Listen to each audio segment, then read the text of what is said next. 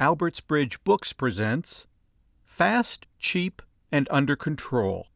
Lessons Learned from the Greatest Low-Budget Movies of All Time. By John Gaspard. Read by the author. Introduction.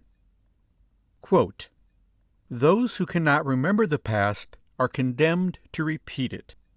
This is the condition of children and barbarians in which instinct has learned nothing from experience."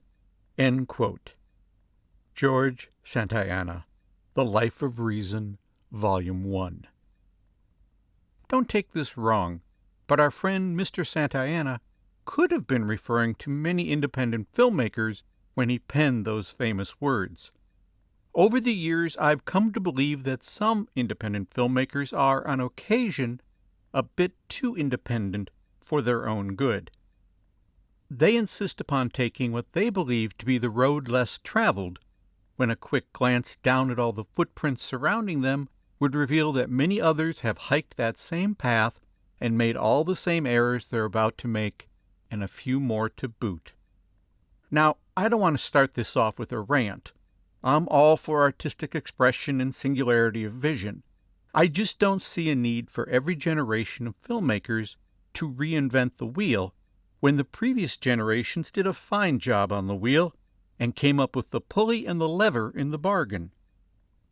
Other filmmakers, with just as little money, as little time, and just as many pressures as you'll be facing, have achieved remarkable feats in the low-budget arena.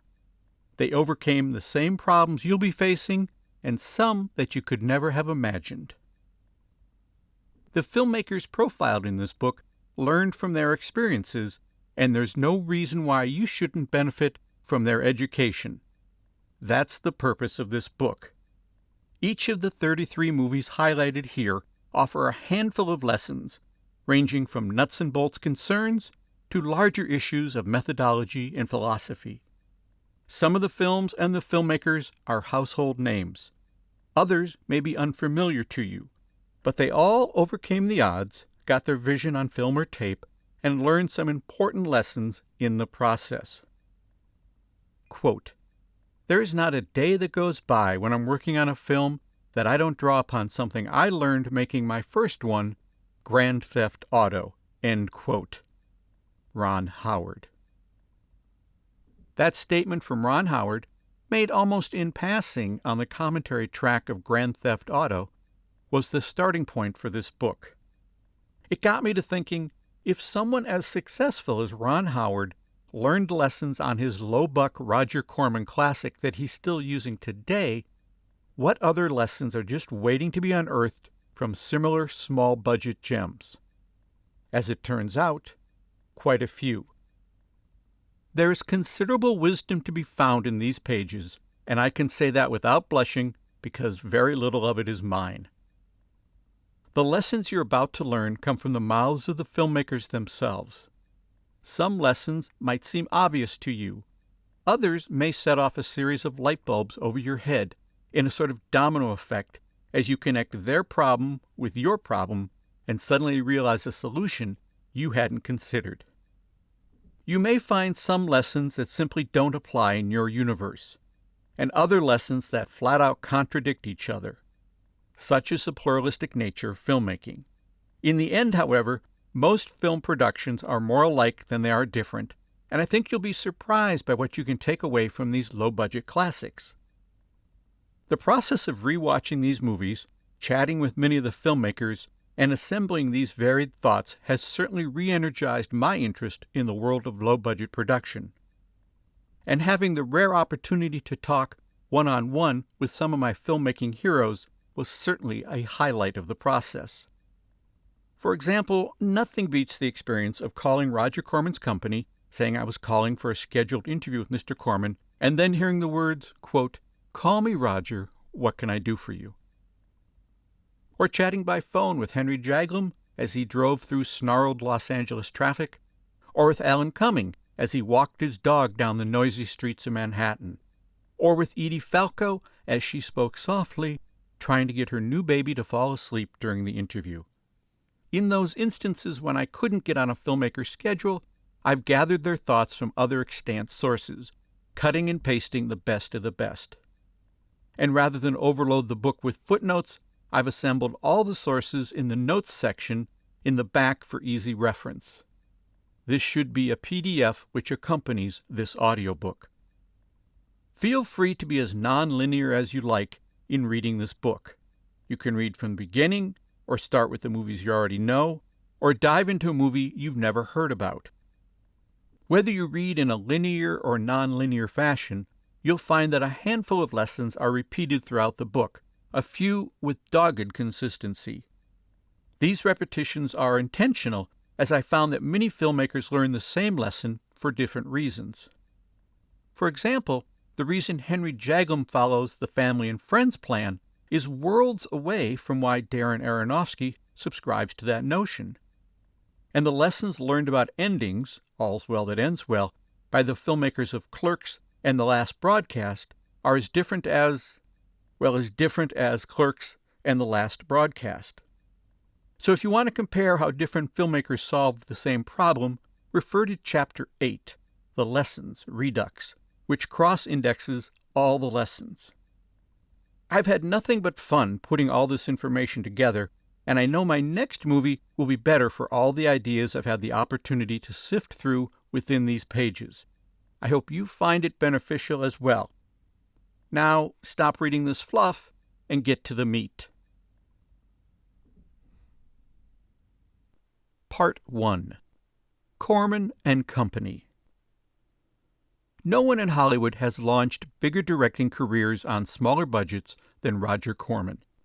In addition to the directors profiled in this chapter, Coppola, Bogdanovich, Demme, and Howard, Corman can also lay claim to providing solid starts for the likes of Martin Scorsese, James Cameron, Joe Dante, Paul Bartel, John Sayles, and others. Most only worked with Corman once or twice. As John Sayles said, quote, "You work with Roger Corman until he can't afford you anymore," end quote. Be that as it may, Corman practiced what he preached. The low-budget techniques he insisted his directors follow were all based on his own experience behind the camera, and he has generously provided those lessons to several generations of filmmakers. The Little Shop of Horrors. There are very few people in the movie industry who are, quite literally, legendary. Know this: Roger Corman is legendary. Consider the following small sampling of Corman's stories that have been told and retold over the years. His first movie as producer, The Monster from the Ocean Floor, cost $12,000 in cash and went on to make a profit of $100,000. It was shot in 6 days. The original title for the film was It Stalked the Ocean Floor, but, quote, the title was changed, Corman said, because the distributors felt it was too cerebral, end quote. For another early film, 5 Guns West, he devised a story about 5 men whose job it was to head west, but they had to avoid being spotted by the Indians along the way.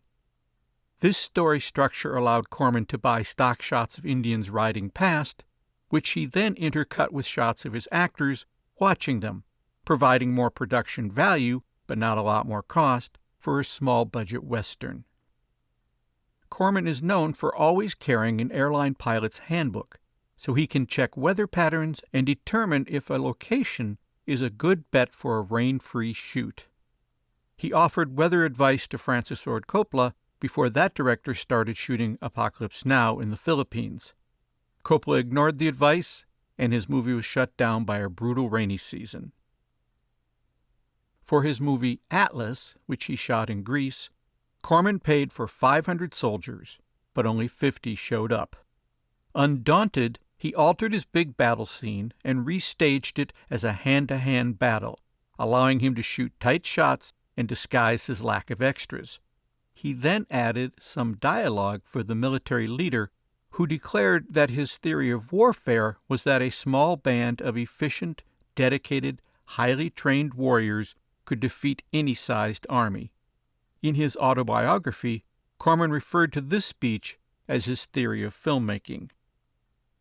He achieved his personal best number of camera setups, 77, in one day on the film The Viking Women and the Sea Serpent. Shots were set up so quickly that, according to actress Abby Dalton, one of the Viking girls in the background raced through a shot with her sunglasses on. No one even noticed. Fast, cheap, and mostly under control. Roger Corman knows how to make a movie for a buck, and he has passed that knowledge on to several generations of filmmakers, while at the same time helping some of the biggest Hollywood directors begin their careers. Quote, "I think it's a worthwhile thing to help a young person of some talent get his start in films," Corman said. "It's enjoyable and stimulating, and I generally have made money at it." End quote. One of the greatest examples of the Corman filmmaking philosophy at work is his film, The Little Shop of Horrors. It was shot over 2 days under the working title The Passionate People Eater, using existing sets, followed by a couple nights of second-unit photography. The Little Shop of Horrors, the story of florist Seymour Krelborn and his man-eating plant, Audrey Jr., is an early black comedy most notable for a way-over-the-top performance by Jack Nicholson as a far-too-willing dental patient. The story was later adapted as an off-Broadway musical and then a movie musical. However, lyricist Howard Ashman wisely changed the plant's name to Audrey II, recognizing that there are actually very few interesting words that rhyme with Junior.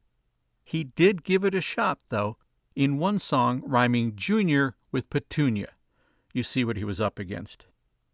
Quote, "It was done partially as an experiment," Corman said of Little Shop.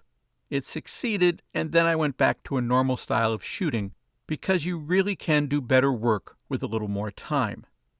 I sacrificed too much by shooting that fast. For instance, I was using 2 cameras simultaneously, photographing from 2 different angles. If 2 people were talking, I'd have a close-up on one person and a close-up on the other." End quote. In order to get coverage from 2 cameras simultaneously, Corman was forced to employ a bland lighting style, a compromise he doesn't recommend. Quote, "Because it was a comedy horror film, you could use that flat lighting, but the lighting clearly suffered. In any other type of film, the bad lighting would have hurt the film." End quote. Despite the fact that The Little Shop of Horrors was something of an anomaly for Corman, it does provide a number of key lessons, one of which was that Corman would never again shoot a movie that quickly. Quote, "I did it almost as a joke, simply to see if I could do it. When I finished, Bob Town, who is a good friend of mine, said, 'You should remember, Roger, making films is not like a track meet. It's not how fast you go.' And I said, 'You're right, Bob. I'll never make a 2-day picture again.'" End quote. Lesson: rehearse.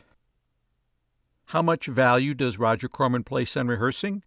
Consider the following statement about pre-production on The Little Shop of Horrors. Quote, "You can hire an actor by the day or by the week," Corman explained, "but hiring an actor by the day is more expensive. So I hired all the actors for 1 week, and we rehearsed Monday, Tuesday, Wednesday, and then shot Thursday, Friday." End quote. Let's do the math. He is paying the actors for 5 days' work, yet he puts them in front of the camera for only 2 of those days, opting to use the majority of his time to rehearse. Clearly, Corman found value in rehearsing. In fact, rehearsing is just the beginning of his preparation process, all designed to keep things moving while saving money. Lesson: be prepared. If Roger Corman has a mantra, it's be prepared. Quote, "I'm a strong believer in pre-production and preparation," he said. "I want to be able to come onto the set and shoot. Ideally, everything is worked out in advance. Practically, it never quite works that way. You always are faced with new problems, or maybe you get a better idea, but at least you have your framework before you shoot. On a 10-day shoot or a 20-day shoot, you don't have time to create from scratch on the set. As a matter of fact, I don't think you should do that anyway. My number one rule is to work with your actors in advance, so you and the actors are agreed on at least the broad outline of the performance. Then to have sketched out, if not all your shots, most of your shots, so you have a shot plan in advance." End quote. Despite his seeming fanaticism about preparation, Corman is the first one to advocate changing your plans if a better idea arises. Quote, "Be flexible," he advised. "Even though you've done all your preparation, don't stick absolutely to the preparation if it doesn't seem to be working. Know that you've got the preparation, but situations change, so be prepared to change with the situations." End quote. In short, strike a balance between having a plan and recognizing when circumstances suggest that the plan should be altered. Quote, "I'm a believer in both instinct and preparation," Corman explained. "I think you have to go in prepared, and then you have to be able to throw away your preparation if something better occurs. But if you just go in with the vague hope that something brilliant will happen on the spot, you could be in a lot of trouble." End quote. Lesson. But we're just a student film, officer. There's a tendency among independent filmmakers to try to make their productions seem bigger than they actually are, such as printing up fancy letterhead and trying to look like a mini-major. Corman advocates heading in the exact opposite direction. Think and look small. His reasoning? Quote, "If you're young and starting, you get a tremendous amount of help," he said. "I was still claiming to be a student filmmaker 10 years after I was making films. Don't bypass that. Don't get into the trap of trying to say, if I pretend I'm from Metro, I'll be accepted better. Go the other way and say, I've got a little amount of money and I'm trying to get started. In general, people will be glad to help you." End quote. Although he did use the student film excuse for years, time and graying hair eventually required him to provide a new version of the story. Quote, "When I was young, I said we were all students and we were able to get away with it. A little later, as I got older, I said I was the teacher and everyone else was the student." End quote. Lesson. Keep moving. If time is money, and Corman's goal is to save as much money as possible, you'd think he'd want to save as much time as possible. And you'd be right. That's why he advocates keeping things moving on the set. Really moving. Hopping, actually. As soon as you're happy with a take, move to the next setup, and then the next, and then the next, and then the next. And don't dawdle between any of these setups. Quote, "You waste a lot of time after you get a shot, where you're congratulating everybody, discussing the shot, and so forth," he said. "And that shot is already yesterday's news. You've got it.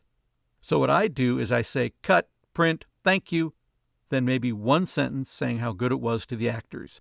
And then the next shot is over here, and we're on to the next shot." End quote. Lesson. Write to your resources.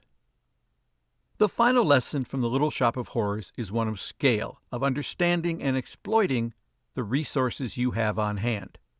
Or, to paraphrase Dirty Harry, a filmmaker's gotta know his limitations. One of the key reasons Little Shop works as well as it does is that it was designed for the budget Corman had. He didn't overreach with his expectations, and at the same time, he made sure that all the money, what there was of it, made it to the screen. Quote, "I've been quoted as saying, 'Make the most of what you've got,'" he said, which I would translate as, "Use what you have around you." I've found from experience that working with low budgets, you're better off taking the elements at hand to make the best low-budget film you can, rather than taking your money and trying to pretend to make a big-budget film. I think you're more likely to fail doing that, and I think you have a greater chance of success if you recognize the limitations of your budget, your schedule, and so forth, and try to work within those limitations. I feel that any script can be made for any budget, but the result will be somewhat different. You can make Dr. Zhivago in 6 days for $50,000, but it's going to look somewhat different. I feel you're better not trying to make a spectacle on a low budget. You're better trying to work in depth on a subject that lends itself to your budget." End quote. In short, be realistic about what you can achieve and then put all of your efforts into doing the best job possible. And realize that many of the limitations you may face have been faced and overcome by Corman. Quote, "I'd like to have unlimited time, unlimited budget," he admitted, "but it has not worked out that way. So there's no point in fighting the fact that you've got 3 weeks to make a picture, and there's no point in spending half of those 3 weeks bemoaning the fact that you've only got 3 weeks. You simply go out and do your best shot in 3 weeks." End quote. Dementia 13. Quote, "You're stepping off a cliff when you start to make a film." End quote. Francis Ford Coppola. Given the impressive list of filmmakers who got their start with Roger Corman, it's clear that the man had an eye for talent. And when it came to Francis Ford Coppola, Corman got an eyeful. Quote, "Francis came to me as a film editor out of UCLA Film School and then advanced rapidly," Corman recalled. "He's one of the most brilliant all-around filmmakers I have ever met. When I say all-around, I mean that not only can he write and direct, but he can also edit, function as a cameraman, and do almost every job connected with filmmaking." End quote. The first assignment Corman gave to Coppola was hardly auspicious. Quote, "I had bought the American rights to 2 Russian science fiction films," Corman said, "which had wonderful special effects, but they were filled with outrageous anti-American propaganda. And so I hired Francis to re-edit those films and delete the anti-American propaganda. And then he went along and worked with me on several films as my assistant, particularly on a Grand Prix Formula One race car picture called The Young Racers, in which we traveled from track to track." End quote. In order to make that traveling throughout Europe and England possible, Coppola turned his inventive mind to a prototype of a design he would employ throughout much of his career, the mobile studio. Quote, "Francis and our key grip built racks and various compartments into a Volkswagen microbus," Corman explained, "so that the microbus was actually a traveling small studio. We used that with a crew of 6 or 7 professionals, and then we would hire local people.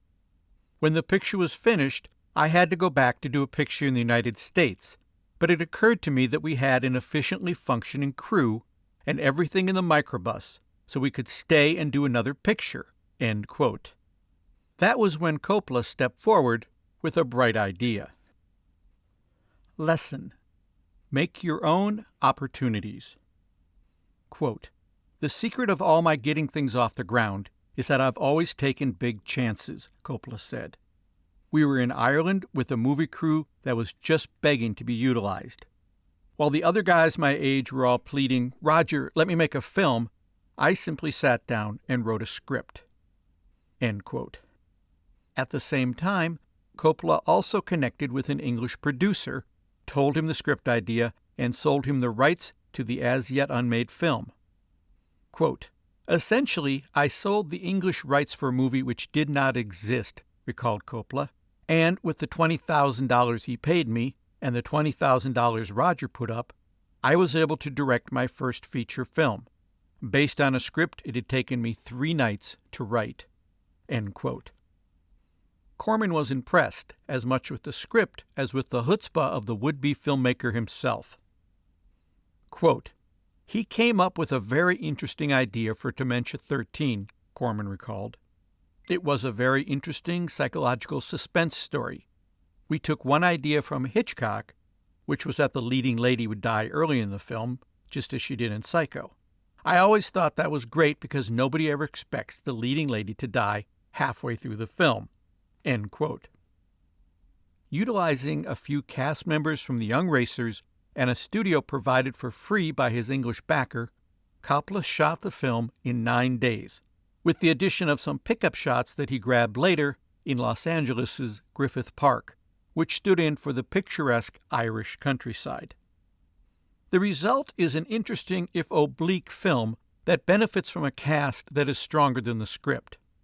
Dementia 13 is probably best known today as the movie in American Graffiti that the kids are watching at the drive-in, which is fitting as it never strives to be anything more than a scary popcorn picture.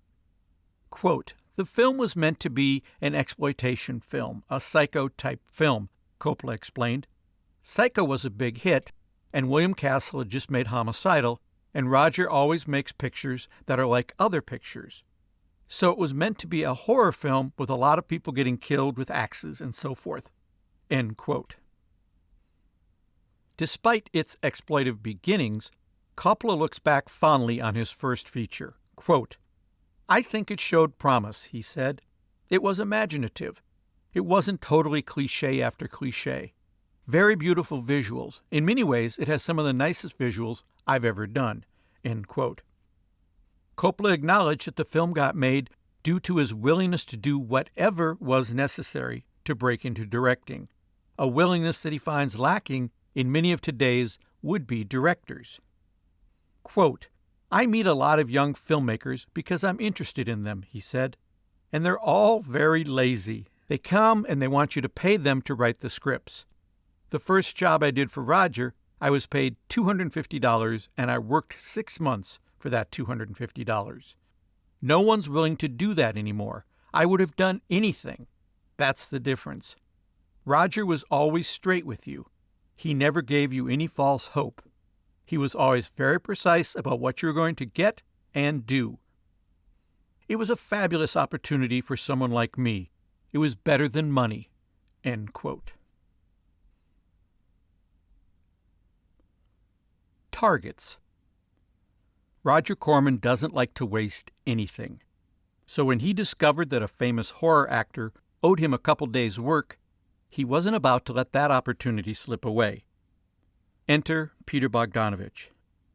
Like Francis Ford Coppola, Bogdanovich got his start in filmmaking by working as an assistant to Corman, who recognized talent when he saw it. Quote, "Peter had a great knowledge of film," Corman recalled. "He had written some added scenes for me on previous pictures and directed some second unit, so I was aware of his ability as a second unit director and his ability as a writer. I had the feeling that he had talent." End quote. Corman trusted that feeling and gave Bogdanovich a typically Corman-esque assignment. Quote, "As a result of various complications in a contract," Corman explained, "Boris Karloff owed me several days' work. I said, here's the problem. The picture must star Boris Karloff, but he can only work for these days. And Peter came up with the idea of Boris as an actor doing a traditional horror film. And in that way, we could take some footage out of some of the horror films that Boris had done for me before, and also cut away and tell a parallel story." End quote. That parallel story involves a young man who calmly shoots his family and then heads to a drive-in and starts picking off patrons. The two storylines converge when Karloff arrives at the drive-in for the premiere of his new movie, which, in the funhouse mirror world of Targets, was directed by a character played by the director, Peter Bogdanovich. Corman was thrilled with the results of Bogdanovich's work, calling it, quote, "one of the best debut films of any director I've worked with," end quote. Critics weren't quite as effusive, with Roger Ebert opining, quote, "Target isn't a very good film, but it is an interesting one," end quote.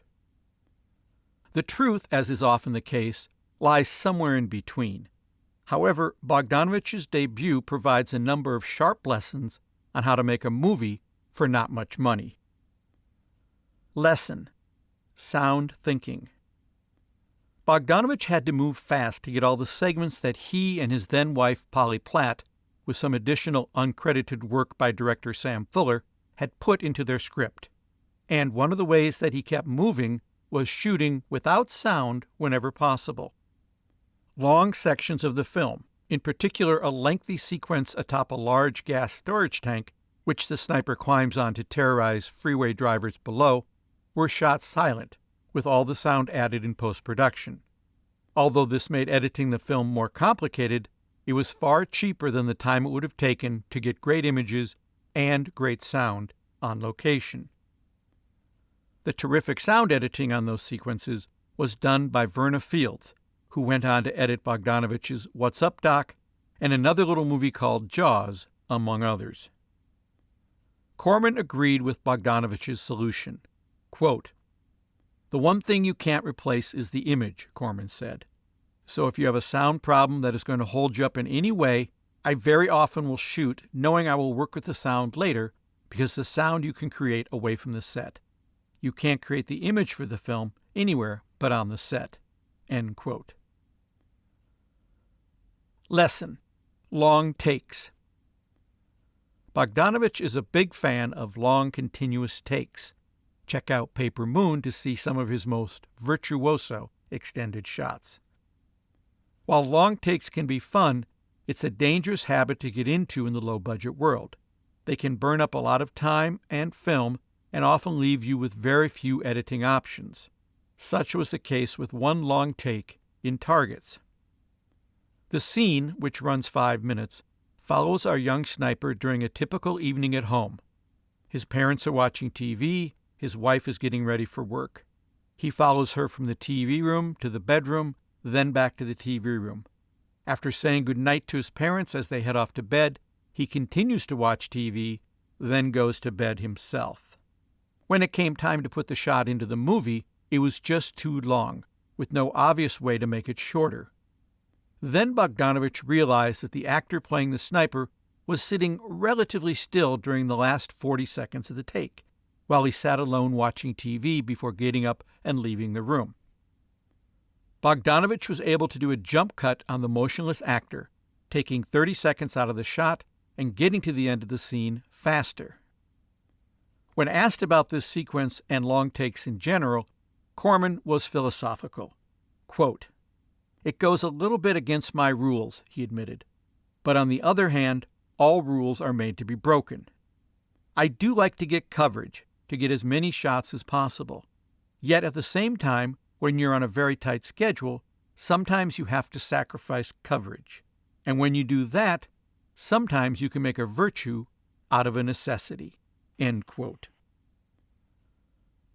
Lesson: exploit the unique. Bogdanovich recognized that he had a rare opportunity with Karloff, who was one of the most recognizable and beloved horror stars of that or any generation. To that end, he created many opportunities for Karloff to tweak his film persona in the movie, such as having the actor be startled by his own image in a mirror. But his best use of Karloff's unique talents was in a short scene where the aging actor tells a scary story to some visitors. Bogdanovich had recently seen Karloff's rendition of Dr. Seuss's How the Grinch Stole Christmas and realized that Karloff's storytelling style could be put to use in Targets as well. The story he recounts, from W. Somerset Maugham's 1933 play Sheppy, is a chilling tale, made all the more so by Karloff's unique style of delivery.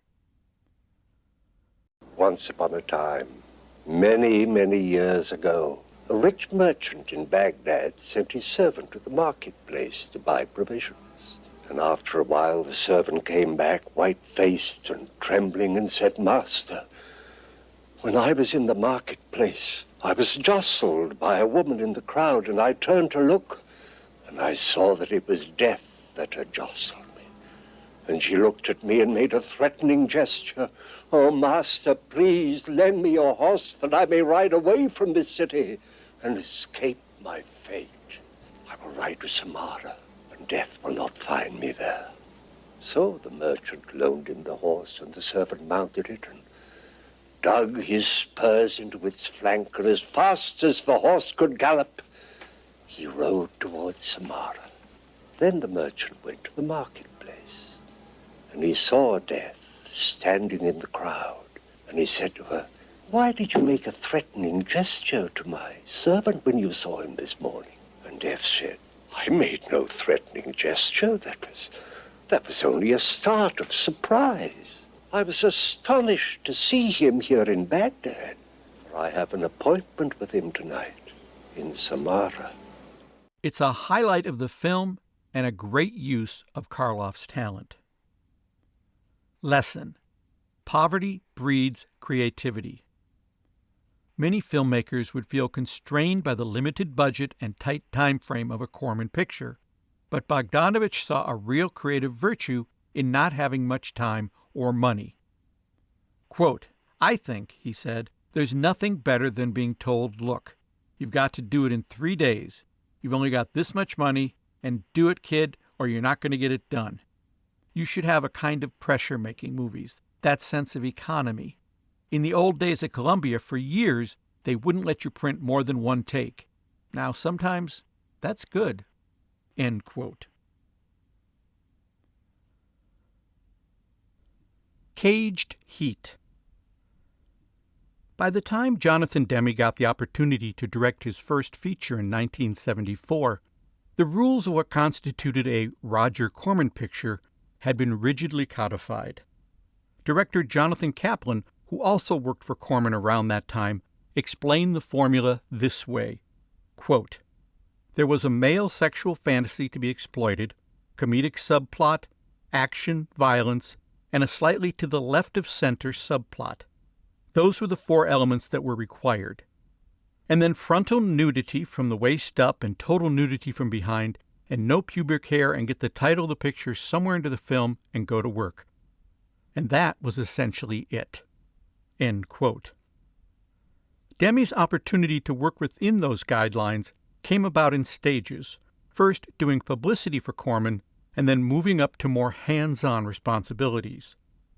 Quote, "After I did publicity," Demme remembered, "Corman said, 'Why don't you write a bike movie?' Joe Viola and I worked on it and arranged to drop off the script. As we were walking away, Roger called us back. He said, 'Joe, you've directed commercials. Why don't you direct the movie for me? And Jonathan, you've produced commercials. Why don't you produce the movie?' That became Angels Hard as They Come." End quote. Demme went on to handle second unit directing duties on a couple of pictures which Corman believed was an ideal way to assess a potential director's abilities. Quote, "I've always liked the idea of a new director shooting some second unit," Corman explained. "He gets a feel for what's going on, and I get a chance to judge what he can do." End quote. Demme successfully demonstrated his skill behind the camera, and Corman rewarded him with his first feature, the women in prison classic, Caged Heat. Quote, "We had done the big dollhouse, the big bird cage, the big bust out," Corman reasoned, "and I felt we'd had enough big. We had to go to something else. Jonathan had been a writer, a producer, and second unit director, and it was his turn." End quote. For Demme, a movie about women in prison was an appealing topic. Quote, "Ever since my days working with Roger Corman, and perhaps before that," Demme once said, "I've been a sucker for a women's picture. A film with a woman protagonist at the forefront. A woman in jeopardy, a woman on a mission. These are themes that have tremendous appeal to me as a moviegoer and also as a director." End quote. Demme was also attracted to the political statement he could make with the film, which meshed perfectly with Corman's penchant for left-leaning causes. Quote, "Roger is a real, sincere, bleeding heart," Demme said. "He wants his films to have some sort of liberal slant to them, and he means it." End quote. Before his first day on the set, Demme was treated to a legendary tradition for new directors, a pre-shoot lunch with Corman himself, a ritual that has taken on mythic proportions.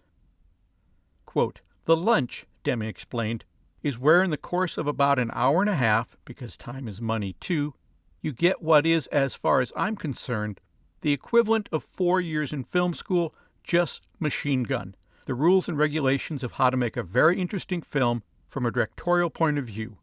So it was a spectacular moment in my life as a filmmaker to be able to spend that time. He even picked up the check." End quote. Demme also relished the relative freedom that Corman bestowed on his directors, up to a point.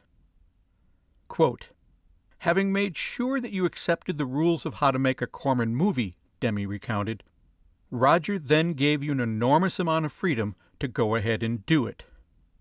It wasn't until you started diverging from the formula or from the approach or, God forbid, went a moment over schedule that you heard from him. And, of course, if you did stray from any of the pre-agreed conventions of making Corman movies, then you heard from him in no uncertain terms." End quote. For his part, despite his obvious affection for Demme and the pride in the work he's done since Caged Heat, Corman takes only a modicum of credit for Demme's subsequent success. Quote, "Jonathan learned from us and then went beyond," Corman said. "I don't want to take any credit whatsoever for the good work he's doing. He's doing it because he himself is a talented and hard-working man. But we may have helped to some extent." End quote. Lesson: be different. Although Corman had produced a number of successful women-in-prison films up to that point, he felt that the genre was due for a little shaking up, and that Demme was just the man to do it. As he would prove again in his later films, Demme has the rare ability to take what might be a traditional formula film and inject something different into its DNA. Quote, "I'd always felt a little uneasy about these pictures," Corman admitted. "They were incredibly successful, but I'd never really liked the tone of some of them. So, knowing that Jonathan was a very good writer, I said, 'Jonathan, isn't there any way we can turn this around a little bit?' And he wrote a very, very good script, which was ironic and funny and satirical, but still delivered the violence and the little bit of R-rated sex that had to be in it." End quote. With Caged Heat, Demme successfully turned the woman in prison film on its ear, with smart characters, strong social commentary, and a distinct point of view, all seamlessly woven into the fabric of the traditional kick-ass genre. Corman, for one, was pleased with the result. Quote, "He made a really good picture that did what I asked him to do," Corman said. "It delivered the elements that the audience who wanted to see that kind of picture would come to see, yet at the same time there was an edge, a coldly humorous look at the film itself." End quote. Lesson: consider cameos. Demme took to heart another piece of important advice from Corman, which led to a brilliant casting decision for Caged Heat and an important lesson about the value of cameos and how to make them attractive. Quote, "Another thing Corman had said was," Demme remembered, "your villain has to be the most fascinating, if not likable person in the piece.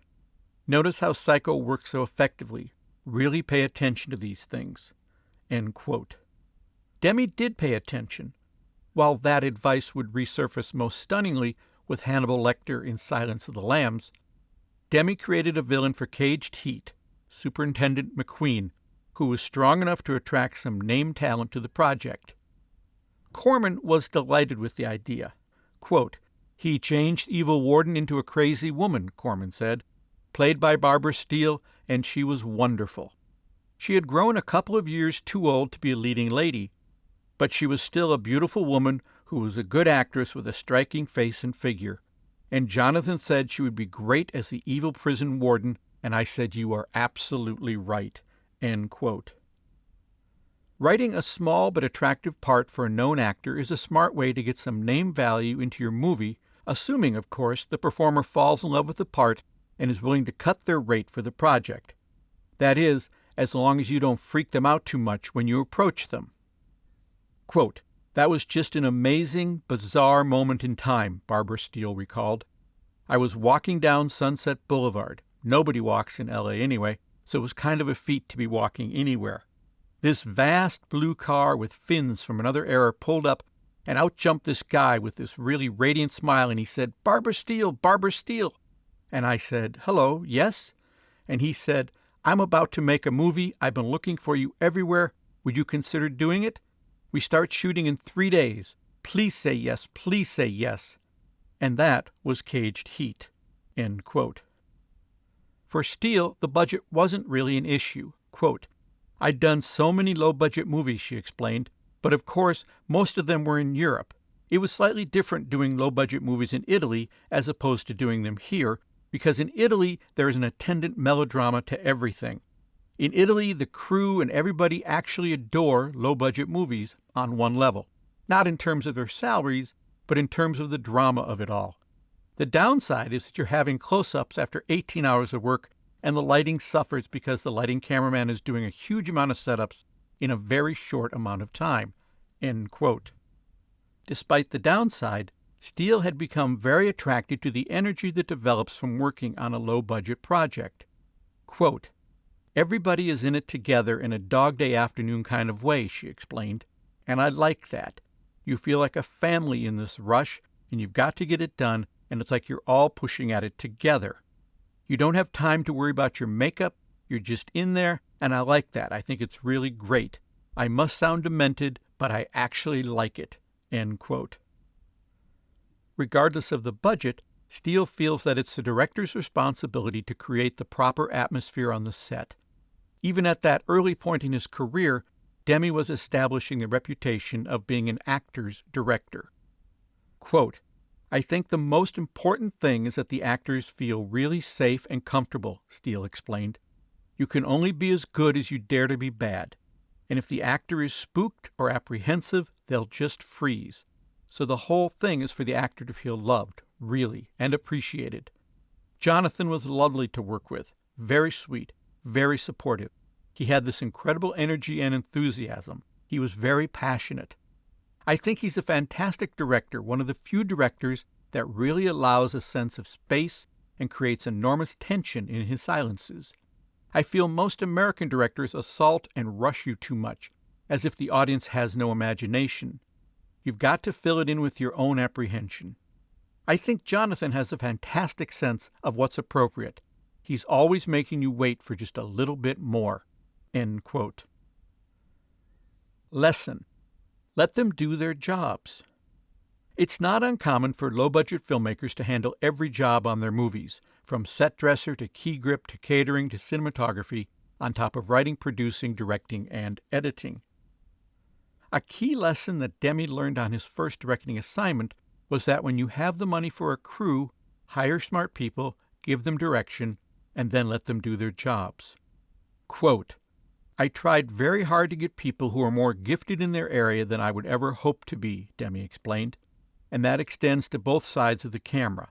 For me, that's the key to good directing. Hire eminently gifted people and let them pursue what they do." End quote. While that approach will result in a happier, more productive crew, it can also yield some wonderful creative results at all stages of production, even in the cutting room. For example, in Demme's world, the first cut of a scene is always in the hands of the editor, not the director. Quote, "I'll never tell the editor how to cut a scene," Demme explained, "because he or she may find a more exciting approach to it than I could ever dream up." End quote. This philosophy has led to the greatest partnership between Demme and his longtime cinematographer, Tak Fujimoto, which began on the set of Caged Heat. It's such a strong relationship that Demme literally leaves Tak alone to do what he does best, create great images. Quote, "I never discussed the lighting with Tak at all," Demme admitted, "because I know, first of all, his ideas would be far richer than mine. Second, I wouldn't understand what he was talking about. And there's another thing. When you start shooting a movie, you work so hard every day, you're up at the crack of dawn, you shoot all day, then you have to go to dailies. One of the excitements for me, one of the things that lets me end the day on a high note, is seeing what Tak did on film." End quote. Lesson: a moving philosophy. Corman also gave Demme some key advice about camera movement that, like all good advice, was specific to the movie he was about to make, but ultimately universal to all movies. Quote, "I had a long discussion with Jonathan before doing Caged Heat," Corman recalled. "We discussed the fact that because the women were confined to their cells within the prison, he was going to be in a very static position, and I simply advised him to go one of two ways. If he used more camera movement than normal and found ways to move actors in conjunction with the camera, he could get more of a fluid look to it. Or, if he didn't want to do that, he should overcover and give himself a lot of angles, so that he could get movement by cutting. I said, just from my standpoint, I like the idea of a moving camera. He chose to go along with the moving camera. Other directors have chosen a stable camera, but with a great deal of cutting. I think particularly in a low-budget film, unless you go for enough angles that you have control over the cutting, or a moving camera, you end up with a very static film." End quote. Lesson: make the best damned, fill in the blank, movie you can. The final lesson from Caged Heat is one that Demme has applied to every film he's made. Be passionate about your subject and make the best damn picture you can, regardless of what genre you may find yourself in. According to Corman, that's not only the way to make a successful movie, it's a vital ingredient to a successful career. Quote, "The directors who say, well, it's just a cheap picture, I'm going to knock this off, are no longer in the business," Corman said. "But the ones who said, whatever the picture, I'm going to do the best job I can, are the ones who stayed." End quote. Corman agreed that it was that attitude that made him feel Jonathan Demme would have a successful career, even starting with a movie like Caged Heat. Quote, "Jonathan told me, this is going to be the best women in prison movie ever made," Corman said, adding, "and it was at least close." End quote.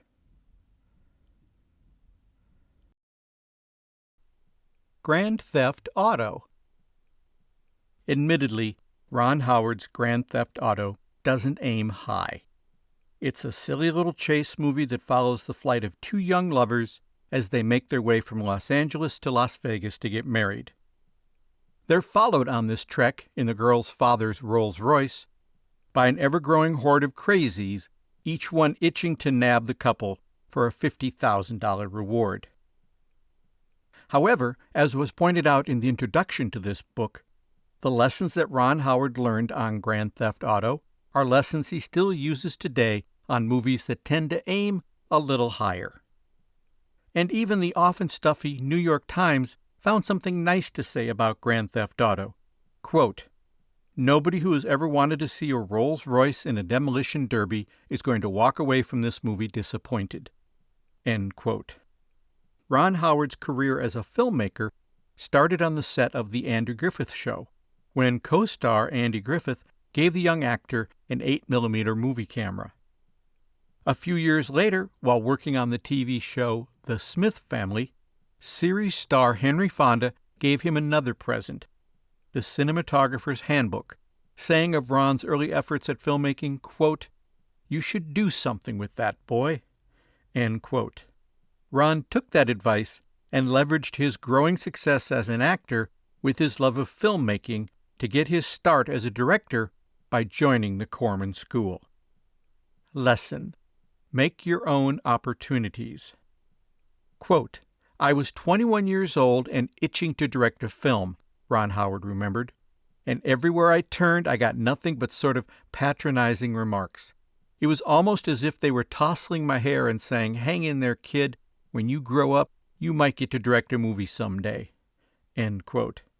His dream of becoming a Hollywood film director looked to be dead before it started, until Howard, the actor, got an offer to star in a Corman-produced flick, Eat My Dust, and saw in that offer an opportunity for Howard, the director. Quote, "I hated Eat My Dust, hated the script," Howard recalled. "But from my school days at USC, I knew that Roger Corman was like a ray of hope for student filmmakers. He was the one guy who would take chances on directors." One of the problems in this business, particularly for directors, is that there is no system in place. People go to business school, and if they do well, they know they're going to get recruited. There's a system in place to lead them on a career path. With film, no such system really exists, and Roger's company has always provided some semblance of that. I wouldn't let my agent accompany me to the meeting with Roger because I knew I didn't care about the money on Eat My Dust, and I wasn't even, frankly, all that crazy about being in Eat My Dust. But what I wanted to do was impress Roger with the idea that I would barter this into a directing opportunity of some kind. End quote. Ron's father, actor-writer Rance Howard, remembered how his son pulled it off. Quote, "Ron said, "I will do another movie for you with one additional job added," Rance recalled. And Roger said, "What is that?" And Ron said, "I want to direct." And Roger said, "Well, Ron, you always looked like a director to me." End quote. Corman took the bait, and after Eat My Dust proved successful, Ron and his father started pitching ideas to Corman. Quote, "They had to come up with an idea for a script where Ron could be the legitimate lead, but not in that many scenes," Corman said, "so he could spend most of his time directing. We threw out idea after idea until Ron and his father came up with a winner. As soon as they told it to me, I said, yes, we'll go with that." End quote. Quote, "The whole thing was inspired by It's a Mad, Mad, Mad, Mad World," Ron Howard recalled, "which was one of my favorite action comedies. And so the idea of spreading out a bunch of crazies and giving them a shared objective and seeing them scramble made for some funny situations and some odd characters." End quote. Corman was impressed with the unique concept the father-son duo had developed and said, quote, "When Ron said that the climax was going to be a Rolls-Royce in a demolition derby, I thought that's the most original idea, or at least one of them, I've ever heard." End quote. Quote, "We thought the Rolls-Royce would be the perfect automobile for the girl's father to have," said Rance Howard. "And then she would take his car because he had, in essence, taken her car. And then we'd put the car through all the punishment we could in order to get back at her father, and then finally wreck it at the demolition derby." End quote. Quote, "The beauty of this idea was that we could shoot all of Ron's scenes in 1 or 2 days," Corman said, "because if you have this chase, Ron and the girl are in the front car, and you can shoot all of their scenes in 1 day. Then he'd spend the rest of the picture shooting all the people who were chasing after them." End quote. Nancy Morgan, the film's co-star, recounted later, quote, "Ron told me during the shoot that Roger had said to him, 'If you do a good job for me on this movie, you'll never have to work for me again.'" End quote. Lesson: The Family and Friends Plan. Nancy Morgan was surprised by the family atmosphere that Ron Howard created on the set. It was an easy atmosphere to create because his family was literally on the set. Even his Happy Days mother, Marion Ross, contributed a cameo to the film. Quote, "The thing I learned in that movie is that there's nothing like family to pull this together," Morgan remembered. "His mom was in it, his brother was in it, and Rance, of course, co-wrote it with Ron." End quote. Rance Howard concurred. Quote, "I think any director likes to use people that he's familiar with and that he can trust and has confidence in," he said. "Both his brother Clint Howard and I fit nicely into those categories. And his mother at that time had been working quite a lot coordinating extras for other filmmakers, and so she coordinated a lot of the extras for that film." End quote. Another family member also stepped in to help when tension started to mount on the set about the catering. Quote, "We'd been feeding the crew Kentucky Fried Chicken for lunch every day," Rance remembered, "and they were getting close to mutiny because they didn't appreciate having Kentucky Fried Chicken for lunch every day. And of course, the reason we were doing it was that it was the most reasonably priced thing we could give them. Ron's wife, Cheryl, heard about our problem and she said, 'Let me cook lunch. Give me the budget that you're spending on Kentucky Fried Chicken and I'll prepare a hot lunch for the crew.' She enlisted the help of her grandmother, and they prepared lunches on that budget that, if you run into any of the crew to this day, they will comment on what great food Cheryl provided for that shoot." End quote. Despite the family atmosphere, Morgan was impressed to find that her young director and his co-writer father were taking the movie very seriously. Quote, "There was no partying for them," she said. "You never found them in the bar sitting around schmoozing with people. At night, they were in their room looking at dailies. They were looking over every single moment of this film and discussing it like you would discuss an art project. They wanted it to be the best car picture it could be." End quote. Lesson: Got theme? Despite the broad nature of the story, Ron and Rance did take the film very seriously and early on established a theme and a point of view for the story. Quote, "No matter how silly a movie might be," Ron Howard said, "I've always felt it has to have a point of view and it has to have a thematic center. Those themes may not be very complex, but they do have to be well thought out. My dad and I, when we were working on the script, we did see it as a kind of a parable about the power of love." End quote. Establishing that theme early on helps enormously during production, when a director is hit with thousands of questions and often must make quick decisions. Quote, "So much of directing is managing your compromises," Ron Howard agreed, "and making those quick, knee-jerk decisions that have minor significance on a shot-by-shot basis, but over the course of the entire picture, it numbers in the thousands, these kinds of choices you have to make. And if they're informed or at least fueled by some sort of thematic objective, even if you're having to cut something out or change something on the fly, you're keeping the big ideas in place, and it helps make those decisions more cohesive." End quote. Rance agreed, particularly when it comes to dealing with compromises. Quote, "You have to be tenacious," he said. "You need to stick to your guns, but at the same time, you have to be prepared to compromise and negotiate. There are a lot of aspects of making a film where you can compromise. In some places, you can't. You need to know what compromises can be made and what compromises can't be made. Coming to that realization is important, understanding that you're not going to get everything you want, you're going to get part of what you want." End quote. Lesson: Cast with care. Nancy Morgan had only one other feature to her credit when she auditioned for Grand Theft Auto, and she was the first to admit that she didn't have an impressive resume as an actress. Quote, "Back then, I used to say to myself," she recalled, "there are a lot of people here who know a lot about acting, but all I really know is that you have to pretend that it's happening. And so, during the audition process, I did as close to what I felt a human being would do under the circumstances, and that was to say the lines like I meant them, and then when Ron was talking to me, react to what he was saying. And that's all I knew. That was about as much acting as I knew." End quote. Her instincts were correct, however, and Howard cast her. As Morgan remembered, quote, "Ron later said to me, 'You know, I interviewed a couple hundred girls. Did you ever wonder why you got it? Because you were the only one who, when you weren't speaking, was still listening.'" End quote. Lesson: Be prepared.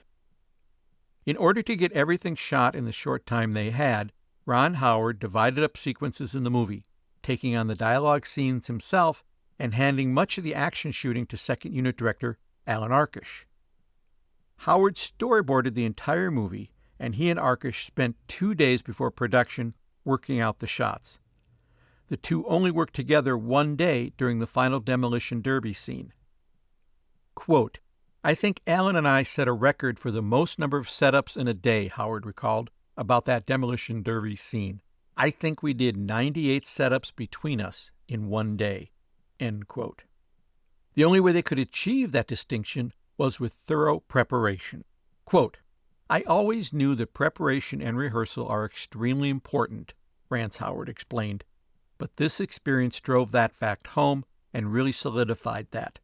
Preparation is really, really important.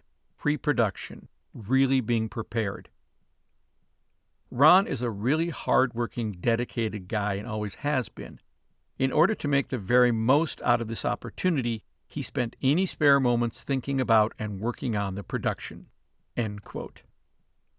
For producer Corman, working fast is not necessarily a liability. Quote, "You can do it better with more time," he said, "but when you're shooting this fast, there's a certain spontaneity you get. Sometimes when you do it better and bigger, you lose that energy." End quote. Ron Howard agrees. Quote, "When you finish directing a movie for Roger, there's 2 things. If you enjoyed that, you're going to enjoy everything you ever do, because it's sort of a trial by fire. But you're also going to be really well prepared, because that's one of the things that Roger really insists upon, is a game plan, a point of view, an artistic, creative point of view, and a practical point of view on how you're actually going to go out and get the shots you need, day in, day out, hour after hour."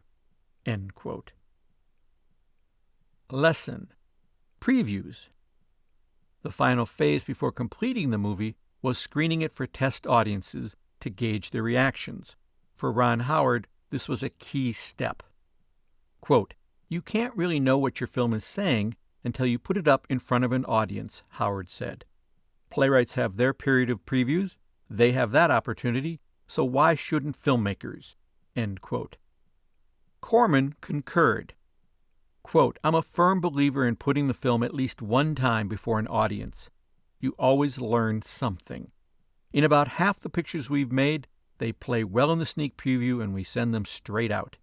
In the other half, we will make some edits, some changes, according to the audience reaction in a sneak preview." End quote. This is particularly true of comedies. Quote, "Funny is funny," Howard said. "There's nothing like showing a comedy to an audience to really understand it. Roger was very dogged in making sure we paid attention to what we learned in those preview screenings." End quote. There's one final lesson Ron Howard learned on Grand Theft Auto, which was reinforced at the test screenings, but it's a lesson that is key to all of filmmaking. Quote, "When in doubt," Howard said, "hit somebody in the groin." End quote.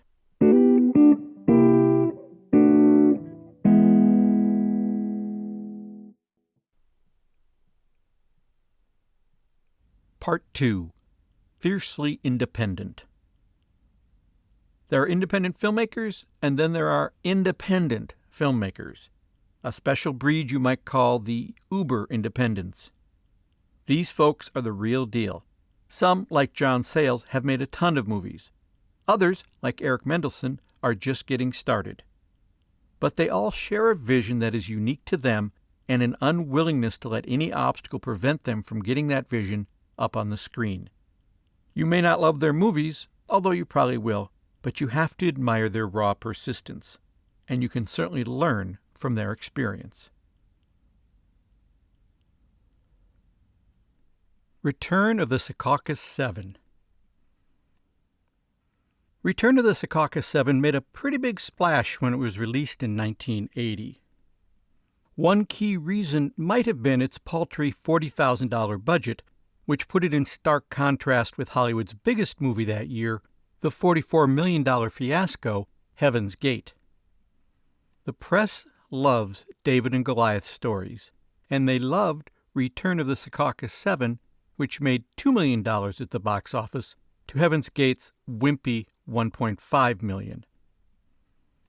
Another reason for the film's success could have been that it tapped neatly into the baby boomers' zeitgeist. Many boomers at that time were beginning to deal with adult issues while still trying to hold on to their youthful idealism, not unlike the characters in the movie. Whatever the reason, it launched John Sayles' directing career, or as he has put it, quote, "I was catapulted from total obscurity to relative obscurity," end quote. Before Return of the Secaucus 7, Sayles had a solid career as a novelist, as well as having achieved success as a scriptwriter for Roger Corman, a level of success, in fact, that few screenwriters find so early in their careers. Quote, "I wrote 3 movies, and 3 movies got made," Sayles explained, "and that's very rare. Big studios tend to develop 20 or 30 projects for every one that gets made. There are a lot of people who've been in Hollywood for 15 years, and they may have been paid for 20 or 30 scripts, but they have no credits because none of them has ever been made into films yet. Basically, the more you get paid, the more you're working with big studios, the less likely it is to get made, because they have the money to develop it. If Roger Corman paid you to write a screenplay, he damn well made the movie. The nice thing about Roger is that once you've hit the bases you have to hit within the genre, he gives you a lot of leeway to make it funny or good, although he isn't going to give you any more money or time. As long as you have nudity and the helicopter blows up, you can do anything you want," end quote. Anything you want. That is, except direct until you prove yourself, which is exactly what Sayles set out to do. Lesson: make your own opportunities. Quote, "John always wanted to direct," recalled friend and Secaucus 7 cast member Adam Lefevre. And he kept saying that he wanted to direct, And they would say, "Well, what have you directed?" And he'd say, "Nothing yet." So the movie was an audition piece for him to show people that he directed and wrote. End quote. Quote, "The only way you get to direct in Hollywood," explains Sayles, "is to have a film to show." End quote. In order to make that happen, he took matters into his own hands and made his own opportunity by making his own movie with his own money. He put together the money he'd earned from writing screenplays, plus money from a short story collection, and with that $40,000, he started writing a movie he could make for $40,000. As it turned out, finding the money and writing the script were the easy parts. Quote, "If I'd known how hard it is to make a movie," he said later, "I might not have started." End quote. Although he'd absorbed a lot by watching his Corman scripts get made into movies, Sayles learned on Return of the Secaucus 7 just how much he didn't know. Quote, "There weren't many film schools or film books at the time," Sayles said, "so we were inventing the wheel." End quote.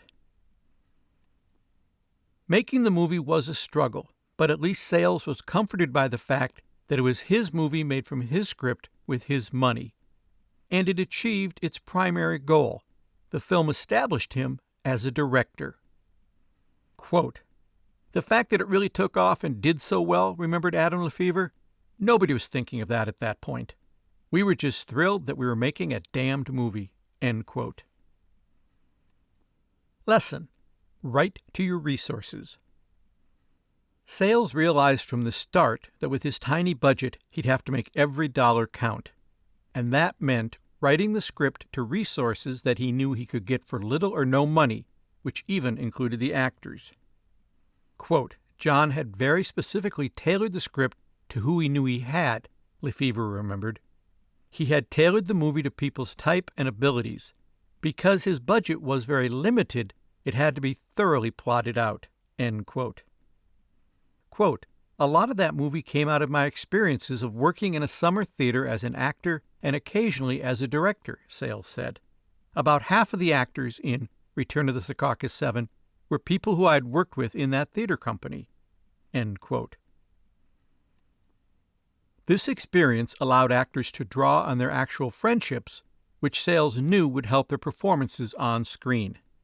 Quote, "Everybody knew everybody and had worked with each other before," Lefevre said, "so there was a level of comfort there and a lot less time necessary to get to know each other.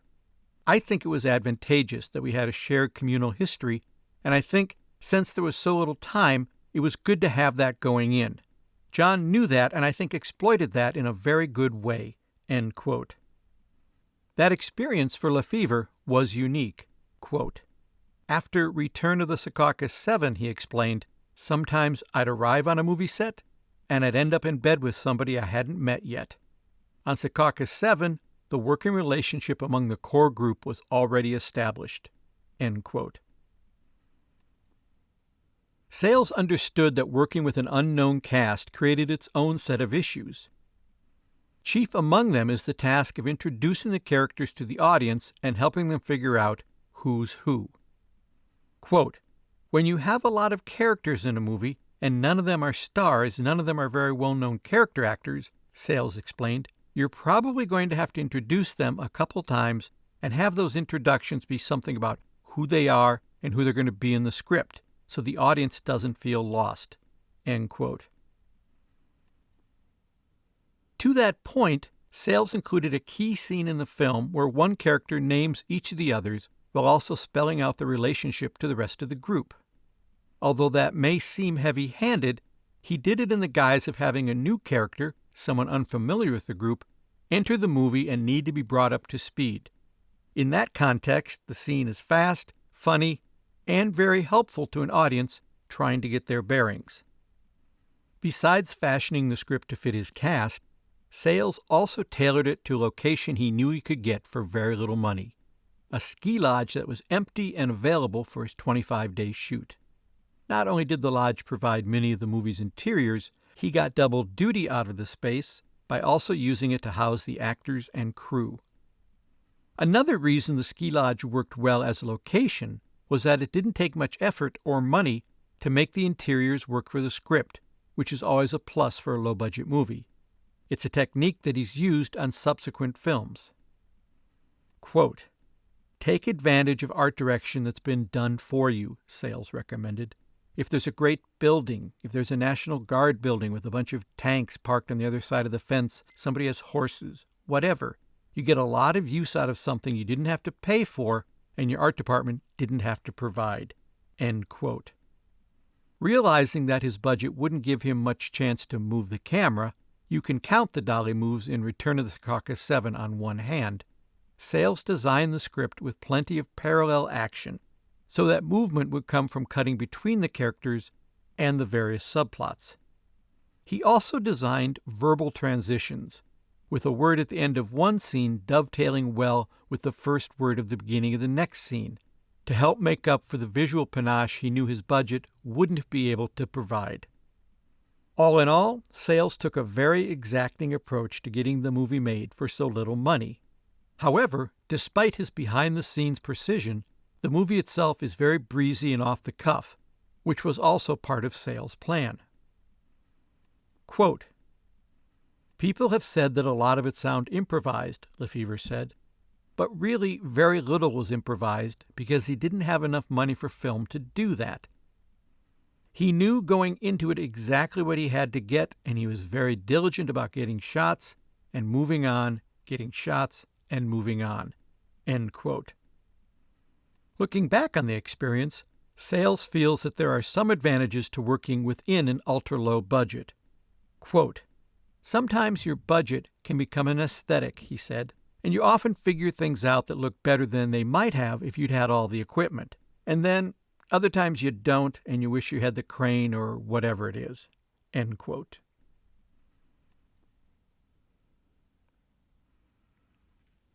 Patty Rocks. Quote, "12 years later." End quote. Those intriguing words appear on screen after the opening credits of Patty Rocks. To the uninitiated, which is the majority of the viewers, the statement refers to an earlier film from the same director and cast, called Loose Ends, to which Patty Rocks is the sequel. The idea of making a sequel to a movie that hardly anyone has heard of is just one of the fascinating facets of David Burton Morris's Patty Rocks. The truth is, there never would have been Patty Rocks if Loose Ends hadn't existed. And Loose Ends never would have come about if Morris hadn't been inspired by another low-budget film. Quote, "I saw Memories of Underdevelopment, a Cuban film," Morris recalled, "and I rushed home to my wife, Victoria, and I said, we can make a movie really cheap. I just saw this great movie. It was black and white. If we can scrape together $20,000, we can make a movie." And so we did. She wrote it, and it shot for 2 weeks. We went to 25 film festivals. Didn't win anything, really, but Roger Ebert discovered us, and we got these great notices from Vincent Canby and Andrew Sarris. End quote. Using Loose Ends as a calling card, and then after shooting another low-budget movie, Purple Haze, Morris moved to Los Angeles and graduated to Hollywood Studio Pictures, where he soon found himself completely miserable. Quote, "I was thinking about getting out of the business because I was really unhappy," Morris explained. "And I realized that the only time I had a really good time making a movie was my first film, Loose Ends. And I thought maybe I should think about writing something for those guys and make it back in Minnesota and sort of recreate my enthusiasm for making movies." End quote. The concept he came up with was simple enough. The two main characters from Loose Ends, Eddie, John Jenkins, and Billy, Chris Mulkey, meet up 12 years later. Eddie now has a respectable life. Billy is still at Loose Ends, but needs Eddie's assistance. He talks Eddie into accompanying him on a late-night car trip in the dead of winter to help him talk his girlfriend, Patty Rocks, into getting an abortion. To Morris, the idea seemed like simplicity itself. Quote, "I thought, 2 guys in a car? How tough can that be?" End quote. Quote, "In theory, David was right, agreed producer, cinematographer, and editor Greg Cummins. It was a very simple idea, 2 guys in a car. But add in the car, a black car with black upholstery, in the middle of nowhere in the middle of the night with minimal equipment in the cold. It was brutal, absolutely brutal. The camera got so cold most of the time that it was squeaking. When it dropped below -20, the camera ran fine, but there was this high-pitched squeak every few seconds. We couldn't figure out what it was for the life of us. It would go away when we'd take the camera into the trailer, and then we'd go back to the car, and it would do it again." End quote. As difficult as the film was to shoot, their hard work did pay off. Patty Rocks made it into Sundance in 1988 and was nominated for a number of Independent Spirit Awards that year: Best Director, Best Screenplay, Best Cinematography, and Best Actor. But most importantly, it did what Morris originally set out to do: get him excited about making movies again. Quote, "I had a lot of fun making the film," Morris said.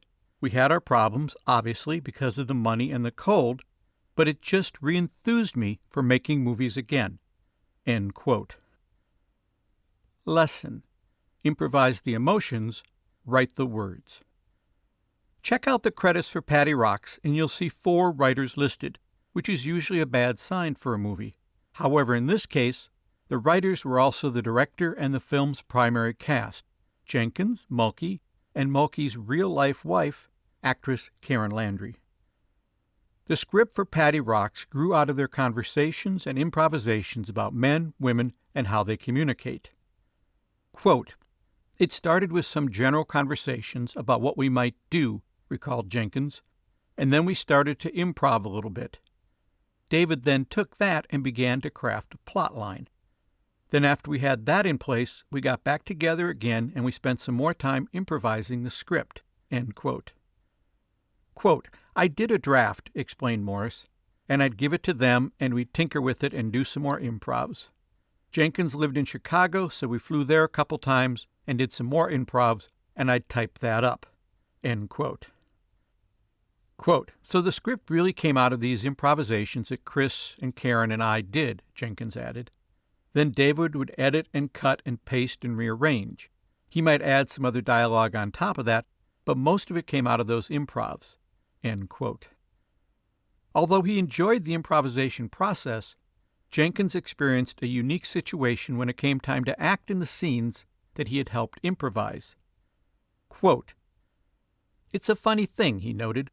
"When you're improvising, you're so involved in the problem and the words just flow out. But when you go back to do it again, you've forgotten a lot of that dynamic that allowed those words to flow.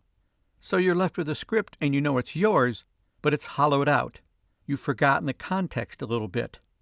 It's almost easier to take someone else's words and slip on your own imagination and work with that than to go back and do your own stuff. I found that to be a little difficult." End quote. His solution was to treat the improvised text as a new script and approach it like he would any other script.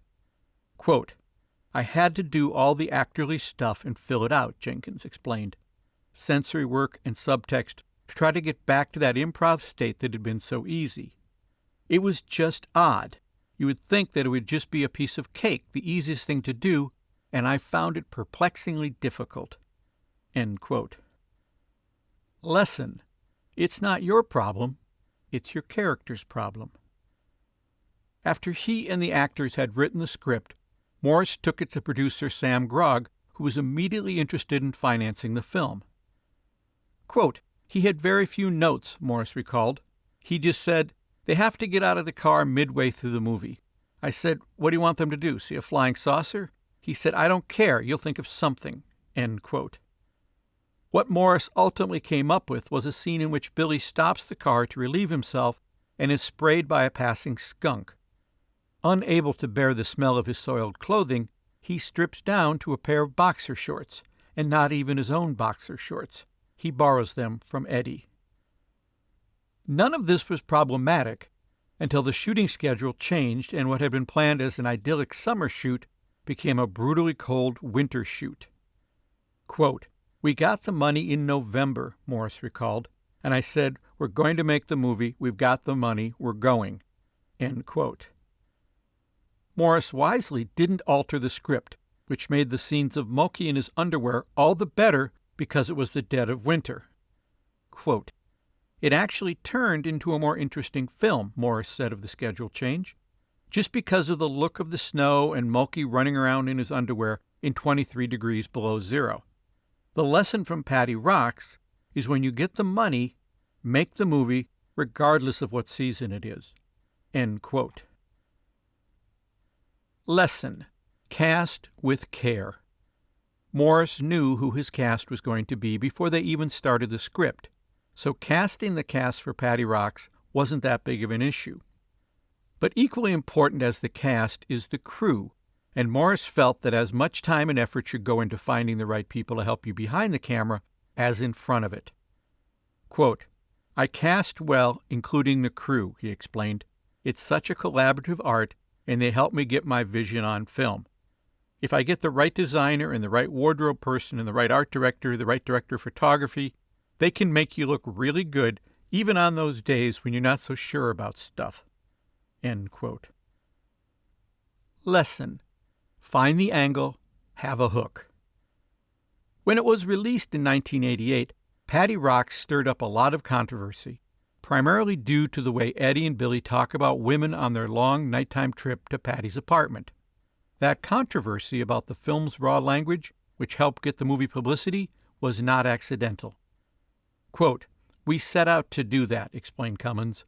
The thinking was, these are two guys and this is the way guys talk. If you put two kind of raunchy guys together, this is how they talk. There's nothing unreal about this. Sam Grogg felt the language was its strong point. That's what the film was about. End quote. Although the language helped get the movie noticed back in 1988, Jenkins thinks it wouldn't have the same impact today. Quote, you watch HBO and you see something like Deadwood, he said. We were tame in comparison. But 20 years ago, that was a vastly different time in terms of what kind of language you could use in a film. End quote. Lesson: the family and friends plan. Patty Rocks came about because the people who made Loose Ends had become friends and wanted to work together again. That level of friendship and trust is a great starting point for any movie. Quote, film is a collaborative art. There's no question, Cummins said. Everybody says that. You can't really do it yourself. You really need other people, other expertise, other views, other opinions. You need people in the process. And the closer you are to those people, the less explaining you have to do, the more intuitive working relationship you can have, the faster you're going to be able to work, the better off you're going to be. End quote. That level of friendship and trust was particularly helpful in one scene toward the end of the film, a love scene between Jenkins and Landry that was rife with possible tension. Quote, there was a level of trust in the sex scene, Cummins explained. This is Chris's wife who's making love to John Jenkins. This is a difficult scene. It's difficult to have your wife in a nude scene. It's difficult to be in the same film with your wife in a nude scene. It's difficult to have your wife making love to your friend as a character, but he's a real-life friend. We created a lot of really difficult situations that we were able to get through because of that trust we had with each other. End quote. Quote, it was difficult to do, Jenkins agreed. I'm doing a love scene with my best friend's wife, my real best friend's wife. It was potentially explosive. The manners of all that needed to be very, very careful. I thought we did handle that part well. We got to the point where both Karen and I felt comfortable to do the scene. We needed to make sure that this had to be businesslike. We had to commit to it, but we had to be really, really sensitive to each other about it. I thought we were able to finesse it all right. End quote. Although friendship may be one of the starting points for many films, Cummins cautions that everyone involved understand the real purpose behind many low-budget projects.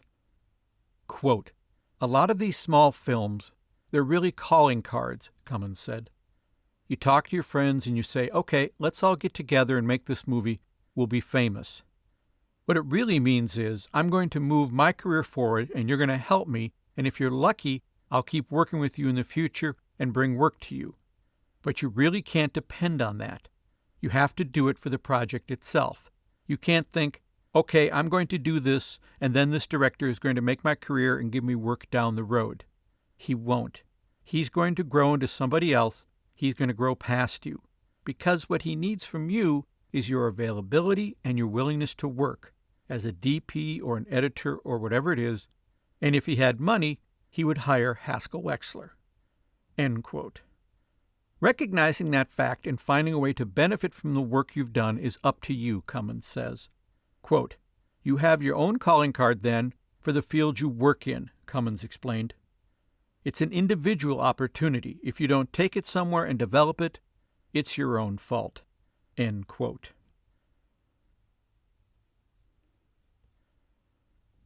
What happened was, when health problems temporarily sidelined actor Tom Noonan from his Hollywood career in movies like Manhunter, FX, and Last Action Hero, he took an assessment of his life to date and realized what he really wanted to do, make a movie of his own. Quote, you're not here very long, he said.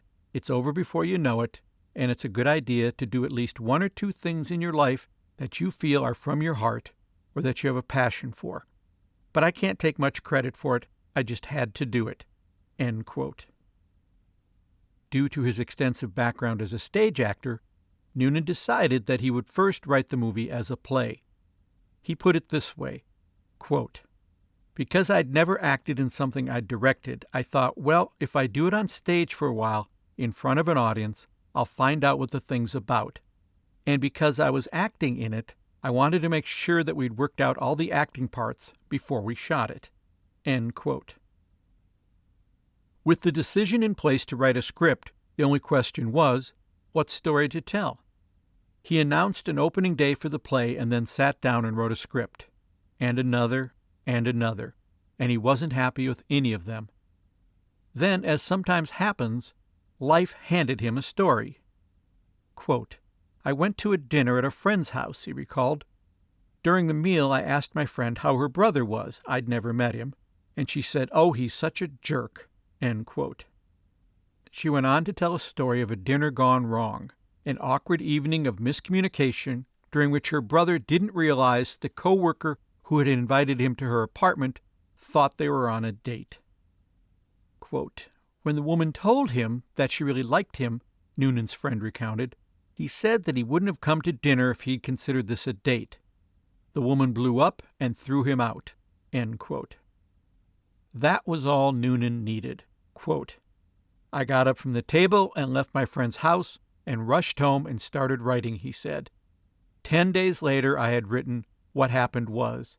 3 weeks later, I went into rehearsal and the play opened as scheduled on June 12, 1992. End quote. The play and the movie all take place in real time in the woman's apartment. For the theatrical version, Noonan created a theater space that actually put the audience right into the apartment. When we performed, he said, the audience walked into what looked like a typical New York apartment. They sat on folding chairs set up throughout the space. I remember one person saying that the experience was like seeing a movie in person. End quote.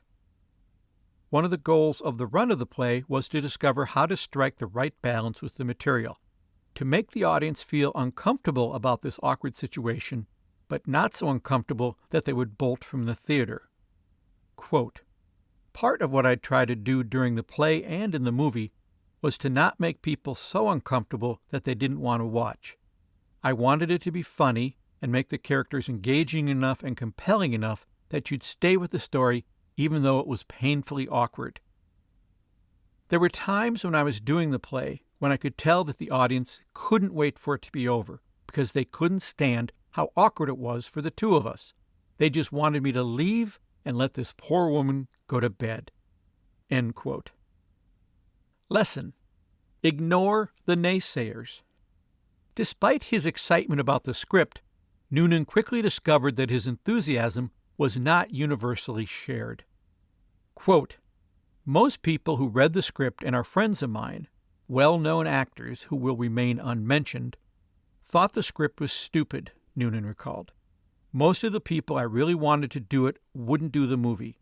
I'd written it for my wife, who was busy and unavailable, and then I gave it to all these other people who said, I'd like you, but this script is about nothing." End quote.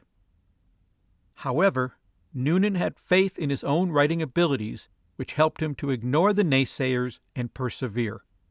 Quote, "I'd written scripts for many years before I wrote that script," he said, "and I was a relatively skilled screenwriter, but I never felt I was really writing a reality that was familiar to me, that I felt was fun or interesting to look at. So when I wrote it, I really tried to not worry about what people traditionally worry about when they write a script.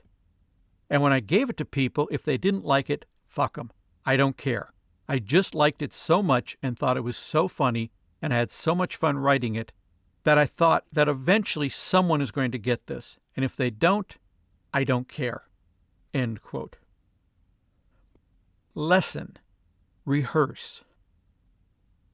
Having worked extensively on stage and on film, Noonan has a clear idea of the value of rehearsal. Quote, "My general rule is that you either rehearse a lot or you don't rehearse at all," he said. "If you rehearse in the middle, you end up not being authentic." End quote. For the rehearsal process of the film version of What Happened Was, Noonan took a couple of unique steps.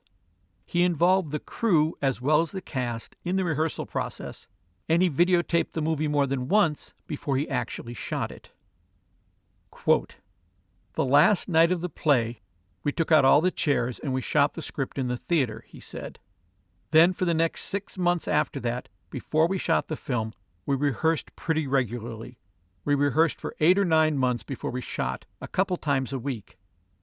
Most of the people on the crew were all involved in the shooting of the video of the play and then involved in the rehearsals as we went along, so that by the time we shot, everybody in the crew knew the whole story.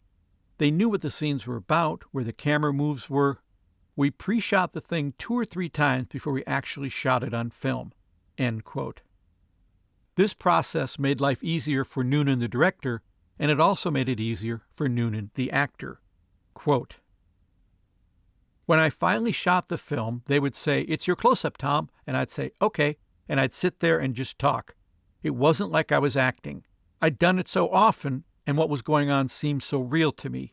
I didn't have to worry about learning the words or learning the blocking or doing any of those things you have to worry about when you're doing a film. It completely went away. It was just me, just being there. So it felt very real to me." End quote. Lesson: time is on your side.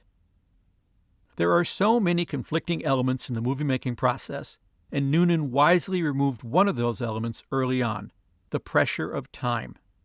Quote, "One thing I learned making the film," he said, "is that you have a huge advantage when you have no money, because when you have no money, you have all the time in the world.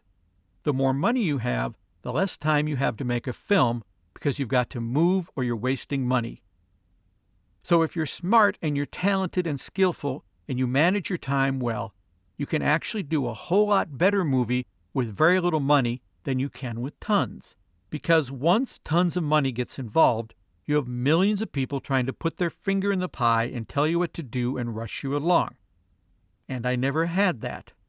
I wrote this at the pace I wanted to, I shot it when I felt like it, and I edited it for as long as I wanted." End quote. Lesson: know what you're signing. Noonan's bliss with the project came to an abrupt halt when it came time to find distribution. He experienced a myriad of problems: a bad contract that ultimately cost him more than it made him, a distributor who went through bankruptcy, a late video release, and a bad and misleading marketing campaign for the video, with a cover photo that had nothing to do with the movie.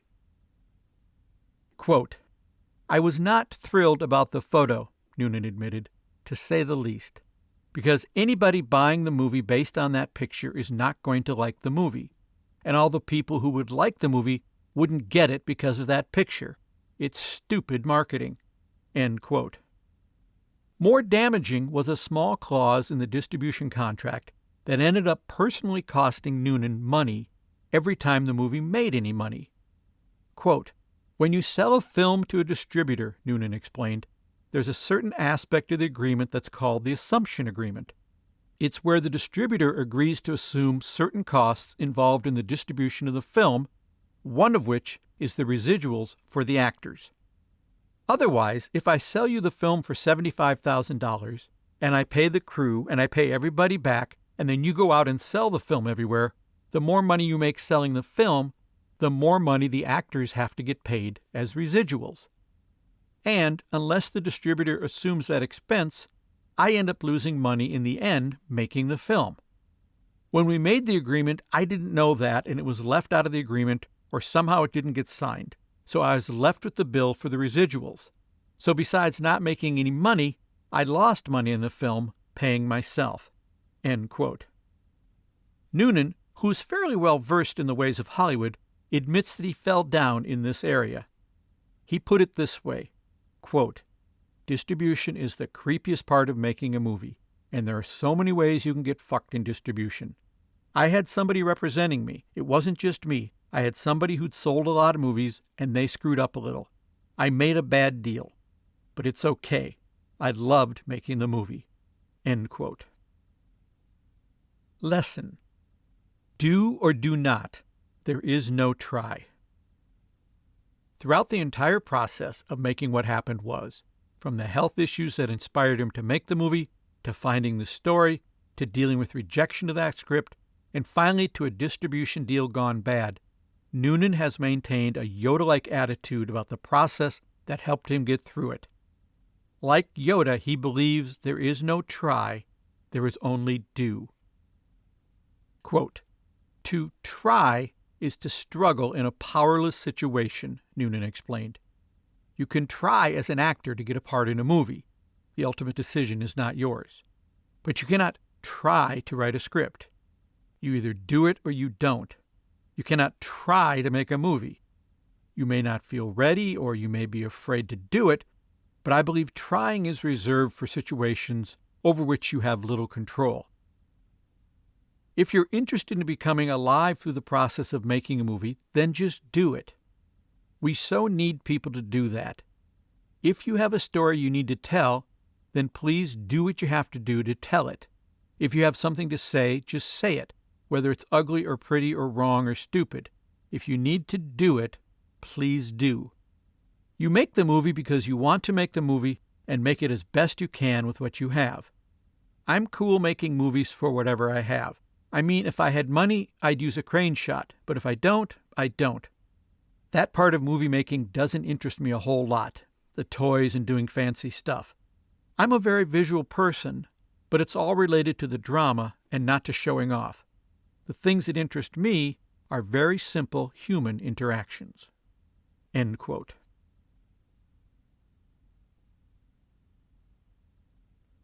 In the Company of Men. Quote, "Let's hurt somebody." End quote. For writer-director Neil LaBute, that statement was the starting point that ultimately grew into his blindingly funny and bitter comedy, In the Company of Men. Quote, "That line of dialogue was the first idea in my mind," LaBute said. "I was attracted to the notion of premeditated agony inflicted on someone. I believe that you can kill characters only once, but you can hurt them every day. It's a simple story. Boys meet girl, boys crush girl, boys giggle. I was interested in making something that was familiar but hadn't been seen before. I wanted to do a new take on the standard love triangle. I was interested in the idea of a person playing with someone romantically just for the fun of it. I wanted the story to be an ironic examination of office politics." End quote. The film, which won the 1997 Sundance Film Festival's Filmmaker Trophy, which is voted on by the other filmmakers, launched LaBute's career in film while simultaneously launching heated debates among men and women in just about every audience that has seen it. Quote, "The film is not a soapbox lecture on the current state of anything," LaBute believes. "I think it's more of a cinematic inkblot test. Everybody watches the same images and listens to the same words, but what people get from it differs wildly and depends entirely on what they bring to it. People seem to love analyzing other people's reactions to the film, but many people would be just as well served by analyzing their own." End quote. The analysis that audiences and the media brought to the sometimes brutal nature of the movie is the first of many lessons found within In the Company of Men. Lesson: find the angle, have a hook. Quote, "We've had some really nasty reviews," LeBout admitted. One critic called it a psychological snuff film and tantamount to watching a rape and doing nothing about it. End quote. The outrage that the movie created in critics and audiences alike proved to be, at least in part, a key to its success. As producer Steven Pevner acknowledged, quote, "A selling point was the controversy." End quote. Even a potential distributor recognized the power of that potential controversy. Quote, "In the Company of Men, it's so funny that it became successful," remembered Michael Barker, co-president of Sony Pictures Classics, "because it was so reviled when it was at Sundance. I remember someone crossing the street to avoid lead actor Aaron Eckhart, and co-president Tom Bernard and I were looking at this and saying, if so many people hate this film, there must be something to it." End quote. Cast members were also surprised by the reaction the movie ultimately received. Quote, "When we were filming this," said actress Stacey Edwards, "we thought white men were going to be out picketing the film, not women." End quote. Quote, "There have been a lot of women not wanting to see it," LeBout admitted, and then becoming advocates of it afterwards. "I think many women saw it as being a harsh look at men, whereas men have come out thinking it's funny at the beginning and then kind of holding their heads at the end and thinking, God, we don't look so good." End quote. For executive producer and actor Matt Malloy, the appeal of the movie is simple. Quote, "The film pulls you in and makes you an accomplice." End quote. Stacey Edwards agrees. Quote, "What's great about the film is that everyone loves to tell you their opinion about it, and it affects everyone differently because everyone has their own story. But I have heard everything, including Chad, Aaron Eckhart, being the victim. People come up to me, you know who the real victim is? Chad is the victim, because they think what an awful life he must have had. It's rare that people think that Howard, Matt Malloy, is the victim, which is interesting." End quote. Even LeBout has taken sides at least a little. Quote, "There are bits of me in all of these characters," he admitted. "It's just whether you choose to use those things. Probably the reason I dislike Howard more is that he's more like me. Howard's the one I expect a bit more from. He seems to be a bit more normal, he has the ability to make choices, and he continually fails. And when he fails, I hold him in greater contempt."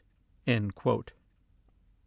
Regardless of the controversy, LeBout is pleased to have made a movie that sticks in audiences' minds longer than most of the Teflon-style movies Hollywood produces. Quote, "I'm happy having people think about it for more than 5 minutes after they've seen it," he said. "I think that so much of what I see and see people around me making is so immediately digested and people move on to the next thing. I see myself doing that all the time, watching a movie and then going, yeah, that was interesting. What do you want to eat? And that's the last time I ever think about that movie. So it's great to have made something that makes just a slight ripple." End quote. Lesson: leave no stone unturned. To raise the $25,000 budget for the movie, LeBout first began by approaching traditional sources. However, he felt that the size of his tiny budget may have worked against him. Quote, "The first to get hit on were, of course, friends and family members," he said. "I think that people were suspicious that I was not really making a film. Understandably, they were wary of the idea that someone could actually make a movie for so little money, so it was difficult to find anybody to put up money at all. I guess people suspected that I might just take that money and go on vacation with a video camera." End quote. Undaunted by the lack of success among that group, Laboute cast a wider net. It was this willingness to look under every stone which ultimately paid off and provided him with the budget he needed to get the movie made. Quote, I had heard that some former students of mine had been injured in a car crash and had received a fairly healthy insurance settlement as a result of this accident, he remembered. I called them up and asked them if they wanted to invest any money into a film that I was making, and they said that they would. They put up $10,000 each, and Matt Malloy got one of his brothers to put up $5,000.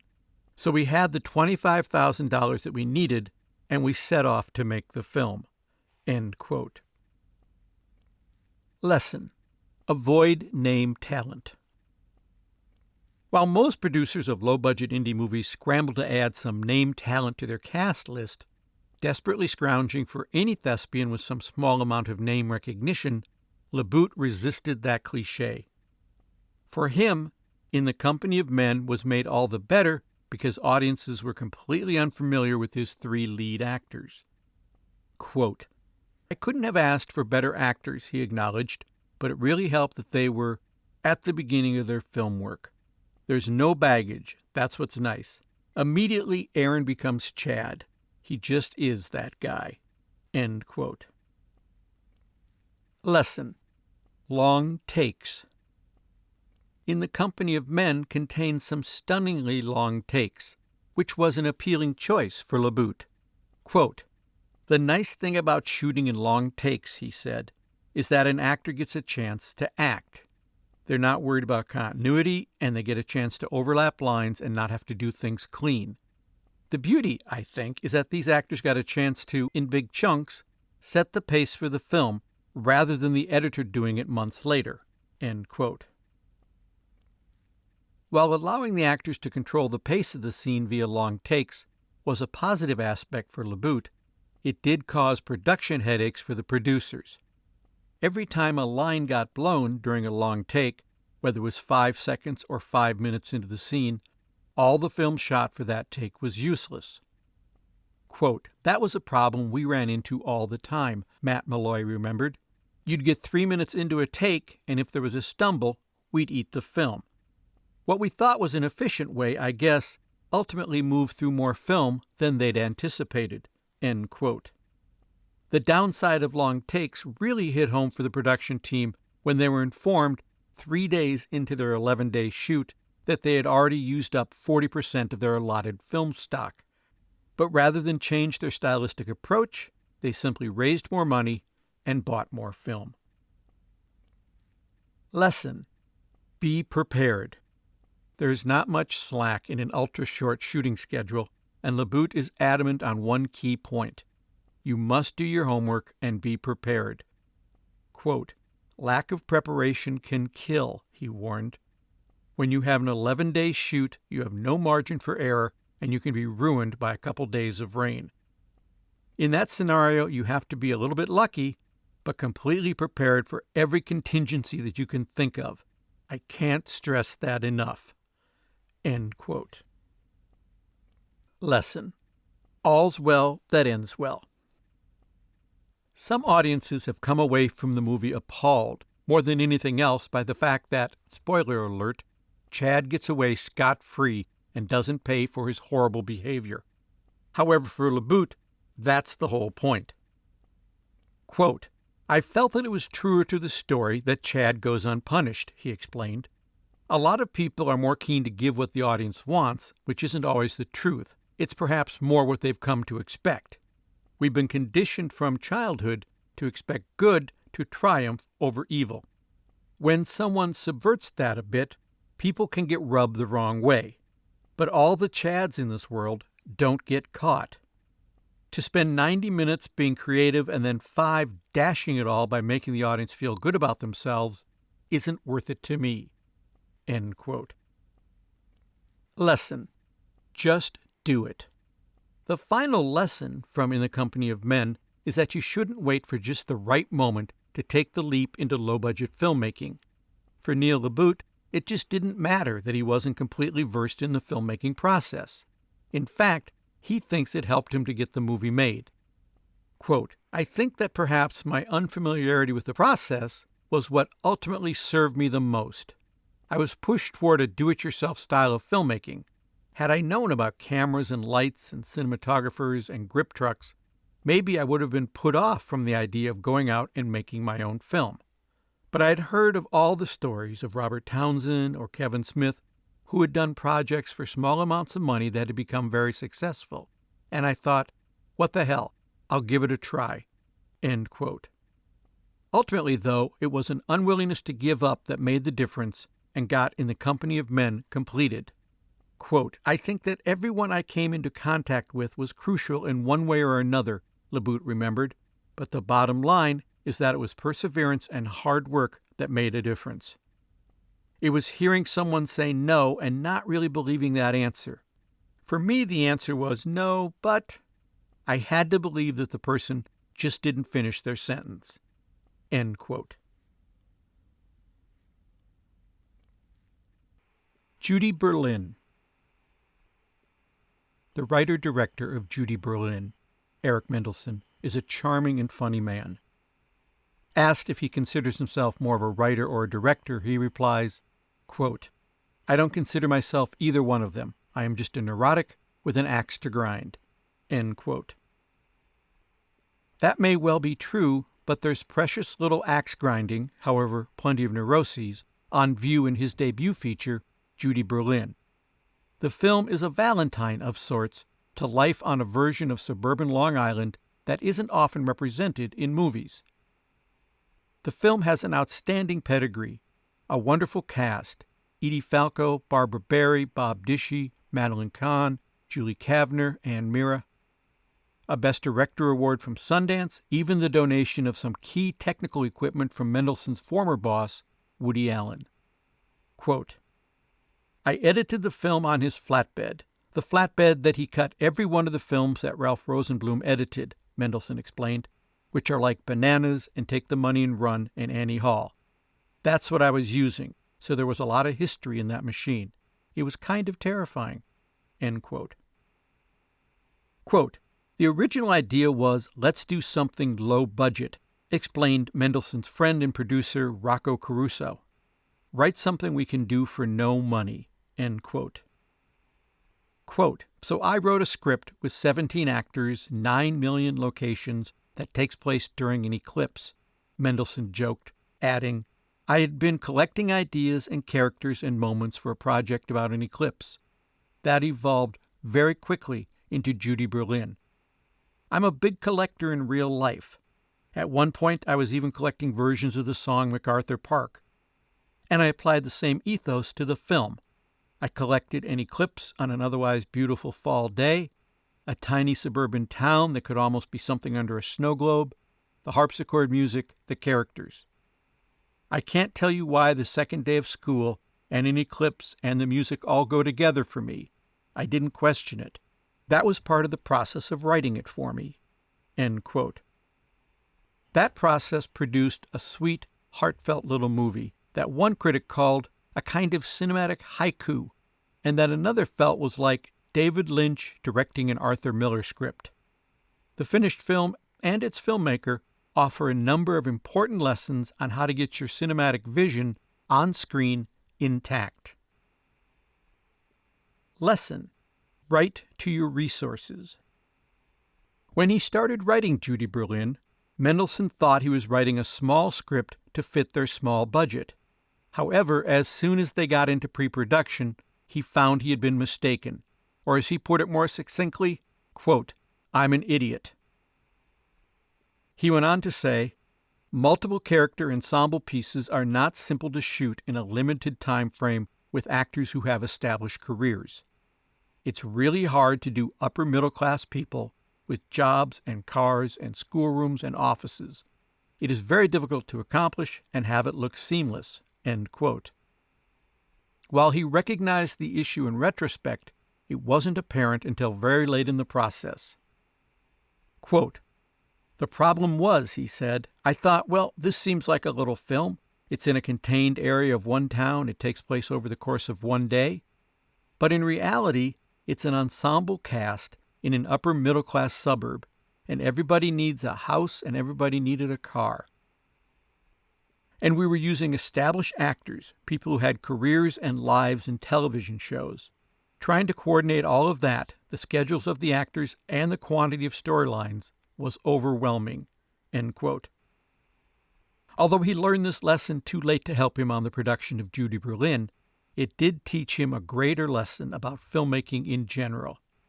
Quote, "I realized why independent films always revolve around a bunch of idiot kids sitting on a curb somewhere doing drugs," he said. "Because you have one storyline, you can shoot all hours with them, and the actors never have to go home." End quote. Lesson: no money equals more control.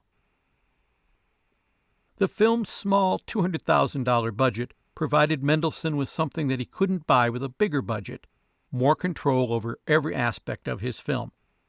Quote, "People were offering us a lot of money to make this at a higher budget," he recalled. "However, the low budget was a way for me to maintain control." End quote. Mendelsohn learned during the financing stage of pre-production that whenever outside producers offered to finance the film for more money, they also wanted to change elements that he was unwilling to alter. Quote, "They wanted to make the film at a higher budget," he explained, "but could we get rid of Madeline Kahn? They wanted to make it at a higher budget, but could Judy Berlin be played by such and such a Hollywood star? But when you have nothing, nobody cares about you, and that's great. So I had control with my little budget. I had absolute control." End quote. The benefits of that low budget were not wasted on the film's leading lady, Edie Falco, who has found the atmosphere on low-budget productions to often be more conducive to creative results. Quote, "There are so many advantages to working on a low-budget project," she said. "I feel totally comfortable with the idea of trying something and having it not work. I feel a sense of freedom to just go for it because money is not at the forefront of everything that goes on with these things. You don't have a producer standing over you saying, 'We got to make the day.' Everybody's just flying by the seat of their pants, and I feel a sense of freedom that I don't when money is being talked about. It's been my experience that nothing but good stuff will come out of that." End quote. Lesson: time is on your side. While Mendelsohn clearly didn't have much money to work with, he did have something of equal or greater value: time. He could take all the time he wanted to plan out the shoot in meticulous detail.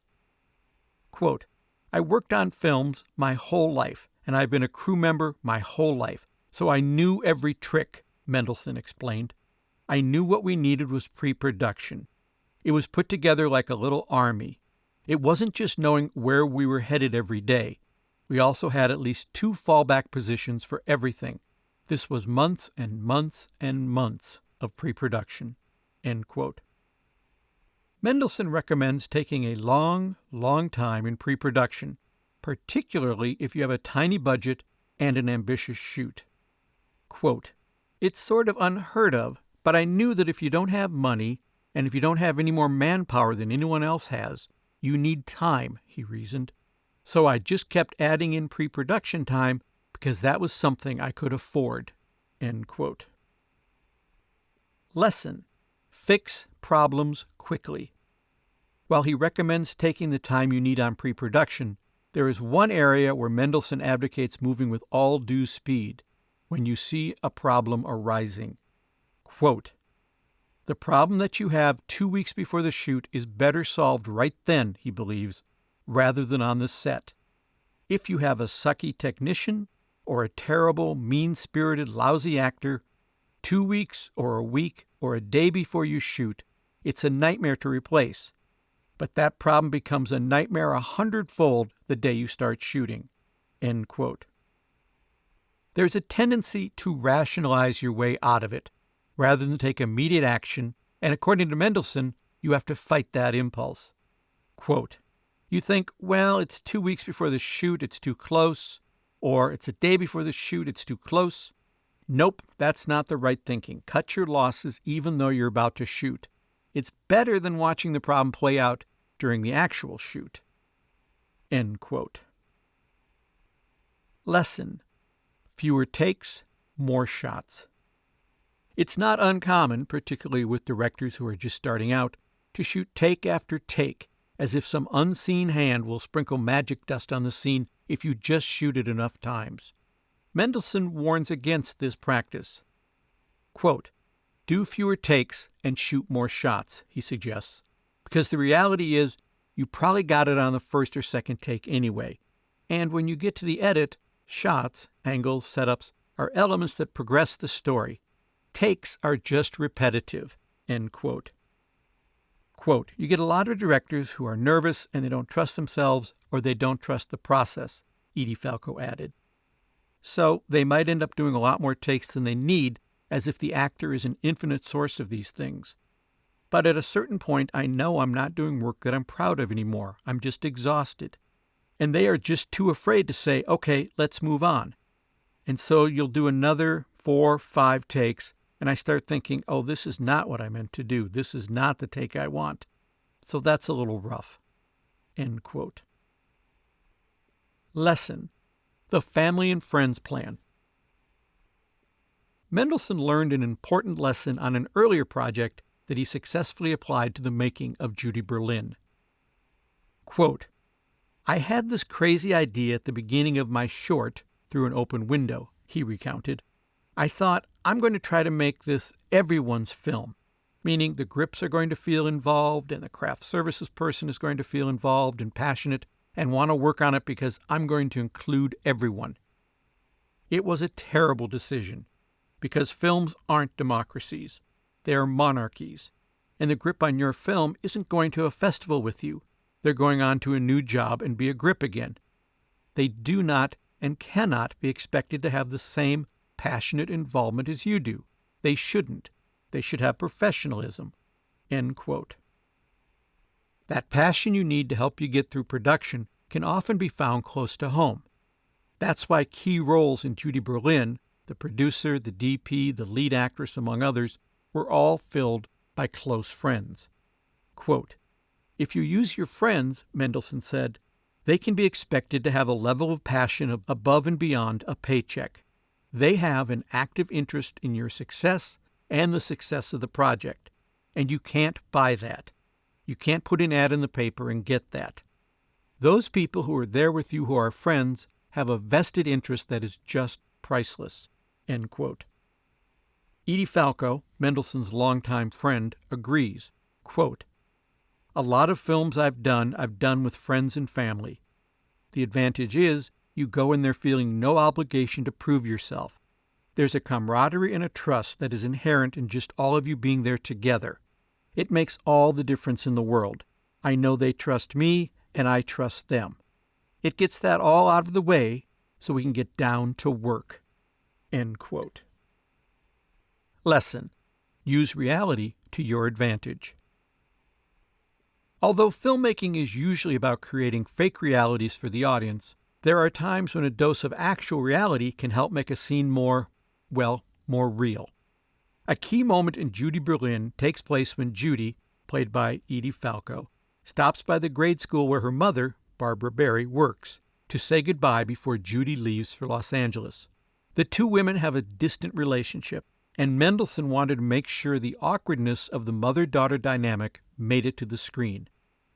His solution was unique. He kept the two actresses, who had never met, apart until just before the scene was shot. Quote, "I didn't want them to become comfortable with each other," he explained, "and spend the entire day chatting and getting to know each other. I thought the best way to do it, because it was a scene where two people are awkwardly meeting, was to let all the natural feelings that good actors have access to in moments of real awkwardness come out. And they did." End quote. Falco was not aware of Mendelsohn's plan during the shoot. Quote, "I thought it was just a matter of scheduling," she said. "I thought, all right, I won't meet her until the day we shoot. That's the way things are." End quote. When she learned of his plan after the fact, she thought it was a smart way to help both actresses in the scene. Quote, "I think in retrospect it did help," Falco admitted. "She was a woman around whom I was unfamiliar. You hold your body differently. Eye contact is different than with someone you're comfortable around. I think physically the relationship that Judy and her mother had sort of mirrored that of strangers. In that regard, the subconscious stuff that was already taking place probably only fed what was happening in the script, and I imagine that was his intent." End quote. Mendelsohn was happy with the finished scene. Quote, "It was nice to find that it worked," he said. "I'm not a big fan of tricks unless they play out on screen. Otherwise, it just makes a great backstory. This was just a shorthand way for me to get more out of the scene." End quote. Lesson: fake it till you make it. The final lesson from Mendelsohn concerning his Judy Berlin experience is a basic lesson in how to be a director, and it's simply this: if you act like a director, people will believe that you are a director. Quote, "If you do not naturally have the kind of personality that is comforting, parental, and self-confident," he advises, "then act as if you do. That's it. Let no one know that it does not come naturally to you. People want so badly to believe that you're in charge, that if you simply act as if you are in charge, even the worst imitation of being in charge actually goes over and people believe it. You smile and act as if you're a confident person. It's how children learn, and it works. You just pretend. I'm not kidding. You just smile and say, 'Hi, how are you? Good to see you. Now listen.' And you think, nobody's going to buy this. This is the worst imitation since Lucille Ball pretended that she knew how to play the congos at the club. This is so pathetic. But the funny thing is, you'll find that everybody is listening to you, everybody's doing what you say, everybody's at your beck and call, and people are comforted by the fact that you're in command. Then you go to the bathroom and have diarrhea." End quote.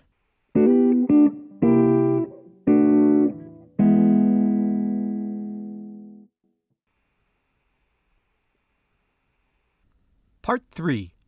Out of This World.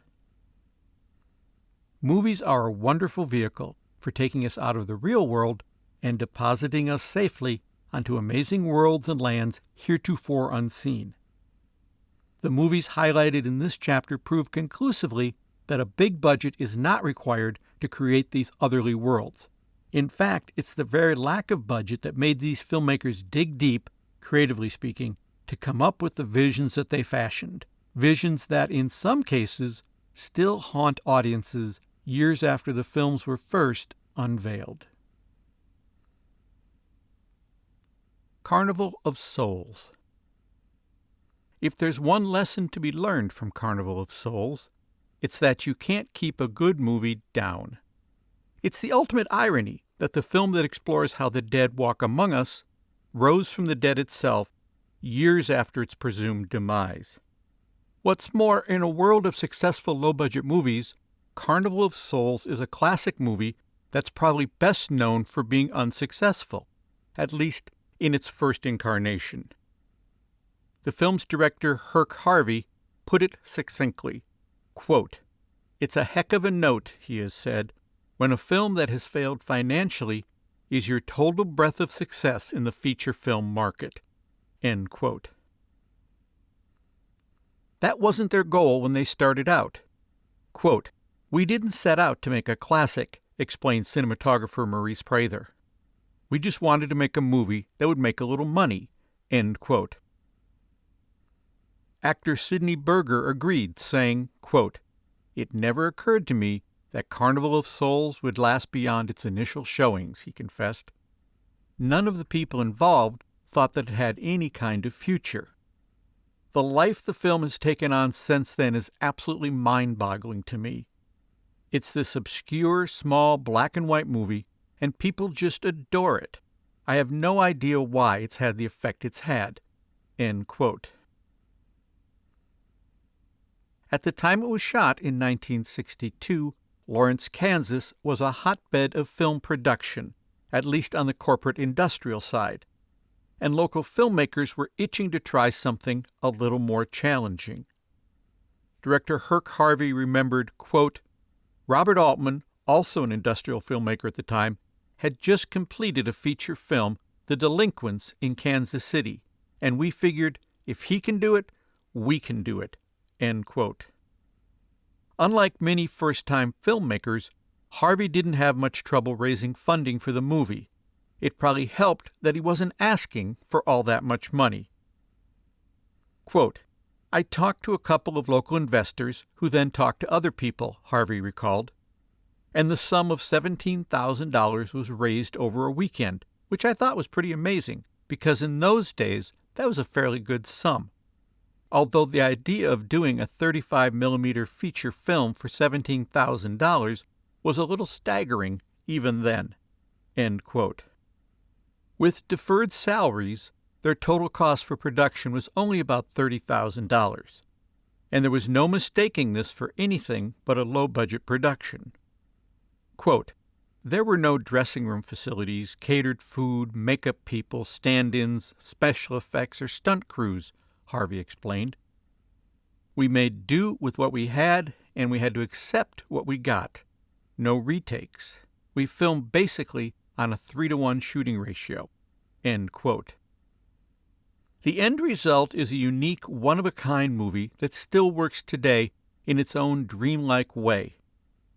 Employing interesting locations and camera angles, along with some innovative editing, check out the cut from turning the car key to turning the organ knob earlier in the movie, or the simple pan to black at the gas station that becomes the inside of the rooming house door, Harvey and his team created a low-buck classic that still haunts people today.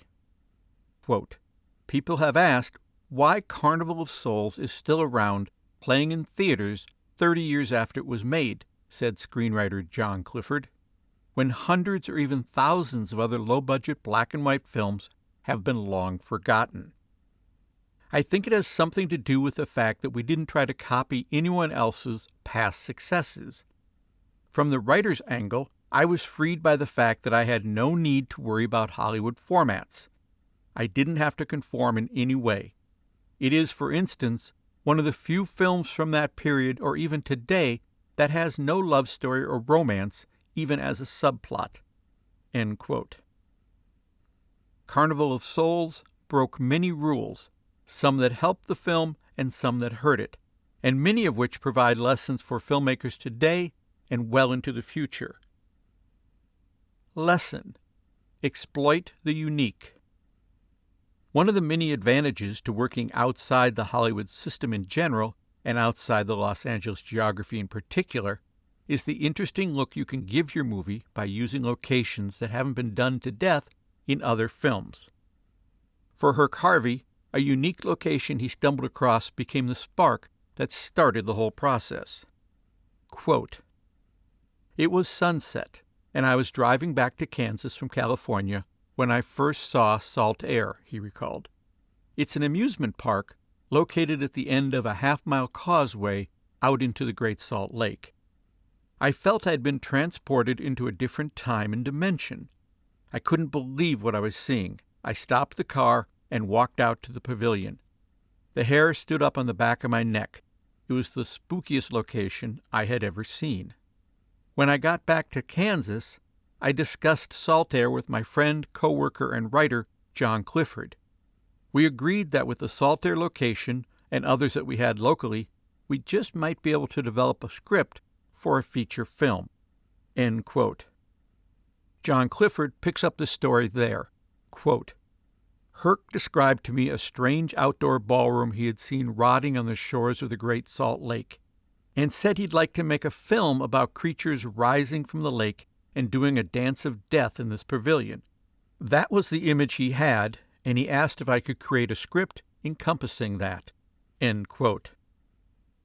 Clifford stewed on the idea for a while.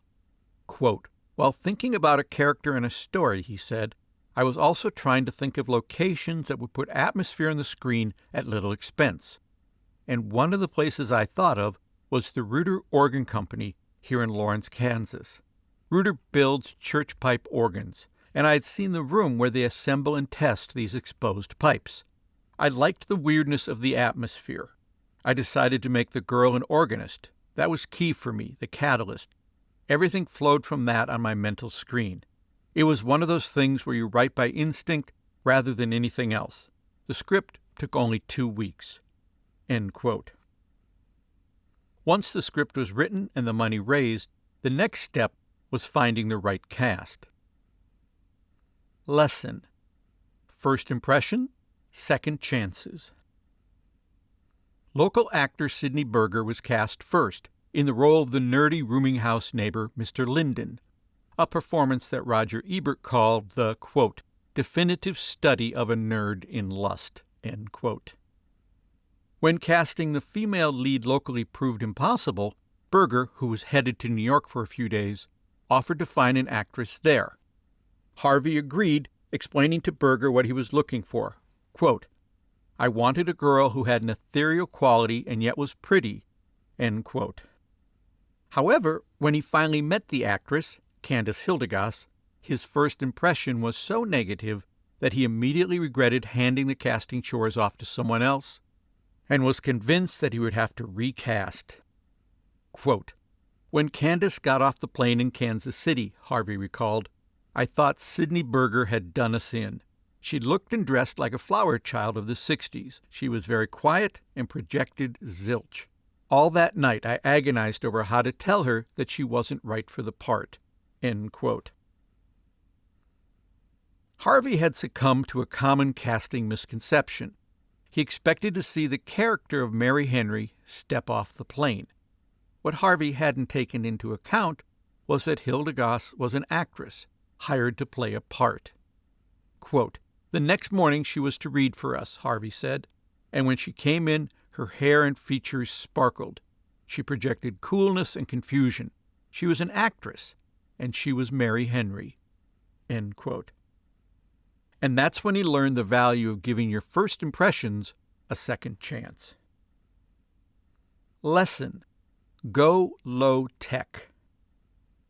Many supernatural movies try to wow the audience with state-of-the-art effects, but Carnival of Souls took the opposite approach, relying on mood and minimal special effects to create a creepy and otherworldly atmosphere. This decision was made early on.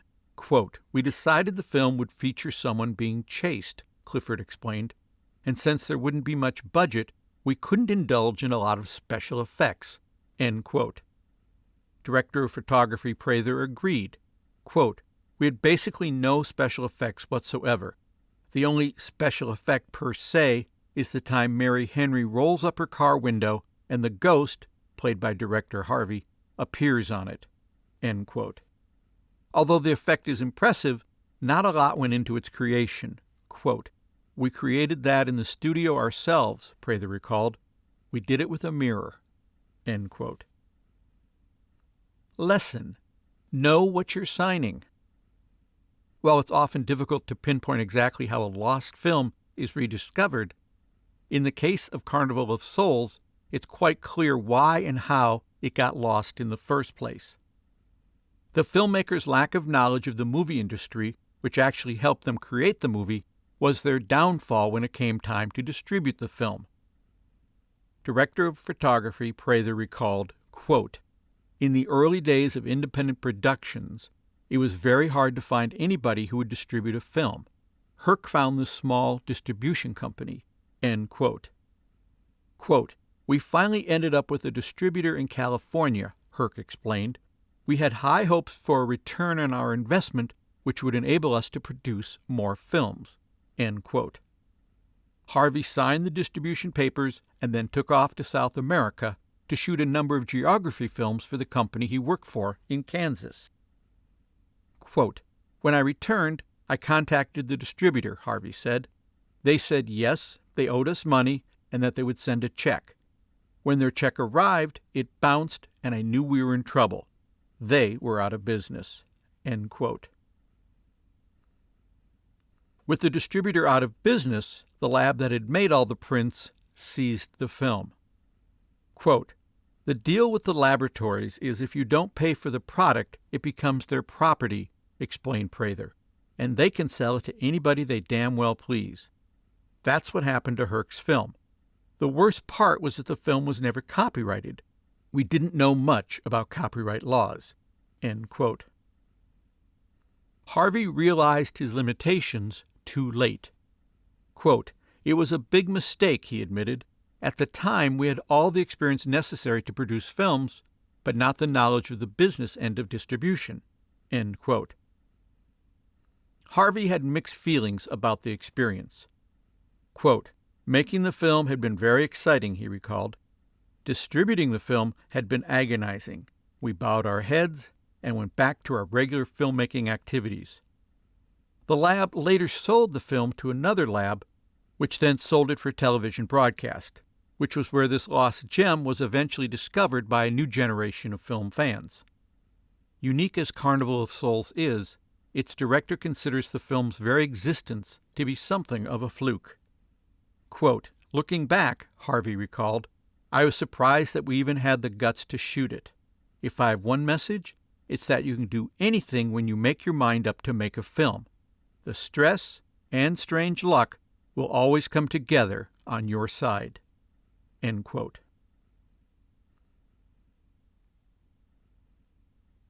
Night of the Living Dead. Quote, "Romero's groundbreaking film was like a box of rattlesnakes delivered to a tea party." End quote. Stephen King. Mr. King is dead right. George Romero's Night of the Living Dead shook up unsuspecting audiences like no film had ever done before.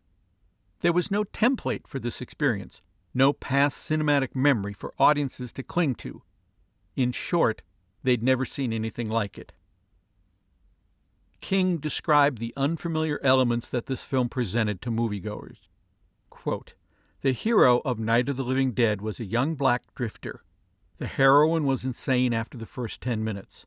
All the main characters die, all but one of them eaten alive, and the reinforcements come too late."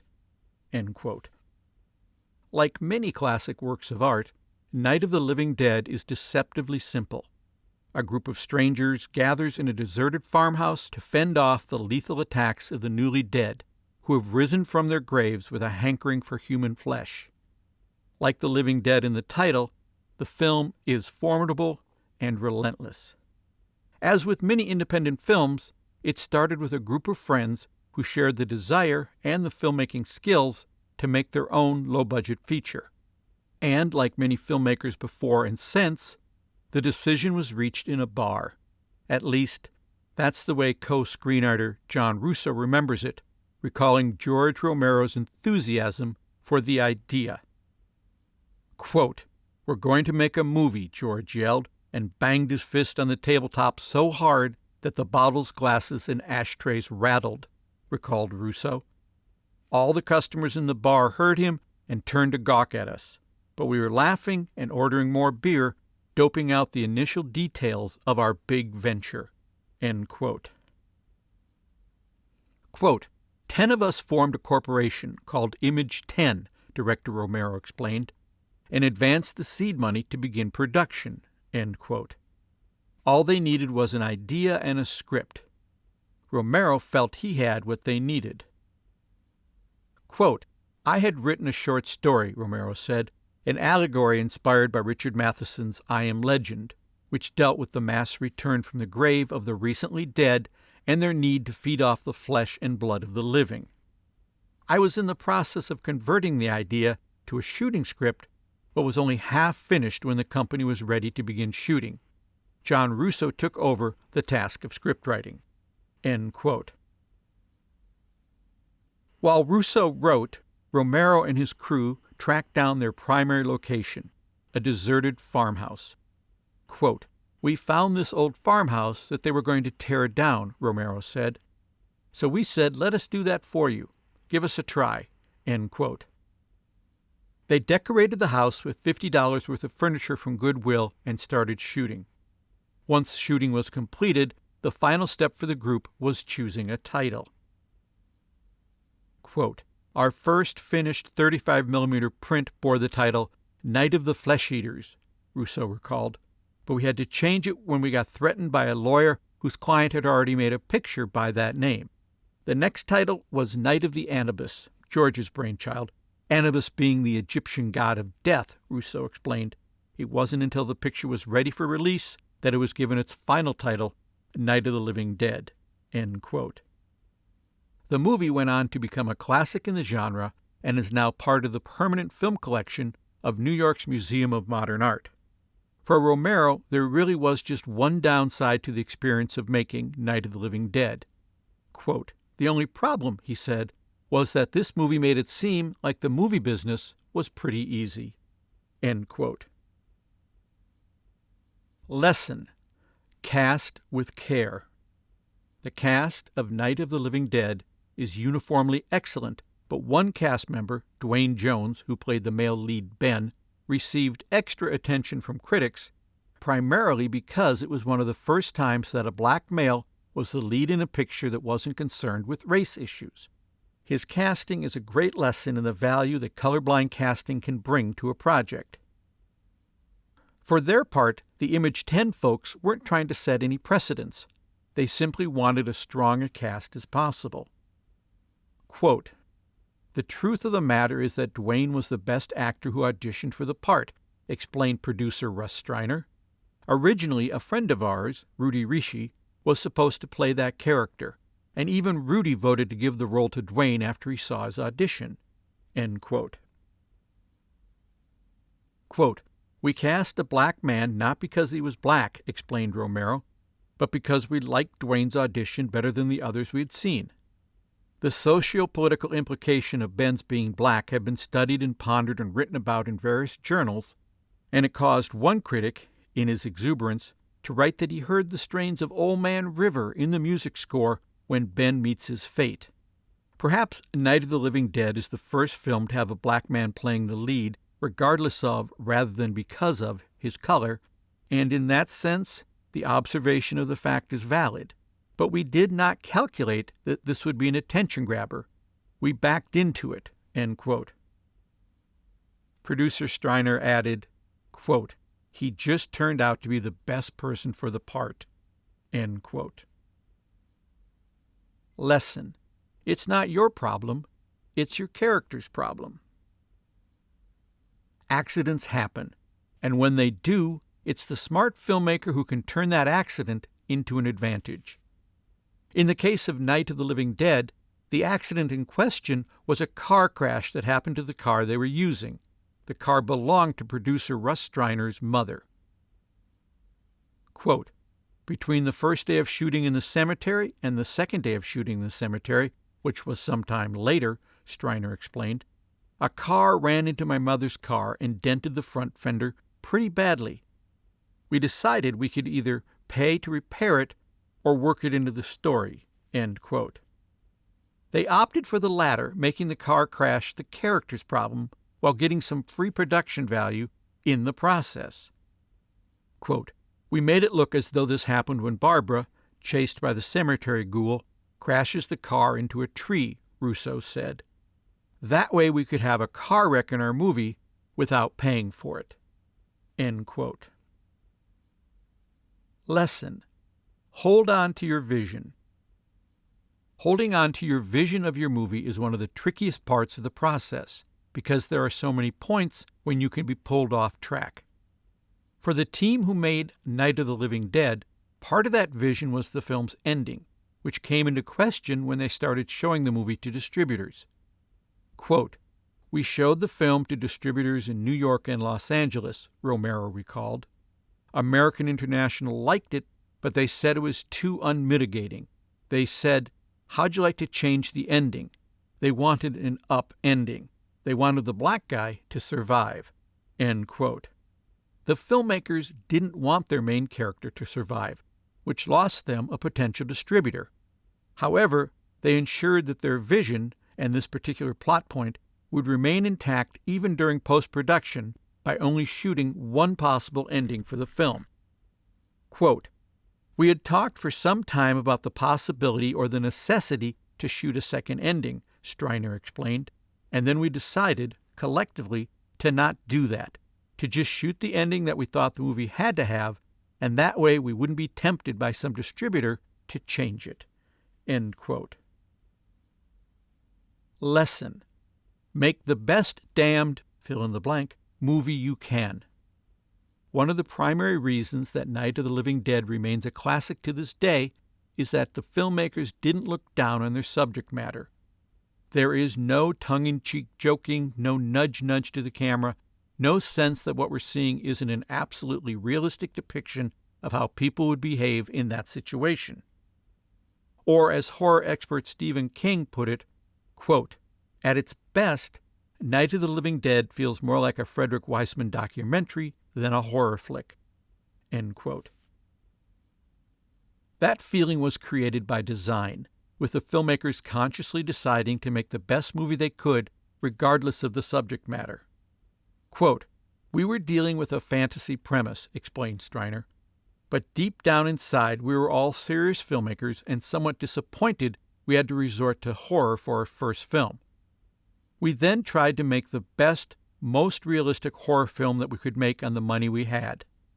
In all aspects of the production, we treated it as a serious film, although sometimes it's hard to treat that premise seriously. I think that overriding viewpoint is displayed in the final product.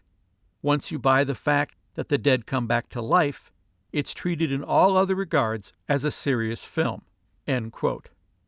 Quote, "The philosophy of our movie-making group," said Russo, "was that not only did the terror have to be believable, but so did the people confronting it. They had to think and act the way ordinary people really would behave in a crisis." End quote. Quote, "And I think that's one of the reasons the film has been so successful and attained classic status," Striner added. "I think the audience senses that energy. For all the flaws and everything else we know that are in the movie, and the low-budgetness of it, there is still a human energy that is involved in this production that budget can't replace." End quote.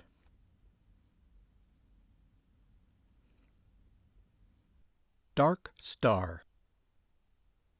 The quirky space comedy Dark Star launched a number of careers and trends in the movie business. The film put director, co-writer, producer, composer John Carpenter and co-writer, production designer, actor, editor Dan O'Bannon on the map. It introduced the concept of a used future to moviegoers, and it also gave some early experience to a handful of special effects artists who would shape the way movies looked for many years to come. A quick glance through the credits of Dark Star reveals such familiar names, familiar at least to special effects geeks, as Greg Jen, Bill Taylor, Ron Cobb, and Jim Danforth, artists who would later have an impact on movies as varied as Star Wars, Alien, Aliens, Back to the Future, Escape from New York, Blade Runner, Spaceballs, 2010, The Thing, Cape Fear, and From Hell. However, Dark Star might not have been more than just a blip on the inner space radar screen if not for the perseverance of Carpenter and O'Bannon. The idea for a film about a spaceship in the deeper reaches of space blowing up potentially unstable planets came from an unlikely literary source. Quote, "At the start, Dan O'Bannon and I conceived the film as a Waiting for Godot in outer space," John Carpenter has admitted.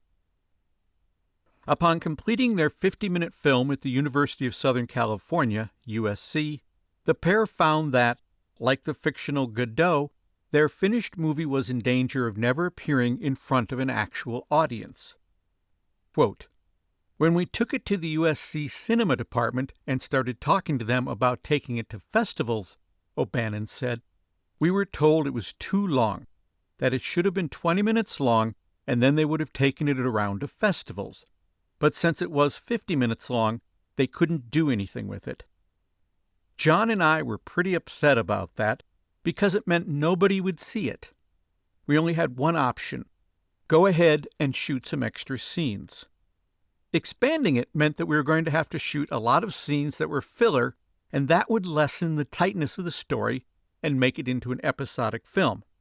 It was kind of disappointing because that meant we had to go from the most impressive student film ever made to one of the cheapest features in history." End quote. The film is still well regarded for its humor, visual design, performances, particularly O'Bannon as the plucky yet prickly Sergeant Pinback, and the many lessons it affords filmmakers throughout the galaxy. Lesson: time is on your side. Although the length of their finished movie was initially an issue, the amount of time it took them to complete the film was always a positive aspect of the project. Time can be your friend or your enemy in low-budget filmmaking, and in the case of Dark Star, the filmmakers found a way to use time to their advantage. In fact, in O'Bannon's view, they couldn't have done it any other way. Unlike traditional movies with a cast and crew on salary and the clock ticking on equipment and location fees, Carpenter and O'Bannon, using their USC resources, made the film at a relatively leisurely pace. Quote, "The only thing that made it possible with the small amount of money that we had is that we would shoot for a few days, then we would stop for a couple of weeks while we scraped together enough resources and money to shoot another scene or two," O'Bannon said. "If we hadn't had those long time gaps, I don't think we could have done the picture on that budget." End quote. Lesson: Go low-tech. Upon realizing that their budget wouldn't allow them to imitate space classics like 2001: A Space Odyssey, O'Bannon and Carpenter decided to make their lack of funds part of the joke and create a spaceship that looked as lived-in as a college dorm. Although it's a common image today in science fiction films, making a futuristic world look old was a new idea in the early 70s. Quote, "I believe that I am the inventor of the used future," O'Bannon said. "We were very much under the trance of 2001, John and myself. Dark Star, in a lot of ways, is a joke on 2001, and since 2001 was big and spectacular and shiny and clean, we decided to go the opposite way and make Dark Star small and grubby and funny. This was the 70s, and everyone was grubby with long hair anyway. We figured we'd put a bunch of hippies out in space and make everything look run down." End quote. Besides the humorous aspects of this production design decision, there was also a strong creative motive behind it. To O'Bannon's eye, the world they were creating simply looked more real the more he beat things up and added junk to the set. "I was getting more dissatisfied with high-tech stuff in science fiction movies where the models just didn't look real for some reason," he recalled. "I finally hit on the fact that everything was too clean when they depicted the future. So I got the idea that if you wanted to fool the audience with scale, if you dirty it up a bit, there might be a shock of recognition and it might look bigger." End quote. While this approach seemed to work while they were shooting, O'Bannon wasn't thrilled with the results on screen. Quote, "When we looked at the footage, the actors, including me, looked grubby enough, but the sets, which I had grubbed up pretty good, didn't look at all grubby. The ship didn't look anywhere near in as bad a shape as I thought I'd made it. After we got through lighting it and shooting it and editing it, it just wasn't that prominent." End quote. It wasn't until he got to the set of Alien, which he scripted, sharing story credit with Ronald Susset, that he saw how it needed to be done.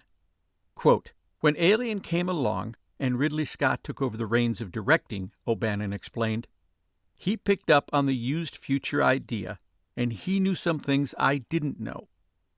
He knew that if you wanted the audience to actually see that the details of the set were kind of grubby, you had to build it up 5 times exaggerated, or the camera wouldn't even pick it up. When they started dressing the control room set, I walked around and saw all the broken things hanging around, and I started getting concerned. It looked like a bad joke. But then when I saw some dailies, I thought, oh, it looks just right. Ridley knew how to get that on the screen." End quote. Due to the passage of time, some set dressings that might have produced laughs in Dark Star's first release aren't recognizably funny to today's audiences. For example, Sergeant Pinback's video diary is actually an 8-track tape, and the machine that he uses to record it is really a microfiche machine, jokes that are lost on a modern audience. However, one prop is still as funny today as when the film came out. The alien that is the ship's mascot, which is played with great menace and humor by a beach ball. As it turns out, beach balls were not an uncommon item on the Dark Star set because they were used as the starting point for planet models. Quote, "What we would do with this giant beach ball is use bathroom plungers to hold it up, paint it, and photograph the top of its surface," Carpenter explained. Someone who was helping on the film set was carrying this inflated beach ball, and O'Bannon and I immediately looked at each other and said, what if the alien who's supposed to be on board looked like a beach ball with legs? Then we imagined that one of the characters had to take care of it. That was the genesis of it. We spray painted the beach ball, put monster claws beneath it, and got Nick Castle behind it to be the claws and give them some sort of life." End quote. Although the beach ball alien is a highlight of the film, some people found the image disturbing, and one of those people was George Lucas. Quote, "When I did a few little special effects on the first Star Wars," O'Bannon recalled, "Lucas had seen Dark Star with the beach ball alien. He was very disturbed. It was the most disturbed I've ever seen Lucas. He said, 'It was just a beach ball.' I said, 'That's right, George. It was just a beach ball. Best we could do.' He wanted it better than that. Well, I wanted it better too." End quote. Discerning viewers will find a nod to Lucas in Dark Star when some space debris flies by the camera bearing the lettering Toilet Tank THX 1138. Carpenter and O'Bannon used another low-tech trick for one of the added sequences in the longer version of the film, Sergeant Pinback's frightening ride clutching the bottom of the ship's elevator while dangling near the top of a long elevator shaft. After they wrote the scene, they had to figure out how to shoot it safely and for very little money. Quote, "The first thing we thought was that we'd go find an elevator shaft somewhere," O'Bannon explained. "But that didn't get very far before we realized, never mind whether it was practical or impractical, it was dangerous. So we finally came up with the idea of let's just do it on its side. What the hell? At least we can do it that way, and maybe if it's funny and exciting, people won't care." End quote. Carpenter explained how the illusion worked. Quote, "The elevator shaft was built on a soundstage about 80 feet long. It was horizontal. We turned the camera on its side and shot both sideways and upside down. When you see him dangling from the elevator, he's merely lying on a platform sticking his feet up to appear like he's in danger of falling. The elevator itself was a crab dolly with a piece of masonite in front of it, painted silver. You only see the bottom of it." End quote. O'Bannon agreed that this was the safest way of pulling off the shots, but the endeavor was not without its consequences. Quote, "I ended up having an appendectomy right after I shot that scene," he recalled. "I just had the board down to my butt and I had to keep my legs up, waving around in the air. Sometimes I think I forced some food or something into my appendix from all that stress." End quote. O'Bannon admits that despite how safe they made it, it's a stunt he wouldn't attempt today. Quote, "I was 26 years old, and you really don't think what that sort of thing is going to do to you," he said. "You just have a good idea and you start to do it, and then you find out how hard it is. Today I wouldn't be able to do it at all, even if I were willing to try, which I wouldn't be." End quote. Lesson: make your own opportunities. Although Dark Star helped launch his career, Carpenter is the first to admit that it wasn't necessarily talent that opened the door for him. Quote, "The most talented directors that I knew in my class at school never got a chance," he recalled. "They were better than me and they never got a shot at it. Why is that? I can't say for sure. Maybe they didn't push hard enough." You got to go out and make it happen for yourself. That's really the answer that every director who ever came to film school and lectured to my class gave. You have to make your breaks. You have to go out and do it. You have to show them one way or the other that you have what it takes. It may take you years to prove it, and you may indeed fail. But if you want it to happen, you've got to try. You have to make your own breaks." End quote. Lesson: no money equals more control. Despite the difficulties they encountered in bringing Dark Star to life, O'Bannon still feels that working at that low-budget level has many advantages over the higher-budget films he subsequently was involved in. Quote, "One of the advantages to having no money is that you could do anything you wanted," he said. "You don't have some asshole standing there saying, 'We want a rewrite,' or 'That's in bad taste,' or 'We've been talking it over and we think you should.' No, fuck you. Jon and I wrote a scene, and if we both liked it, we went out and shot it. In that regard, it beat all subsequent filmmaking hands down. You could just do what you wanted to do. It may have been hard, and you may have not had the resources, and it was a challenge, but you didn't have some butthole sitting on your back like Sinbad's Old Man of the Sea, with his arms and legs wrapped around your head, telling you how to ruin your film." End quote. Pi.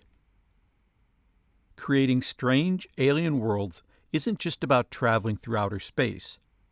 Inner space can be just as mysterious, cheaper to produce, and often a lot more interesting than the standard, cliché-filled science fiction movie we've all seen a million times before. Director Darren Aronofsky's feature Pi grew from an arresting image that he found intriguing. Quote, "I have a single image," Aronofsky wrote in his journal, "of Sean Goulet, my actor friend from college, standing in front of the mirror, his head shaved, digging into his skull with an X-Acto blade for an implant he thinks is there." End quote. That image grew into a tight thriller about paranoia, mathematics, computers, and the formula that explains the universe. Made for a mere $60,000, it was sold to Artisan Entertainment for $1 million, snagging the Best Director prize for Aronofsky at the Sundance Film Festival along the way. Quote, "The core of the film is a thriller," Aronofsky explained, "but I wanted to merge genres. I grew up on Hollywood movies and was looking for something new. I was getting bored with a lot of the indie films, too, some of which were art house but repetitive. Pi melds elements of a psychological thriller with tinges of science fiction, not as in effects-driven futuristic films like Star Wars. We don't need to see things blow up anymore. We have seen everything blow up from plants to planets." End quote. Aronofsky looked to the past as well as the future while designing his story, referencing several ancient myths, including that of ill-fated Icarus, who fashioned wings to fly. One theme of his script is, if you fly too close to the sun, you will get burnt. Aronofsky pointed out another myth that influenced his script. Quote, "It's Prometheus. If you steal fire from the gods, they send giant birds to come and eat your liver." It's that typical Faustian journey, a retelling of this old mythology for the digital cyber world age. End quote.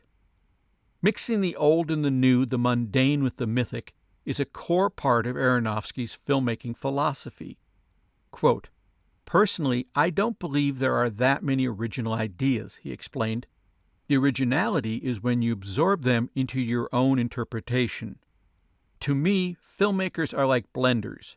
We take different ideas, which are like different fruits, bananas, cherries, strawberries, and stick them in a blender to make a big smoothie that's our own creation. The ingredients in the smoothie are all out there in the world. It's simply the filmmaker's choice as to which ones to use." End quote. Lesson. Find the angle, have a hook. Rather than waiting until the film was in the can, Aronofsky came up with a marketing hook for his movie even before he started writing the script. Quote, "I want to call the movie Pi," he wrote in his journal. "When the idea came to me, it made so much sense. Plus, it's a great marketing angle. I can see it now. Pies everywhere. Stenciled on buildings and street corners, billboards, napkins, matchbooks, beer coasters. I'm super excited because a symbol hasn't been used for a movie title. It will make people think. People will see the symbol and say, 'What's that?' Then the hook is in, and we just need to give them the info on how to get to the theater." End quote. Lesson. It's the script, stupid. Max, the main character in Pi, is a brilliant mathematician who approaches the system of mathematics and the world in general with an extremely structured, rigorous thought process bordering on madness. Aronofsky adopted a similarly rigorous plan for writing the script for Pi, steering clear of the madness but laying out a very strict approach to getting the work done without whining or excuses. The rules he drafted were for his own purposes, but they also provide a reasonable set of guidelines for getting your script written quickly and efficiently. 1.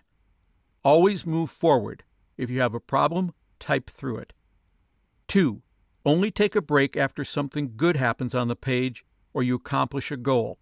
No breaks for confusion. Type through it. 3.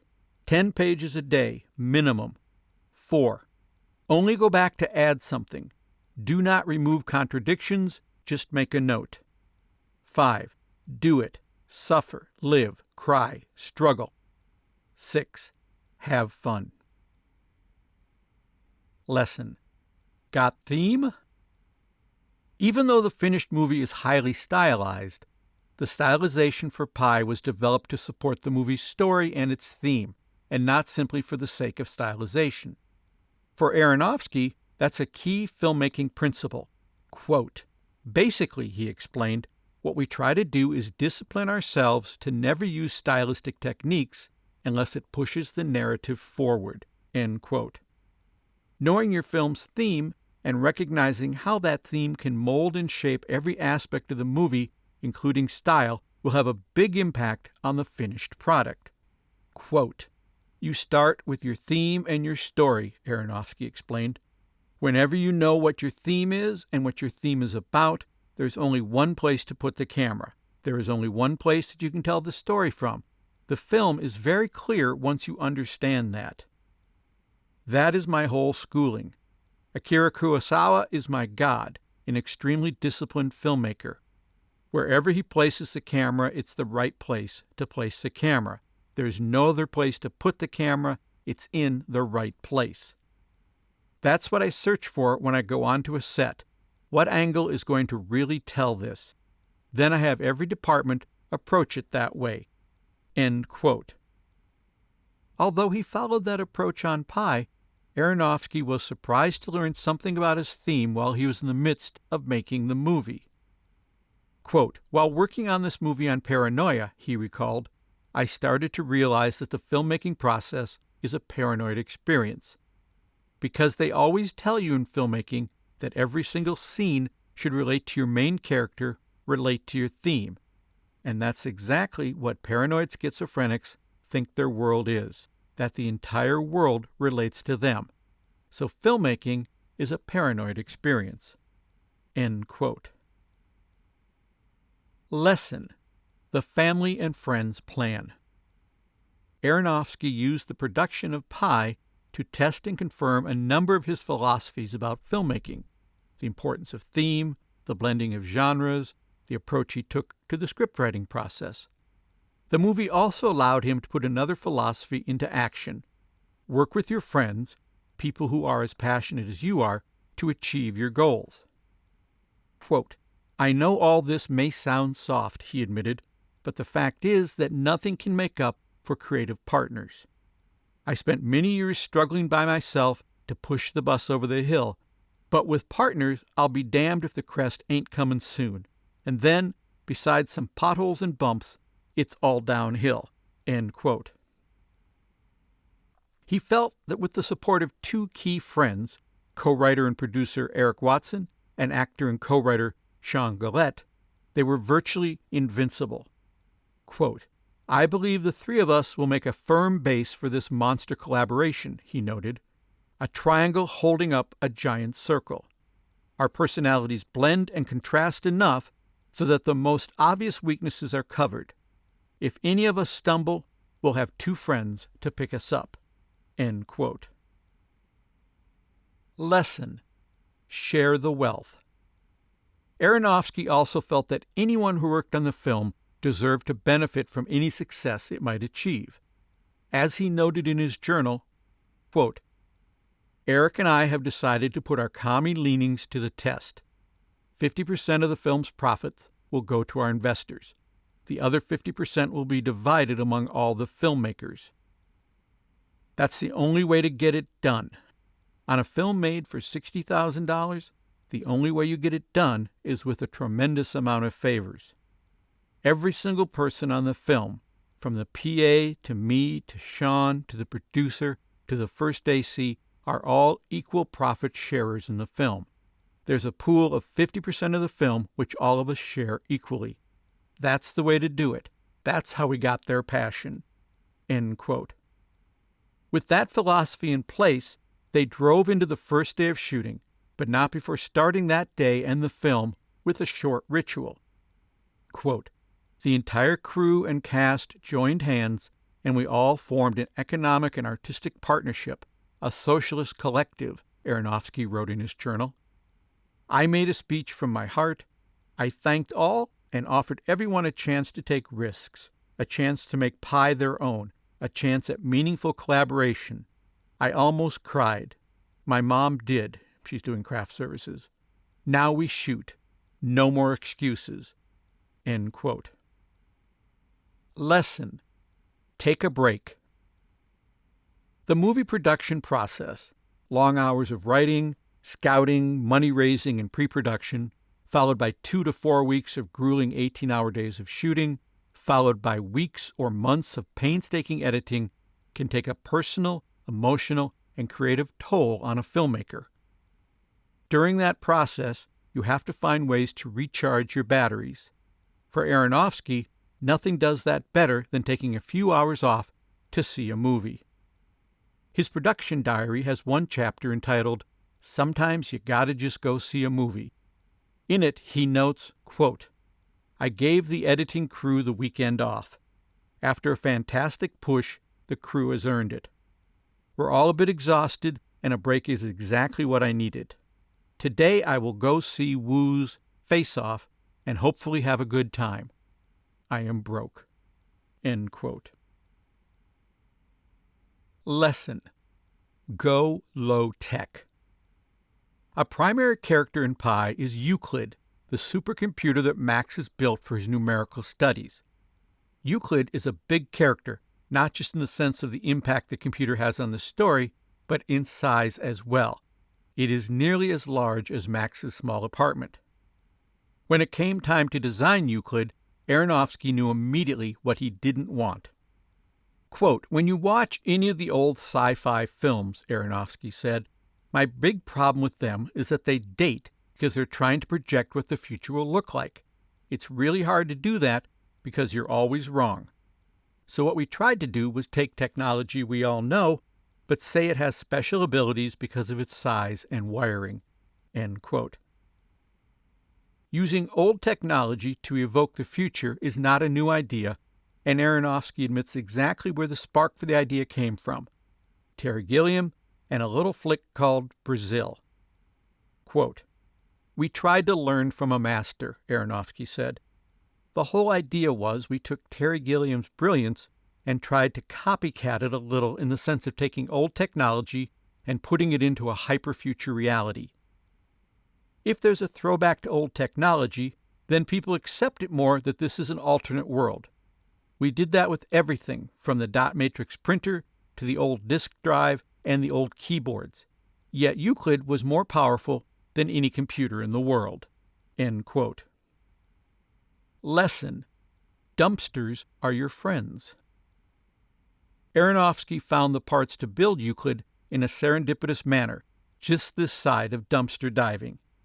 He had done some video work for a local corporation and made a discovery when he went to their offices to get paid. Quote, "When I was picking up my last check from the evil petroleum empire," he wrote in his journal, "I noticed a room filled with old computers and parts. I told them they could keep the $500 they still owed me if they let me empty their room. They were more than thrilled. I sent for Franklin and the van, and we packed the shit out of it." End quote. Lesson: poverty breeds creativity. From the moment he started Pi, Aronofsky knew he had a big challenge ahead of him. People don't usually set out to make highly stylized science fiction thrillers for $60,000. Quote, "People normally perceive science fiction as effects-laden and high production value," he said. "We wanted that high production value, but we didn't have the money to spend, so we basically tried to take our physical limitations and turn them to our advantage. By recognizing what we couldn't do, we accepted that and just made what we could do as good as we could." Everyone was sort of laughing at me for the concept of, we're trying to do a science fiction film with no money. But if you stop exploring outer space and explosions, which science fiction has sort of been captivated with for the last 20 years, and you start exploring inner space in the tradition of Philip K. Dick and Rod Serling, you can do things with less money. End quote.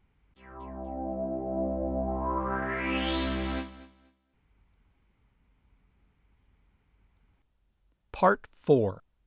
In a League of Their Own. The filmmakers in this chapter are from what some might call the "don't try this at home" school of filmmaking.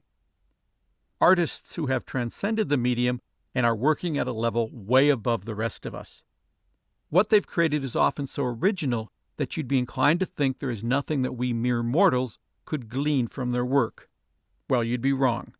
For all their originality, they faced the same obstacles and the same problems that filmmakers have always faced. The difference is, they found ways to overcome those problems while simultaneously creating something amazing and original. They have much to teach us. Shadows. John Cassavetes was undeniably a unique actor, but he shared one emotion with his fellow thespians: the frustration actors feel about how little control they have about the parts they're offered, and how little say they have in the direction of the projects they work on. This dissatisfaction with the acting process pushed him into directing and creating his first film, Shadows. Quote, "As an actor, you don't get the freedom to function the way you'd like to," he once remarked. "I couldn't stand the idea of sitting around for a couple of years waiting for the phone to ring. It drove me crazy. So I found other people that it drove crazy too, and we started working together. It saved me from going off the deep end." End quote. He found relief in a loosely organized acting workshop that he began in New York. Doing scene work and improvisations was just the beginning. Soon, a project began to grow out of the work they were doing. Quote, "Shadows began as a dream in a New York loft on January 13, 1957, Cassavetes remembered. One particular improvisation exploded with life. It was about a black girl who passes for white. It was a basic melodramatic situation in which she was seduced by a young man who then realized that she was colored. The wild dream grew that this improvisation could be captured on film." End quote. Although he had acted on television and appeared in a handful of movies, Cassavetes didn't want to follow traditional paths on this project. Instead, he wanted to work in a non-traditional, non-Hollywood manner. That applied to all aspects: the writing, the casting, the shooting, and, to begin with, the money-raising. Quote, "I went on a radio show," he recalled, "and I said, wouldn't it be terrific if just people could make movies, instead of all these Hollywood bigwigs who are only interested in business and how much the picture was going to gross and everything." The next day, $2,000 in dollar bills came in. End quote. Using that startup cash, his own money, and equipment borrowed from other New York filmmakers, Cassavetes began the long process of bringing Shadows to the screen. Quote, "Over a period of 3 years, we worked on this film," he said.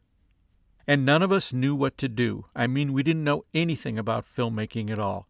I had made movies as an actor, but I was only interested in myself. I didn't care where the camera was. All I heard was roll 'em, action, print that. So I would say, print that, but there was no one there to write that down." End quote. Despite his protestations, Cassavetes clearly had a pretty good idea of what he was doing.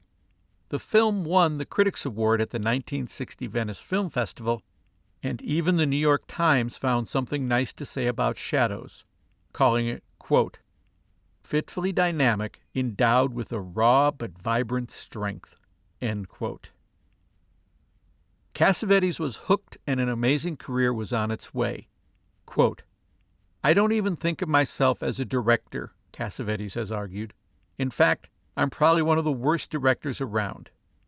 But I do have an interest in my fellow man, end quote. Lesson.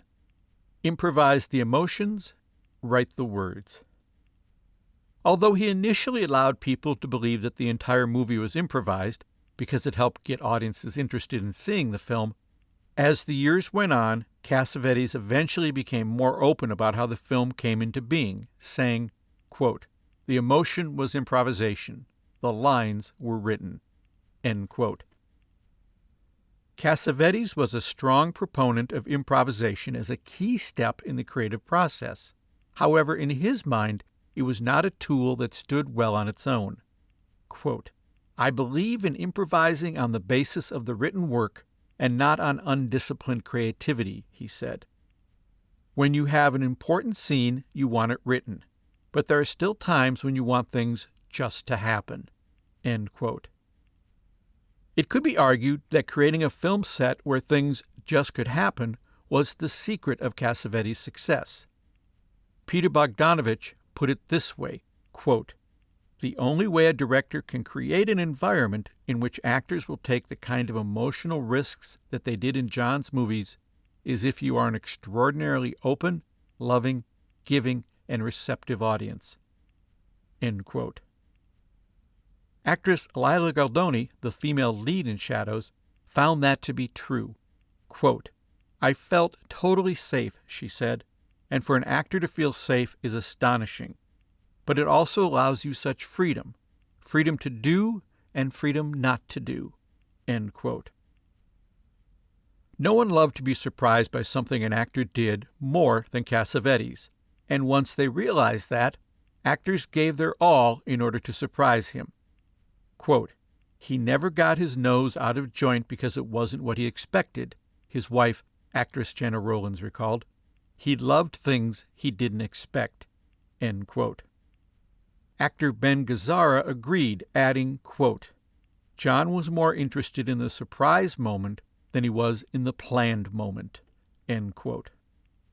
However, the surprise was balanced with a strong script, and Cassavetes used improvisation to make his scripts that much stronger. Quote, for each scene, I give the basic idea of the scene, he explained. First, we improvise to get the feel of the characters. Then, as the actors become easy in the roles, we go back to the text. If it doesn't work out, then we go back and improvise some more, and again return to the text. We keep working like this until we feel complete identification between actor and role. Once they relaxed and gained confidence, many of the things they did shocked even me. They were so completely unpredictably true, end quote. Lesson. There's no shame in reshooting. After finishing the movie and screening it for audiences, Cassavetes did one of the hardest things for a filmmaker to do. He took a cold, hard look at the film and realized that he had missed the mark. Quote, I could see the flaws in Shadows myself. It was a totally intellectual film and therefore less than human, he recalled. I had fallen in love with the camera, with technique, with beautiful shots, with experimentation for its own sake. All I did was exploit film technique, shooting rhythms, using large lenses, shooting through trees and windows. It was filled with what you might call cinematic virtuosity for its own sake, with angles and fancy cutting and a lot of jazz going on in the background, end quote. However, the film was not a total loss. He felt there were salvageable elements. Cassavetes put it this way, quote, the one thing that came to me after I'd laid it aside a few weeks was now and again the actors had survived all my tricks. My producer, Maurice McKendy, and Seymour Cassell got together and said, now look, Jon, we're going to have to do some reshooting. We have all the faith in the world in you, but you're an amateur. So I decided to reshoot it." End quote. That was a bold move, and a move that proved to be successful. Quote, "We started again, and I tried to shoot it from an actor's standpoint," Cassavetes recalled. "And I think we succeeded because the actors are wonderful, whereas before you couldn't see them for all the trees and cars." End quote. Cassavetes ended up reshooting about 3/4 of the movie in 2 weeks, and he was glad he did, feeling that the new version was much closer to his original vision. Quote, "The second version is completely different from the first version," he said. "In my opinion, it is a film far superior to the first. The cinematic style, which was so prominent in the first, gives way to the emotional experiences that the characters encounter. The emotional expressiveness of the first version dissipated in its generality. The emotions were not precise. The second version was more exact." End quote. Lesson: poverty breeds creativity. Although his budgets grew after Shadows, Cassavetes always worked with available resources and felt that on a film set, money wasn't the answer to the problems he was trying to solve. Money might help feed the crew, but it didn't feed the creative process. Quote, "Money has nothing to do with film," he said. "I think that it, in the end, kills you from being creative and from inventing. Finding a way to do it makes you think. It makes the crew think. It makes everyone think." End quote. Quote, "Jon wanted to be in a struggle to make his films," Peter Bogdanovich said, "because if it's too easy, it won't be any good. He believed in limitation being inspiration to quality and art. He worked under constant limitation: money, time, resources, everything. Yet look at what he did. He didn't need a penny more." End quote. Symbiopsychotaxiplasm, Take 1. In the standard, stereotypical vision of filmmaking, the director is the all-knowing one, the man with a vision, the man with all the answers. But what if a movie were being made by a director who had no clue? And what if the crew eventually realized they were essentially being led nowhere by their clueless commander? What would a professional film crew do in such a situation? In the case of William Greaves' classic movie Symbiopsychotaxiplasm, Take 1, the crew literally took over and started making their own movie.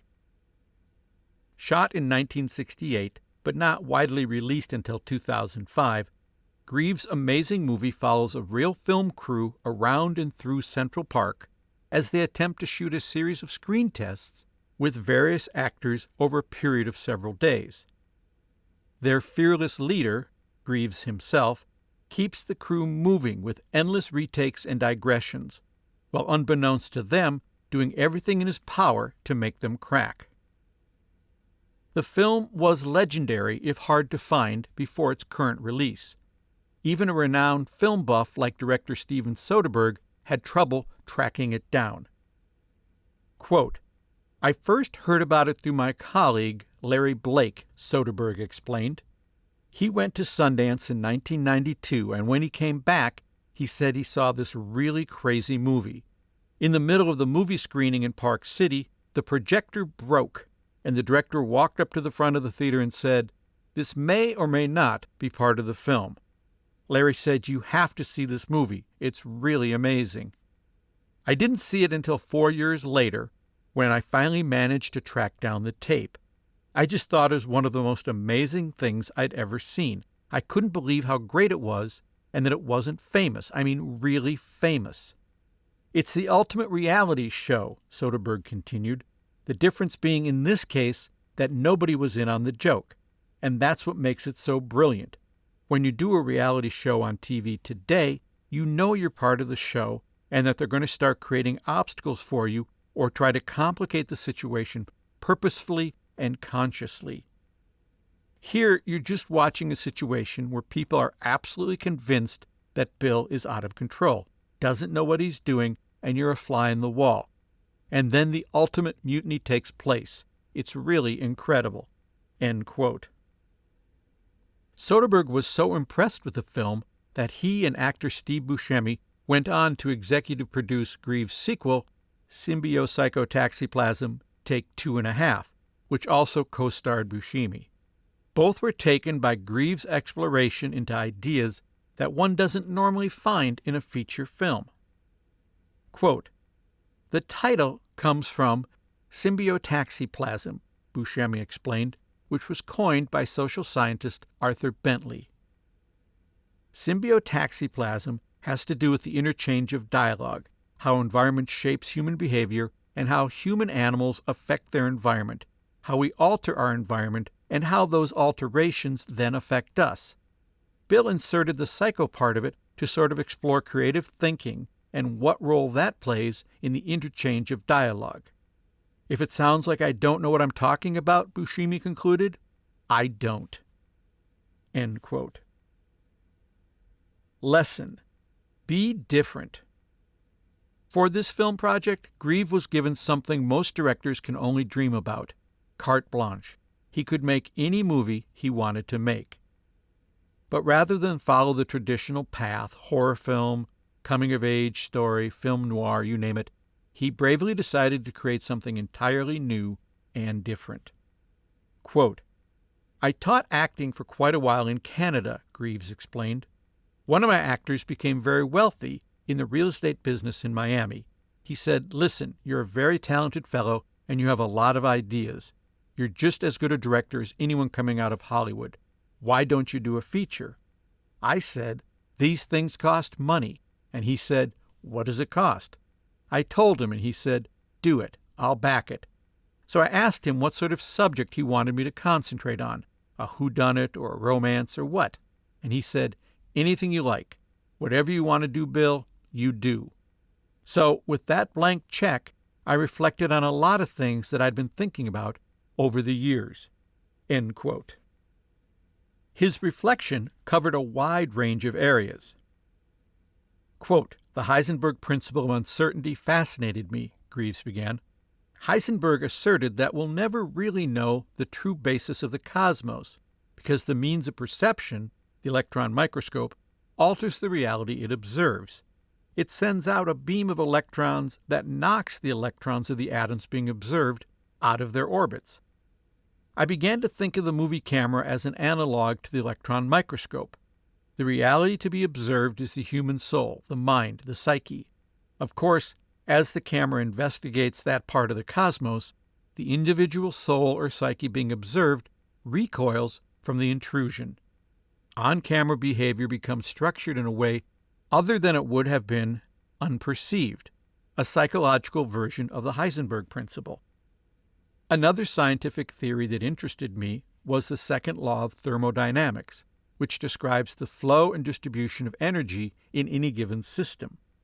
I said to myself, what would happen if I got talented and extremely intelligent people together and set up these basic, unconventional circumstances that would lead to a certain amount of conflict?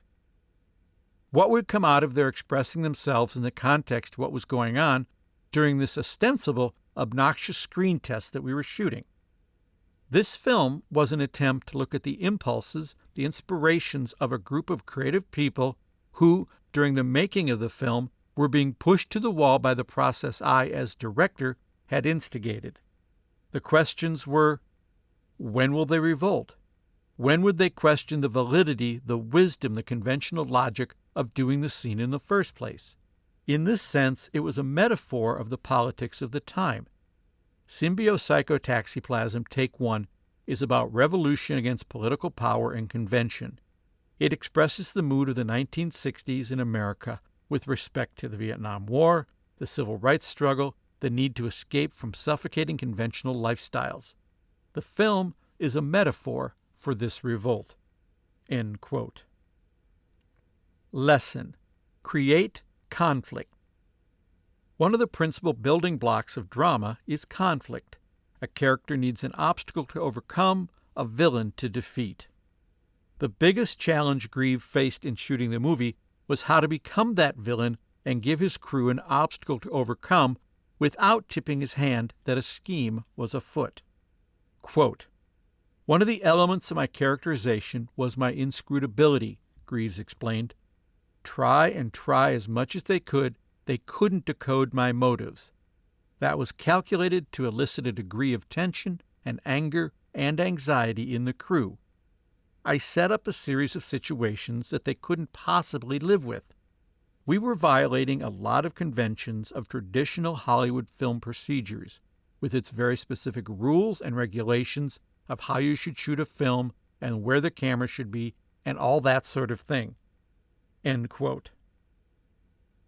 Quote, "He was looking for some form of rebellion," agreed sound man Jonathan Gordon.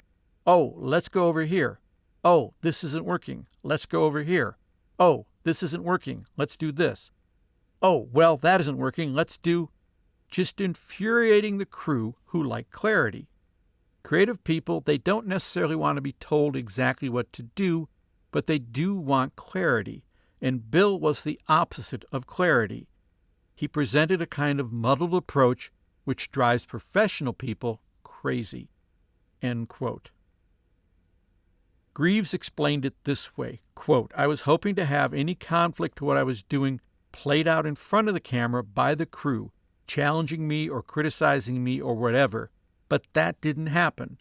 End quote. Well, it didn't happen in front of Greaves, but it did happen in front of the camera. Unbeknownst to him, the crew began to gather at night after the shoot to complain about the production and about their clueless leader. And because they were a film crew in the 60s with seemingly limitless raw film stock, they filmed their encounter sessions. Production manager Bob Rosen's on-camera rant against Greaves is typical of the mood of the crew. Quote, "If you ask him, 'What is the film about?' Rosen told the group, he gives you an answer that's vaguer than the question. It's just so vague that it would be better if you hadn't asked the question in the first place." End quote.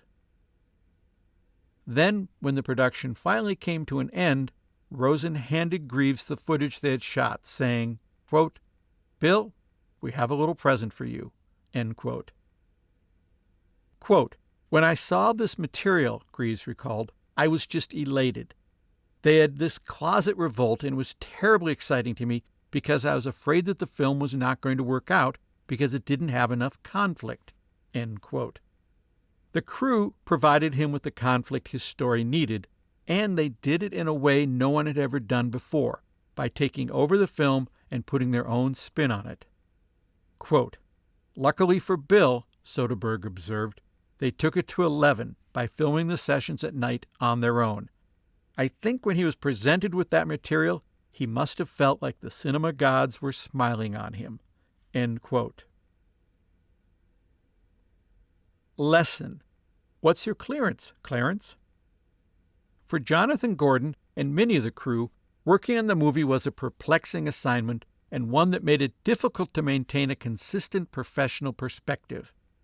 Quote, "I think that one of the things that happened because of our innocence and because of the newness of the medium," Gordon said, "is that we could not define our roles with complete clarity. Yes, of course, we're professionals, and we do this for a living, so in that sense we know who we are, we know what we're doing. But I think because of the strangeness of it and because of the way in which we were not brought completely into Bill's plan, I do think there was a confusion, a mixture of the role of the normal observer in a situation and the role of a filmmaker." End quote. The role of professional crew member was challenged late in the film by the arrival of Victor, a drunken homeless man who wanders into the midst of the film shoot like a character right out of Shakespeare. When told that he's in the middle of a movie, he barks, quote, "It's a movie? So who's moving who?" End quote. The crew is clearly stunned by this arrival. Quote, "Here once again is that division," Gordon explained, "where one part of you is operating as a human being and the other part is operating as a filmmaker. And you aren't quite sure of who you are. Are you a normal person or are you a filmmaker? The normal person just stands there witnessing this incredible performance. The filmmaker runs after Victor to get a release." End quote. As luck would have it, the professional side of the crew came to the fore, and they quickly got Victor to sign a release form while on camera, ensuring that his remarkable performance could become a part of the finished film.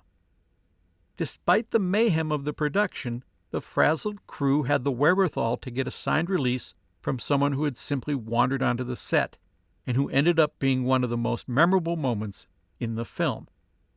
Quote, "I was very happy with the fact that there was confusion," Greaves admitted. "If you notice me with Victor, the homeless guy at the end, I have a kind of private smile. That feeling comes out of the fact that the thing was going my way. There was confusion or conflict or some new, unpremeditated development that was important for the life and success of the film. That's the way life is. Life is full of a lot of lucky moments as well as tragic moments. And our mission was to capture as many lucky moments as possible." End quote.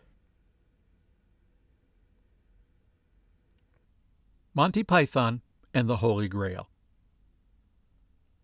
When Monty Python and the Holy Grail first premiered in the U.S., with promotional taglines such as "Makes Ben-Hur look like an epic" and "At last, a film for the squeamish," many Americans had no idea who or what a Monty Python was. While some people had seen the television show in those cities where it ran on PBS, the majority of us were in the dark. In Minneapolis, where I saw the movie, the theater was giving away free coconuts to the first 100 customers. I saw it well into its second day of release, and they still had about 75 coconuts to unload. From that perhaps less than auspicious beginning, the film has gone on to become one of the best-loved comedies of all time, filled with nearly countless quotable lines. "Are you suggesting coconuts migrate?" And even spawning a Tony Award-winning Broadway musical. The movie was funded primarily with investment money from members of successful rock groups, chief among them Pink Floyd, Genesis, and Led Zeppelin. The script was written by all 6 members of the troupe.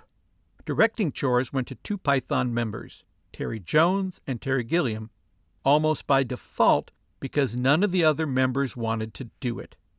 Neither had directed before, and they weren't entirely prepared for what they were getting into. Quote, "We were learning as it went along," Gilliam explained. "It was a film school, and we just went in there every day and learned something new, learned something not to do, and got better. I think that's the only way to learn how to direct a film. Get the job of director and then go out and do it. Either you survive or you don't." End quote.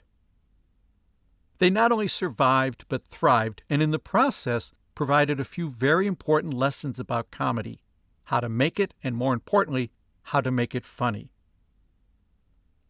Lesson: it's not your problem, it's your character's problem. After Holy Grail's opening credits, complete with Swedish subtitles that tell a story of their own, we're treated to a classic beginning to a medieval adventure story, a mist-covered forest, and the sound of a knight approaching on horseback. It's only after he crests a hill do we realize what's wrong with this picture. He's only pretending to ride, and his trusty servant Patsy is making the clomp-clomp sound of a horse by banging 2 coconut halves together. From this, we move into the first dialogue scene, in which Arthur must justify the availability of coconuts in this climate, all the while trying and failing to get a word in edgewise about his quest. This hilarious opening sequence not only set the tone for the entire film, but also solved a key problem for the directors. How do you shoot King Arthur and his knights when you can't afford horses on your meager budget? The answer was to make it Arthur's problem. Quote, "The coconut gag was the original gag that sparked the whole thing off," Terry Jones recalled. "We did talk about having horses at one point, and then we quickly dismissed it because we thought it would be funnier not to, and because we couldn't afford horses anyway." End quote. Michael Palin, like the other Python members, agreed with the logic behind the idea. Quote, "This device was funny," he said, "but it turned out that it was also cheap, and it got us out of the problem of how do we teach all the pythons to ride horses. horses cost an awful lot of money." End quote. Terry Gilliam felt that not having money for the horses was ultimately a good thing for the movie. Quote, "If we'd had the money," he said, "we would have had real horses.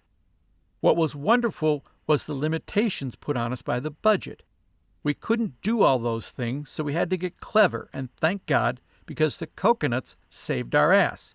We would have never gotten through that movie with real horses." End quote.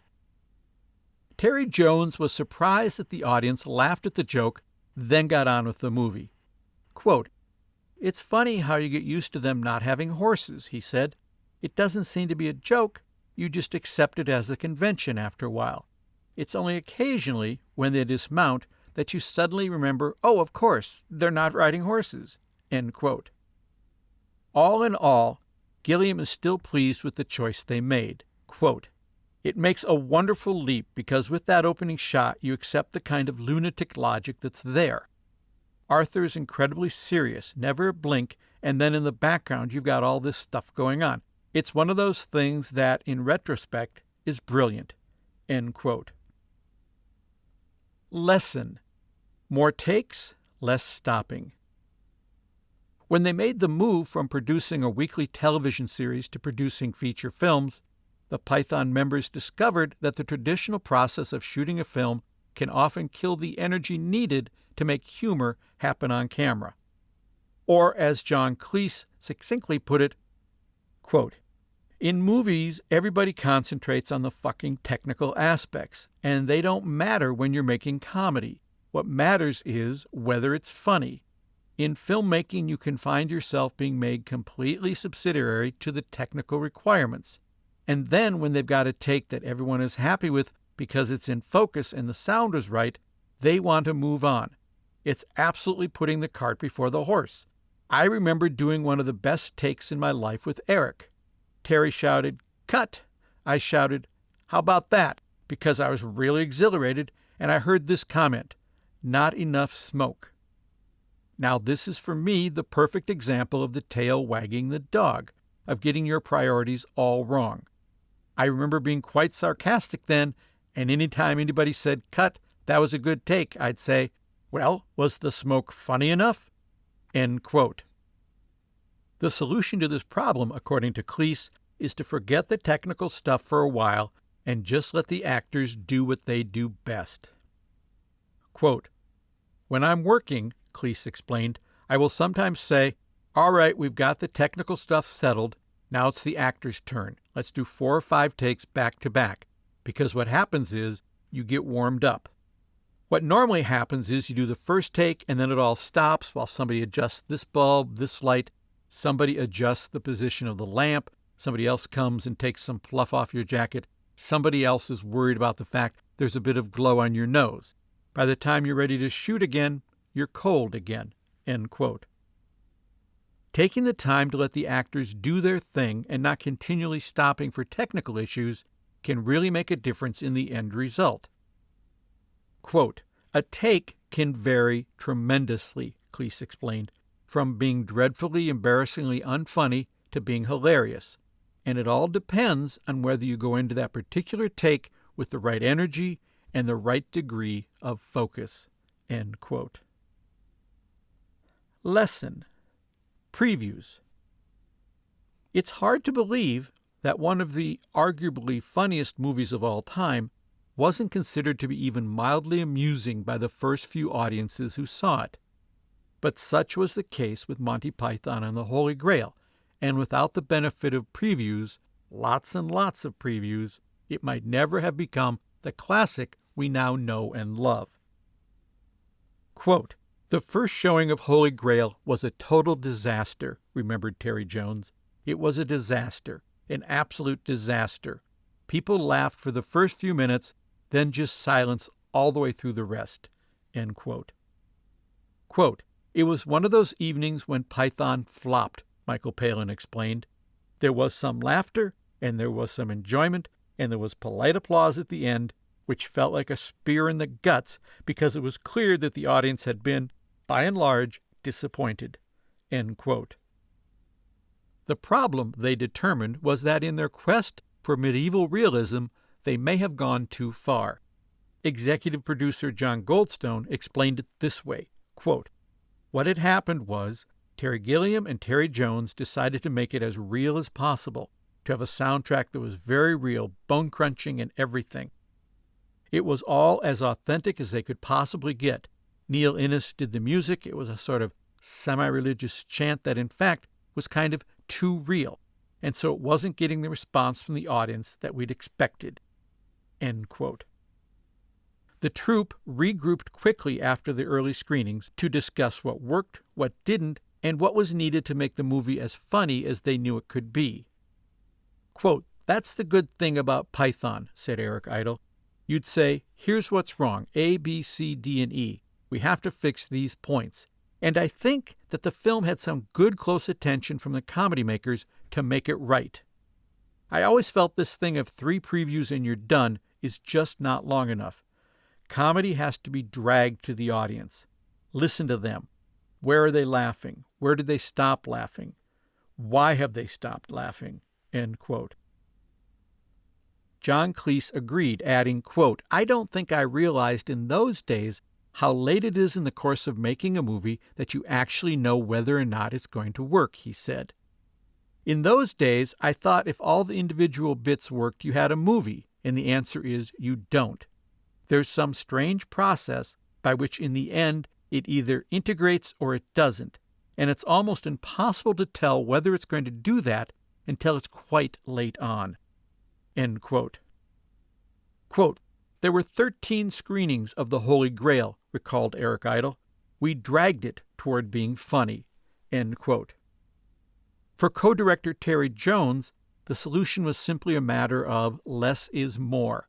Quote, "I was sitting there thinking it can't be that unfunny," he said, "and I thought maybe the soundtrack is somehow flattening the comedy." End quote. His solution was to reduce all the realistic sound effects, take out Neil Innes' traditional score, and replace it with stock heroic music. Quote, "There was the realization that you can just pull the soundtrack off," explained Eric Idle, "and put on a sort of classically bad Hollywood soundtrack. It's all pre-recorded music on Grail, and that really helped it, because it lifted it into the area of swashbuckling parody. It's a parody soundtrack that gives the parody film a base, so we can recognize what's going on, and that really helped." End quote. 13 previews turned out to be the film's lucky number, because from that point on the film worked and became the classic film we know today. However, at least one of its makers thinks it's a feat that he couldn't or wouldn't repeat. Quote, "When I look back at Grail," Terry Gilliam said, "I can't actually believe we made it in the time and for the money we did. I don't think I could do it now. It was just the act of very naive, ambitious, obsessed people. I think you do these things once in your life, and then you realize how painful and awful it is, and try to spend the rest of your career avoiding that again. But there's a kind of mad energy that's produced in those moments."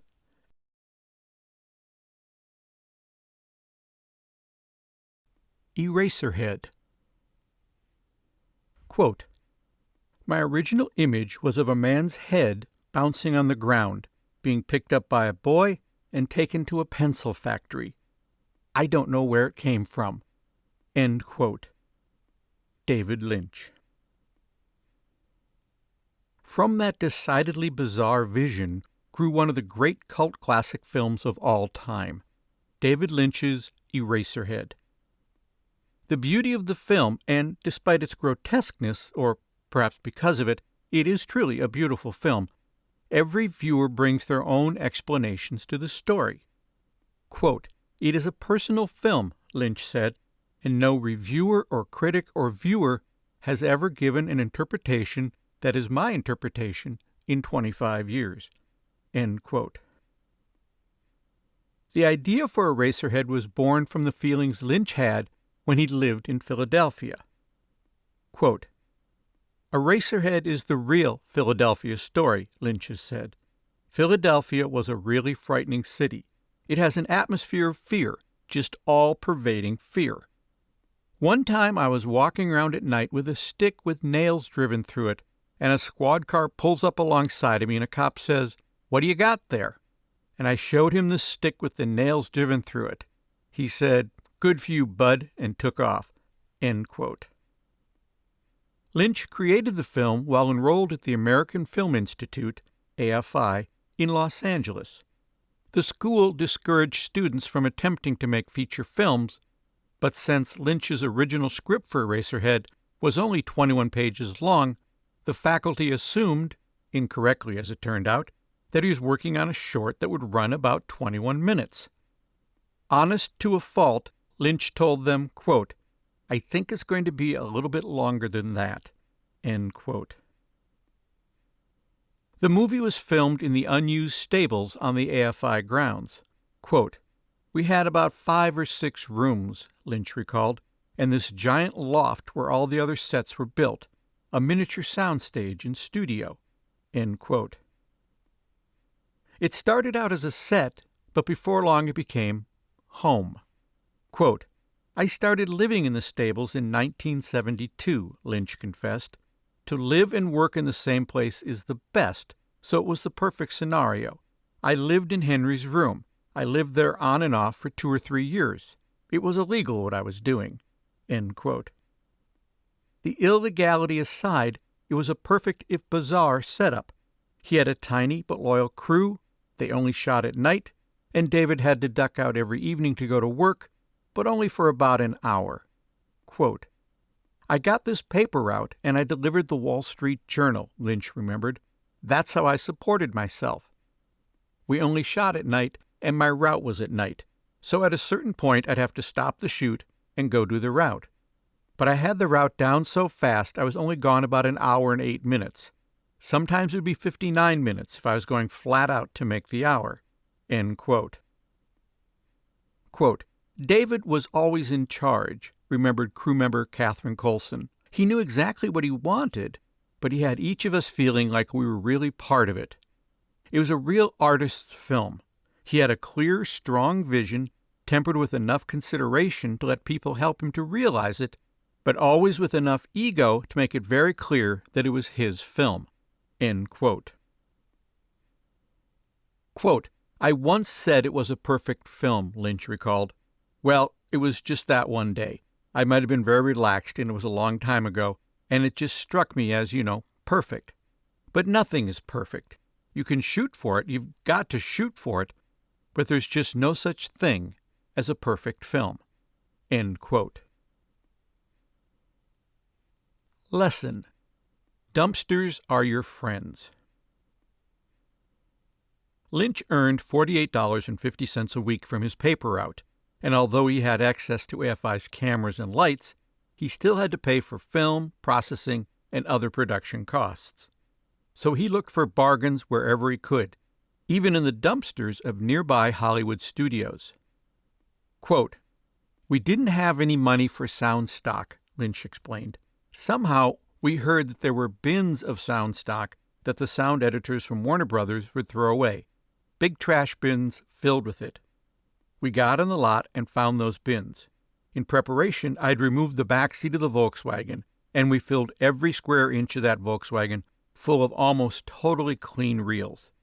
So all the sound stock for Eraserhead came from the throwaway bins at Warner Brothers." End quote.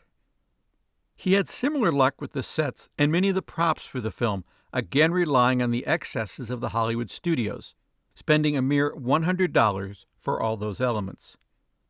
Quote, "One day, Jack Fisk and I found out that a studio was being shut down. We rented a 35-foot flatbed and drove over to this place. This was an ancient, real-deal studio, and they were selling stuff for nothing. When we drove out of there, we had 35 feet long, 12 feet high of flats, bales of wire, kegs of nails, 30-foot by 40-foot black backdrop. I can't remember all the things we had. Radiators and things I needed for the film. All the sets were built with those flats. And since I had a paper route, if there were holes in them, I would just do papier-mâché patches with the newspaper, Wall Street Journal, and flour and water. All this stuff, $100. End quote. Lesson: ignore the naysayers. While making a low-budget movie, there often comes a time when you need to show a rough cut or some assembled scenes to a potential investor in order to raise the necessary funds to finish the movie. This was the situation Lynch found himself in while in production on Eraserhead, and it demonstrates the perils of showing an unfinished piece to someone outside of your production circle. Quote, "We showed it to one guy who was a friend of Terrence Malick, his financial backer, I think," Lynch recalled. "So we organized several scenes, and this man came in and sat down, and I was, trembling. And in the middle of this thing, the man stood up and screamed, 'People don't act like that. People don't talk like that. This is bullshit.' And out he went, but like really upset. So I thought, man, this is going to be really difficult." End quote. Lesson: time is on your side. The original shooting schedule for Eraserhead was pretty typical. Quote, "It was supposed to take a few weeks to shoot," Catherine Coulson recalled. "I think the original shooting schedule was 6 weeks." End quote. That 6 weeks stretched on and on and on. Ultimately, the film took nearly 4 years to shoot. Quote, "After a film's going for a couple of years," Lynch said, "you sort of find your rhythm. We normally did one shot a night. A master shot would definitely be lighting all night." End quote. There were certainly benefits to such a leisurely schedule. Quote, "What we lacked in monetary resources, we had in time," recalled DP Fred Elms. "We could take the time to build something right. We could shoot a test, and if it didn't look right, we'd go back to the drawing board and build it again." End quote. The downside to such a long schedule were issues like maintaining vision and energy and dealing with minor problems like continuity issues. Quote, "There is one particular shot," Lynch recalled, "where Henry, actor Jack Nance, walks down the hall. He puts his hand on the doorknob and turns it, and there's a cut. A year and a half later, he comes through the door." Those things can be extremely frightening, to think about holding a mood and a correctness, something that will stick together after 5 years. It's pretty hard. There were some dark moments. At one time, I was thinking about building a small 8-inch Henry and stop motioning him through some small cardboard sets to fill in the blanks, just to get it finished." End quote. Quote, "It turned into this monster we couldn't finish," Nance said. "It was a killer, but Lynch wouldn't give it up. We couldn't give it up, so we kept shooting." End quote. Although he was happy with the final result, in retrospect, Lynch felt that 4 years was just too long to devote to one movie. Quote, "I feel now that I shouldn't have spent so much time on Eraserhead," he admitted. "I should like to have made more films in that time, but it wasn't happening. I couldn't do anything new because Eraserhead wasn't finished. I didn't have anything to show anybody. So I just saw the world going by and tried to raise the money, and little by little I did it. The thing is, the film isn't done until it's done." End quote. Using the Los Angeles Film Festival Filmex as a forced deadline, Lynch finally finished the movie to the relief of his cast and crew. Quote, "My parents came to the first screening of Eraserhead," Lynch said. "Afterwards, someone sitting next to my mother told me when the lights came up, she said, 'Oh, I wouldn't want to have a dream like that.'" End quote. Quote, "At the end of the evening," Nance recalled, "there was a complete dead silence, and I knew that it worked. I said to Lynch, 'You see, I told you it would turn them into zombies.' People were stunned, and there was this long, shocked silence. Then a huge burst of applause. It was beautiful. I'd been waiting 5 years for that applause." End quote. Lesson: kill your darlings. Seeing the movie with an actual audience also inspired Lynch to do something very difficult: cut some favorite scenes, totaling about 20 minutes of the running time. Quote, "The pacing is slow in Eraserhead, and that's great," Lynch said.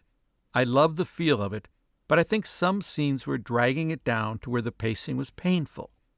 It was pushing you out of the film. It was just too long. So that night I made a decision. In my heart, I knew that some of these scenes had to go. I'd never been able to quite do it, but when you feel an audience not reacting, then you can do it. So out they came. After that screening, I drove over to Fred Elm's house. I sat in the car with Fred, and I told him every scene I was going to cut and exactly where it was going to be cut so I wouldn't forget it. And the next day, I cut the composite print, which you're not supposed to do, but I just cut it and rearranged it because I'd been waiting, needing to do it. It was so long this other way, it was not working. It's still long for a lot of people." End quote. Lesson: keep some secrets. Nowadays, there are no secrets left in movies. Nearly every bit of information of how a movie is made is revealed, often before the movie is even released. With film magazines, behind-the-scenes specials, DVD commentary tracks, and books like this one, there is little that appears on film that is still a mystery. Except the baby that appears in Eraserhead. Lynch has steadfastly refused to divulge the secrets behind the baby, and he feels that people are better off without that knowledge. Quote, "Magicians keep their secrets to themselves," Lynch said, "and they know that as soon as they tell, someone will say, 'Are you kidding me? That's so simple.' It's horrifying that they do that. People don't realize it, but as soon as they hear that, something dies inside of them. They're deader than they were. They're not, happy to know about this stuff.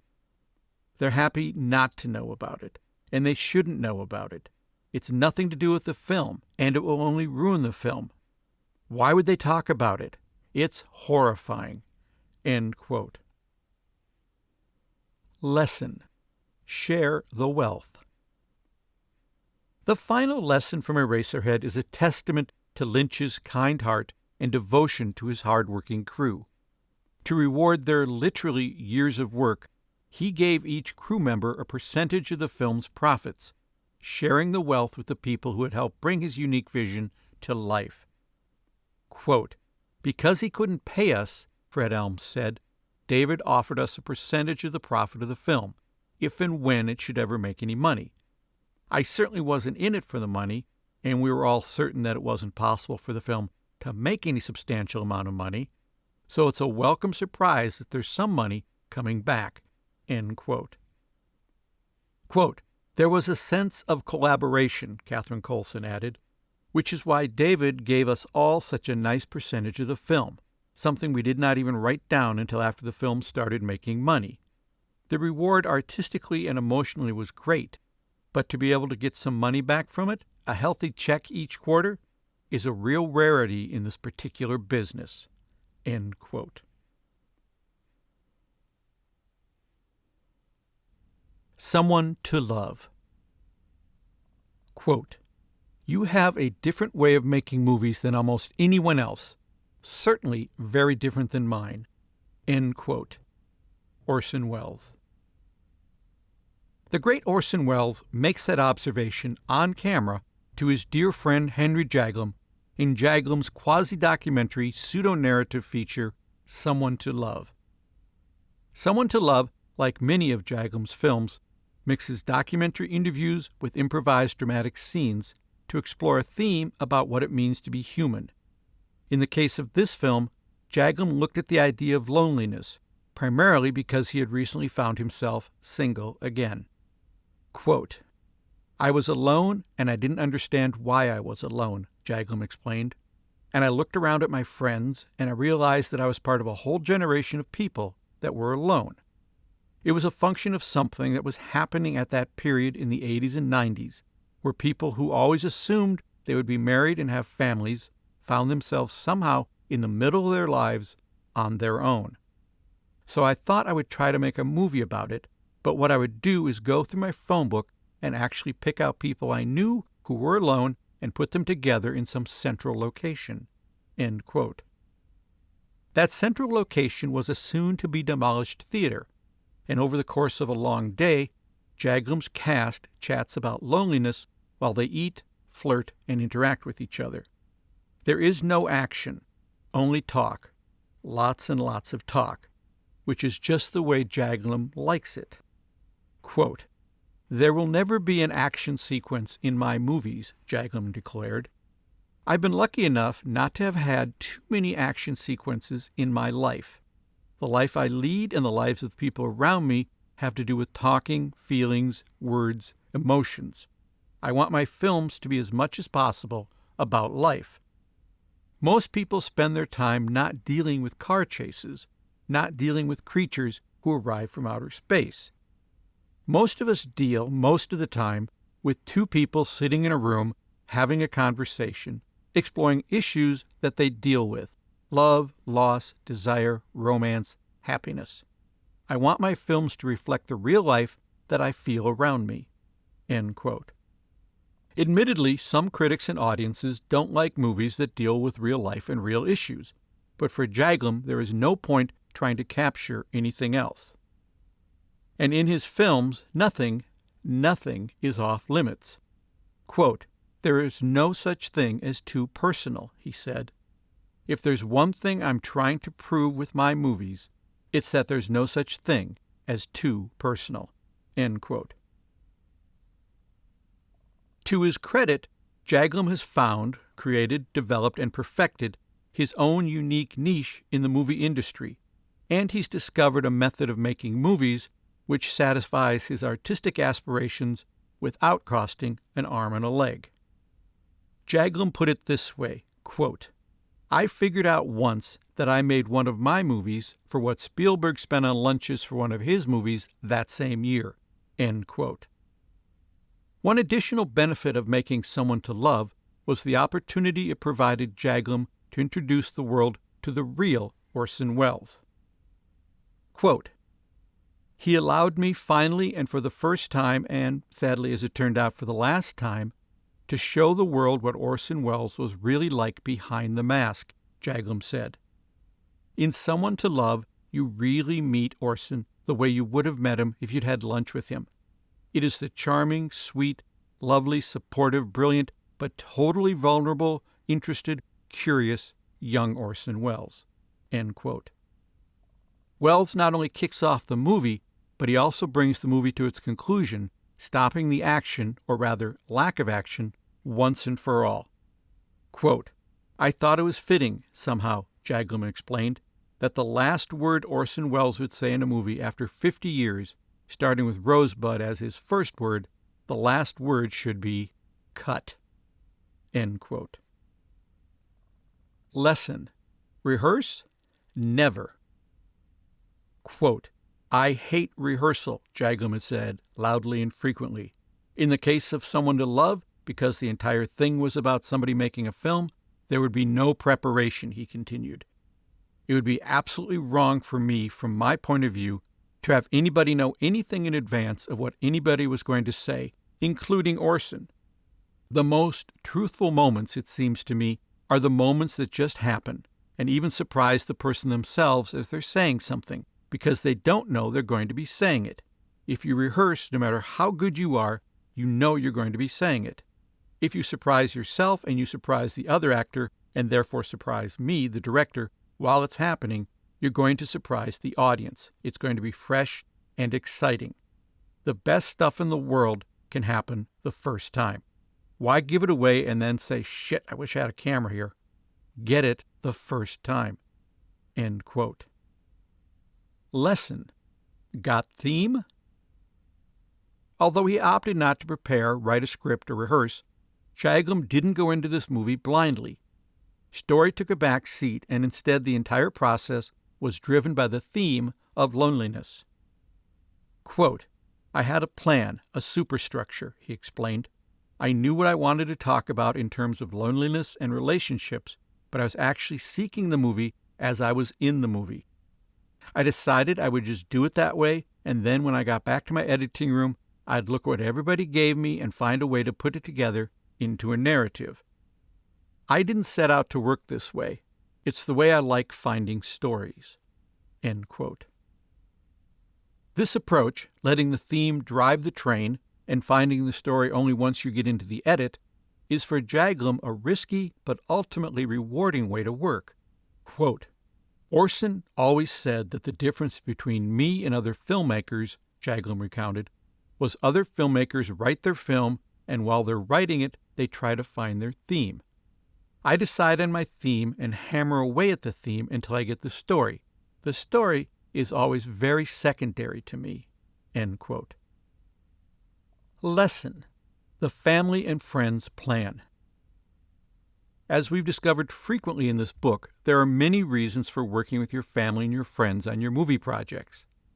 Trust is already established, working habits are understood, and communication can be reduced to simple shorthand. However, none of these were the reasons Jaglom used his friends, potential new girlfriend, his ex-girlfriends, and even his brother in Someone to Love. Quote, I knew all the people in Someone to Love, Jaglom explained. And the advantage is that I'm playing someone in that film who knows all these people. So I know when they're being evasive or certain intimate things, buttons that I can push to get responses. That's the biggest advantage. I love doing that. End quote. That type of, let's call a spade here, manipulation might not be well received by most people. But by all accounts, Jaglom is such an attentive, supportive, motivational, and inspirational person that his friends are more than willing to allow their private selves to be exposed in this manner. It's all part of the process of being friends with Henry.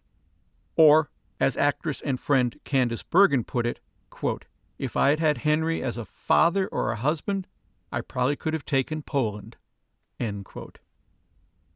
Lesson: poverty breeds creativity. Due to his early years working in and around the Hollywood studio system, Jaglom understood a key value of working with a small budget.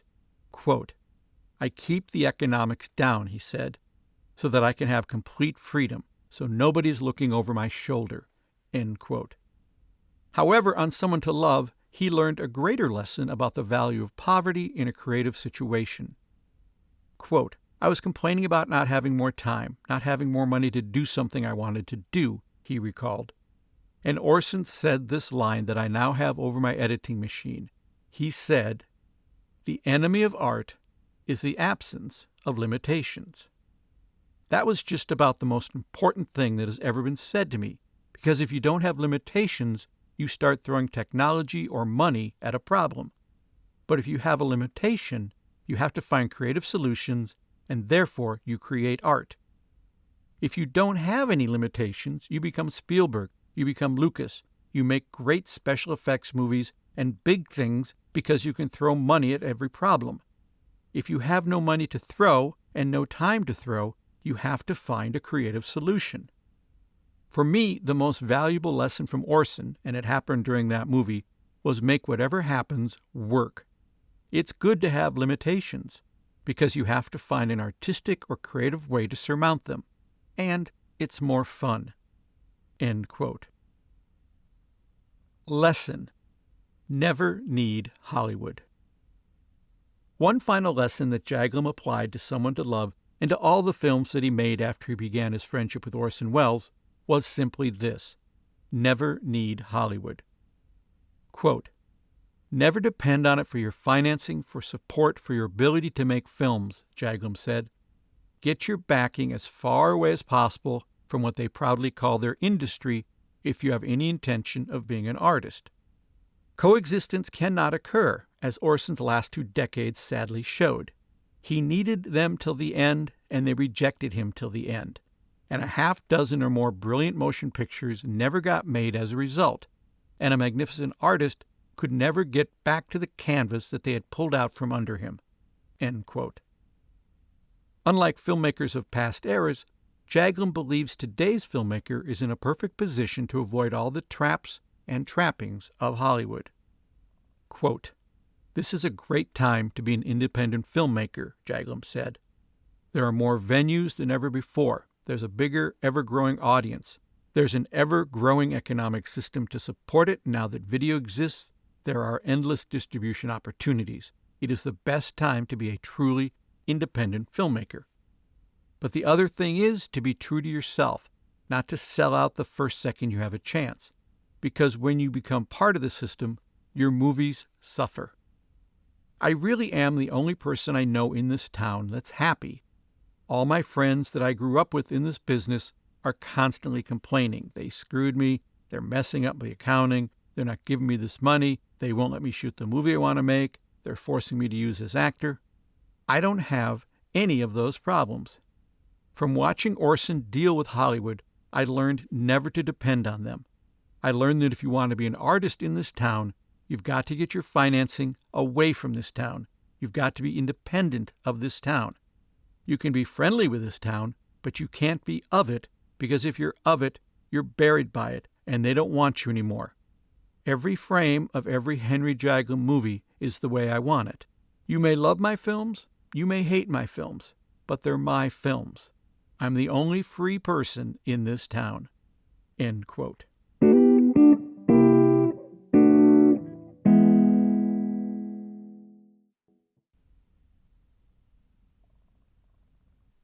Part 5. Fake Out. There once was a time when you could count on reality. And then in 1967, a little documentary called David Holtzman's Diary came along, and all bets were suddenly off. The birth of the mockumentary changed the way people looked at movies. They suddenly realized that if something that looked so real was actually fake, then didn't that mean that something that looked fake might actually be real? This blend of fake reality and real fakery has given us a new category of films and filmmakers from which to learn.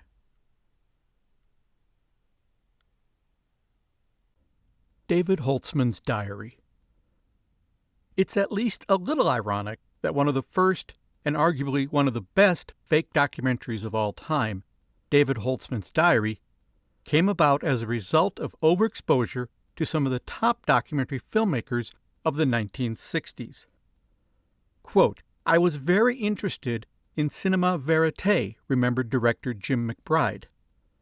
"Kit Carson and I were going to write something for the Museum of Modern Art about cinema verite, and we interviewed all these filmmakers, Ricky Leacock, Pennebaker, even Andy Warhol, who were making films that purportedly were for the first time entering into real life and finding out truth. People were really passionate about this idea that you could find the truth with this new lightweight equipment and faster film stocks and sync sound, all the stuff that was very new to the 60s. So at that time, I was very interested in all of that, and at the same time, I felt there was something wrong here." End quote. L.M. Kit Carson, McBride's friend and the star of the movie, recognized that McBride was having trouble accepting this new reality. Carson put it this way, quote, "We set about doing this book for the Museum of Modern Art called The Truth on Film, and halfway through the book, Jim said to me, 'There is no truth on film. Once you put the camera there, everything changes.'" End quote. This conclusion led McBride to want to do a movie about someone who was, for better or for worse, seeking truth on film. Quote, "There was always in my mind an image of a guy with a camera on his shoulder filming himself in a mirror," McBride said, "and that image seemed terribly profound to me. I'm not sure I could explain why. At the same time, I was also very interested in banality, the banal facts of a person's life. I was living in circumstances similar to David Holtzman's, and I suppose the film was partly about me. If you take the image of a guy filming himself in a mirror and you put that together with the other elements that I mentioned, you come up with a diary as a logical form." End quote. Quote, "Jim had conceived this idea to do a film called David Holtzman's Diary," Carson recalled, which was this guy who starts the movie by saying, "My life is all fucked up and I'm about to be drafted, and I figure it's time for me to try to figure what's going on. And if I shoot every day and look at the rushes every day, I can find the plot again because I've lost the plot." The interesting thing is that at that time, I was also studying the roots of the English novel, which are these fake diaries, like Robinson Crusoe and Pamela. It was the first way they figured out how to do long-form fiction by making diaries out of it. So that also informed what we were attempting to do, because a diary is something that feels like real time. But if you think about it for 2 seconds, oh, he's edited this together. So it's not really happening in front of you. It's been examined and purposed structurally to be this way. End quote. Using the money they'd received to write the book on cinema verite for the Museum of Modern Art, they instead turned their focus on getting David Holtzman on film. Quote, "On my Easter break from college in Texas," Carson remembered, "I came to New York. And since I didn't know how to do it any other way, I just became the character. I lived in the editing room, I slept in the closet, and I lost my girlfriend, who at the time thought I was nuts, just like Penny in the movie thinks I'm nuts. So it worked." End quote. Quote, "Over a period of 3 months," McBride said, including one big 4-day weekend when we shot all the footage in the apartment, we filmed David Holtzman's diary. Then, over another couple months, I put it together in the evenings. When it was finished, I didn't know what to make of it. It was a pretty good approximation of what I wanted, but I had no idea of whether that was worth anything to anybody else at all." End quote. Quote, "I came back from Texas," Carson said, "and Jim had put the film together, sort of, and he had Martin Scorsese's longtime editor, Thelma Schoonmaker, come in and take a look, because Thelma was everybody's pal at the time. What Jim had done was take the worst takes of the 2 or 3 that we had made, because he felt that was more truthful to the character. And Thelma said, 'Fine, that may be more true, but it's horrible, so you have to use the best takes. Otherwise, it's really painful.'" End quote. McBride re-edited the film using the best takes, and the end result was an instant classic. The Museum of Modern Art, still a bit ticked that they never got their book on cinema verite, almost immediately added David Holtzman's diary to their permanent collection. Despite this early acclaim, McBride to this day isn't entirely sure what all the fuss is about. Quote, "I know that this film is an important film to a lot of people," McBride admits, "and I am always constantly surprised when people come up to me and say, 'I saw your film when I was in college.' My own experience with the film is that it's never had any kind of commercial release. It's never shown in theaters. It really only has a life at film festivals and colleges. So I'm always surprised that more than 7 people have seen it."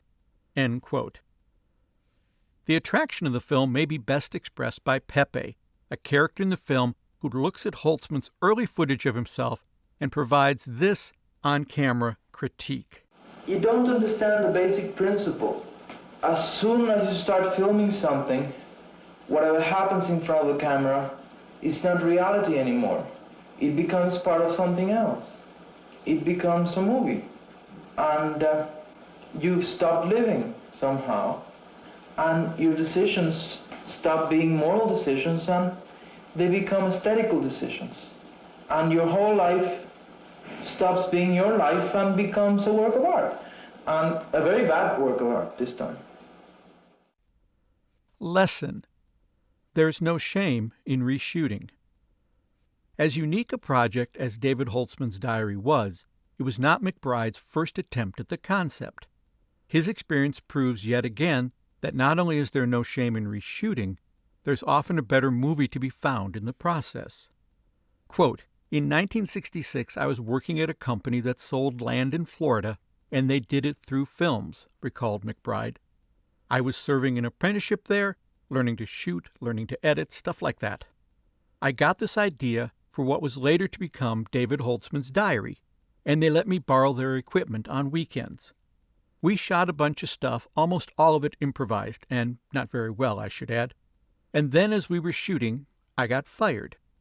So I packed it all up into a box and put it in the trunk of my car, and I went around looking for a cutting room that someone would lend me so that I could put all the pieces together.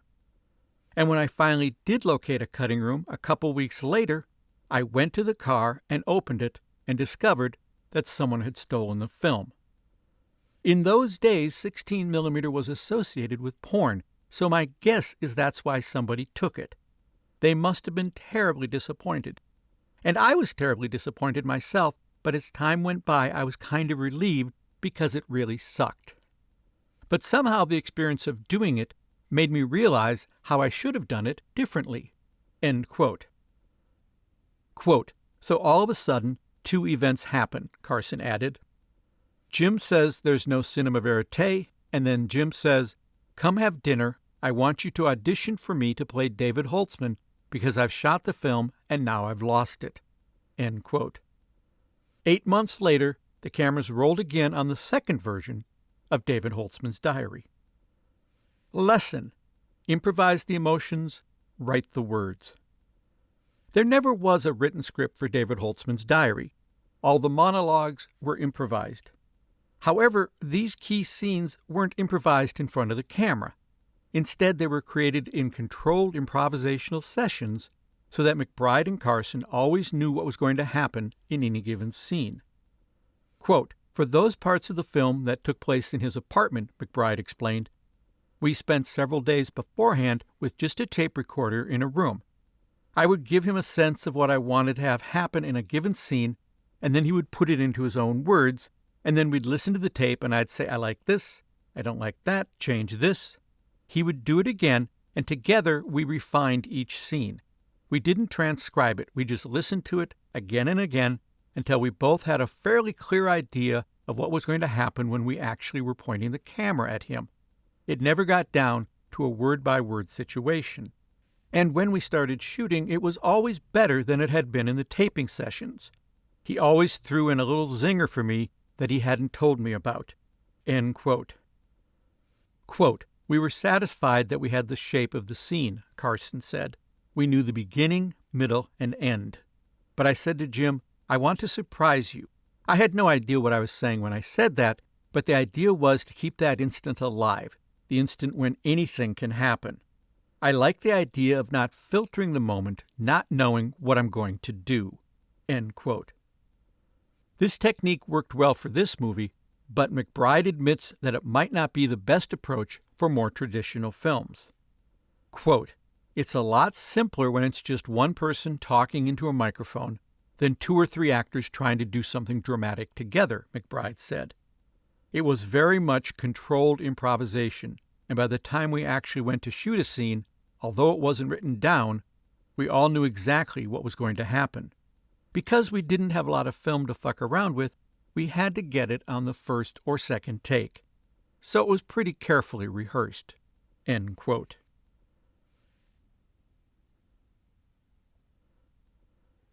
The last broadcast. A small group of people venture into the woods searching for evidence of a supernatural entity, bringing along video cameras to document their experience. Something bad happens. Most of them end up dead, and all that remains is their video footage, which may or may not reveal what happened to them. Produced a year before the Blair Witch Project rocked the indie world, The Last Broadcast set some records of its own, including being the first digital feature to skip the traditional transfer to film and hit theaters digitally, pioneering a digital satellite broadcast to theaters in 5 cities across the U.S. For filmmakers Stefan Avalos and Lance Weiler, it all started with the news that desktop editing was finally a reality. Weiler recalled, quote, "Stefan and I got excited about the prospect of being able to edit on your desktop, so we built some systems and then started making this movie almost as a lark to see how little we could make it for." End quote. When it was all finished, they were truly surprised. Quote, "I remember the shock when we totaled up the receipts," Weiler said. "We rounded up, but it was very close, maybe within 28 cents of $900. End quote. Quote, "We had wanted to make a movie for no money," Avalos added, "but we missed the mark by $900. End quote. Both filmmakers agreed that they felt real advantages to working with virtually no money. Quote, "Not having any money made us be more creative," Weiler said.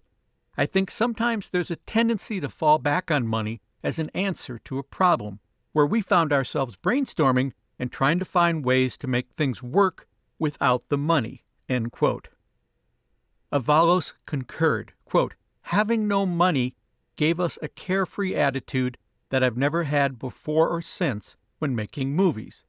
We didn't have a producer breathing down our necks, concerned about a budget that was spiraling out of control. It's ironic that not having money gave us that freedom." End quote. That freedom produced a handful of important lessons. Lesson: ignore the naysayers.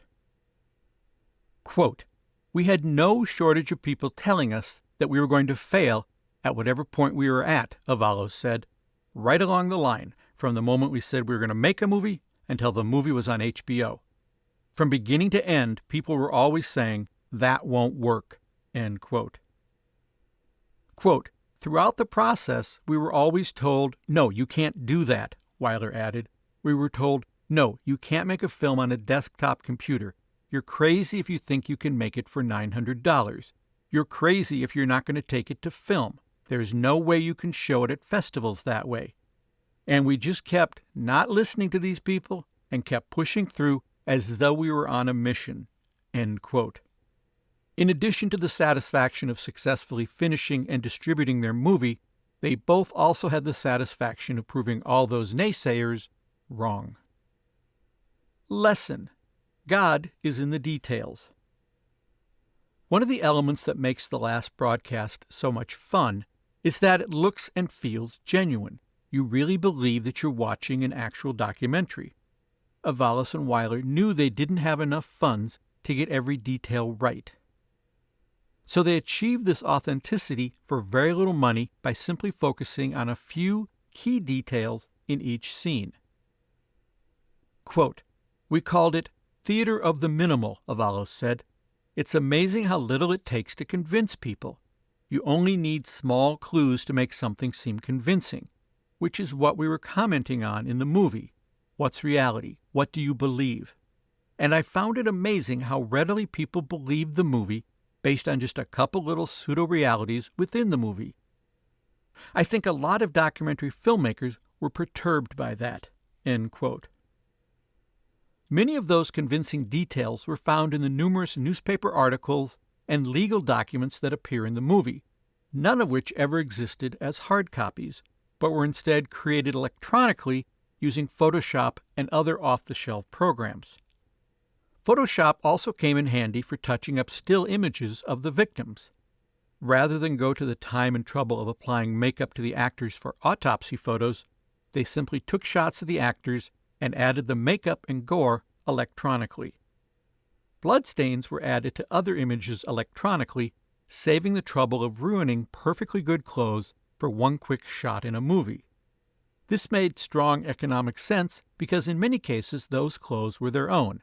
You see, in addition to writing and directing, Weiler and Avalos cast themselves in key roles in the movie. Quote, "We knew that if we cast ourselves in it," Weiler explained, "that we were guaranteed to show up, and we knew that we would work cheap. We also structured the movie so that we would be shooting and doing a lot of the sound work ourselves. A lot of the movie consists of us actually on camera and holding mics in the scenes. So I think it was a very conscious effort to try to work within the limitations we had." End quote. Avalos agreed and added, quote, "We joked that the first thing we tried to get rid of when we made this movie was film, which is why we shot digitally. The second thing were the actors, because you have to feed them and hope they show up." End quote. Lesson: What's your clearance, Clarence? Despite their nearly non-existent budget, Weiler and Avalos were quick to make sure that all the business aspects of making their movie were handled professionally. Quote, "I would hope that a filmmaker has figured out the clearance issues," Avalos explains, "because it's such a basic, easy problem to avoid." End quote. Weiler was quick to agree. Quote, "Having good legal representation is always very important. Having somebody who can read over contracts and agreements for you, and really taking the time to clear everything in the movie, the basics, the stuff people really don't think about when they get going making a film. The only way you're going to continue to make films is if you take control over what you do and treat it responsibly in terms of clearing rights, music, legal representation. A lot of times when people are making films for no money, they think that later on somebody else will deal with it. Somebody else will take care of it for me. And in very rare cases, that happens. The reality of making films, especially on a low budget level, is that you're going to have to wear a lot of hats. You're going to have to juggle a lot of balls. So you might as well try to protect your interests as much as you can. Sometimes people get caught up in their vision and think, I'm creative, and because I'm creative, somebody else will take care of the business aspects of it.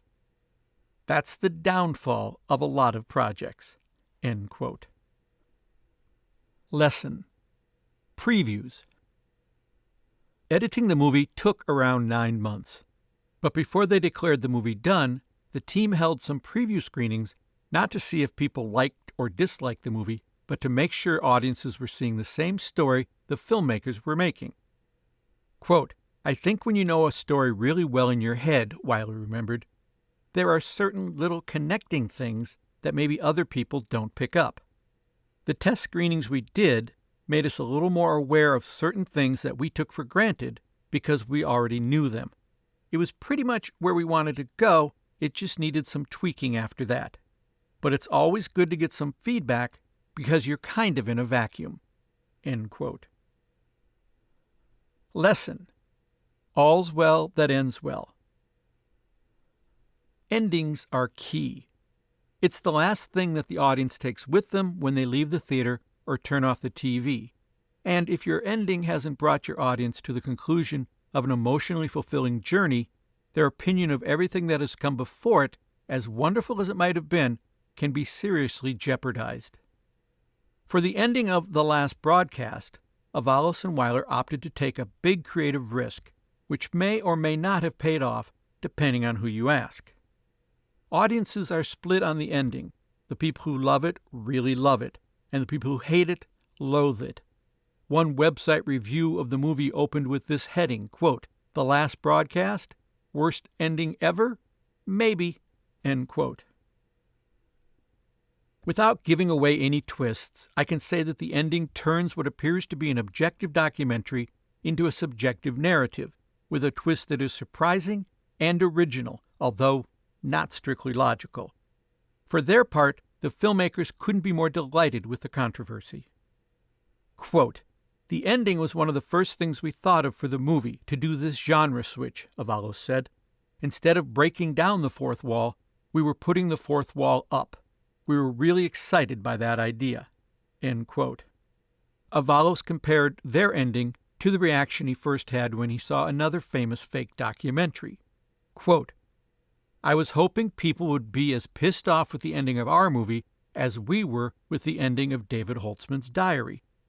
When I realized that that movie was a fake when the end credits rolled, I was so angry. I hated it. I hated it. But very quickly, it became one of my favorite movies. So that reaction was something we were trying to get with our genre switch." End quote. For Wyler, the ending is the perfect encapsulation of the theme of the movie. Quote, "The movie really takes you on this ride," he said. "The point we were trying to make with the film was that you can't necessarily believe everything that you see. And when we twisted it at the end, we really wanted it to feel like a punch, to leave you breathless. That was a very bold choice on our part, to all of a sudden break that wall and go into what was effectively a narrative. I think people have trouble with endings sometimes when they don't get what they feel is a final resolution or a final answer. I think people like things wrapped up in a nice, cohesive package. I'm still very proud of that ending. I think it was very effective. And I think that any time you have something that moves people to either love it or hate it, that's pretty cool." End quote. Lesson: Be different. Although they were approached with offers for theatrical distribution, Avalos and Wyler didn't think that was necessarily the right direction for their movie. Quote, "Because the movie didn't cost anything to make and we didn't owe anybody any money," Avalos said, "that was one of the things that let us arrogantly disregard theatrical distribution. There were people who did want to pick up the movie and blow up the film. At that point it was our movie and we really didn't want to give it up. And because we didn't have costs to recoup, we could go down that road of trying something new." End quote. the something new they wanted to try was digital distribution, beaming the movie directly to theaters by satellite, thus sidestepping many of the costly elements of traditional distribution. Weiler explained, quote, "We started thinking, we've been digital this long, why not just keep it that way? So we started thinking about ways we could show it in more than one theater at the same time, and that led to the idea of satellite. And so we took it a step further and started looking at people who were familiar with that technology. We put together this crazy sponsorship and convinced these companies to get involved in this groundbreaking event, and it didn't cost us anything. In fact, we made money and in the long run, made cinematic history. We were right on the edge of that technology wave, which was horrifying and exhilarating all at the same time. We did actually make history, and it's ironic that the last broadcast actually became the first." End quote. The Blair Witch Project. If you made a movie about the making of the Blair Witch Project and its subsequent success, no one would believe it. The story is simply too far-fetched.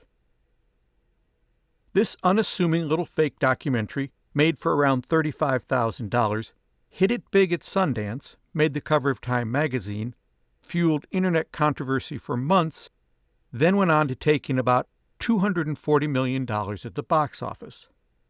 And to this day, there are still people who insist that the movie is real. Co-director Eduardo Sanchez agrees that the film's trajectory was, at best, improbable.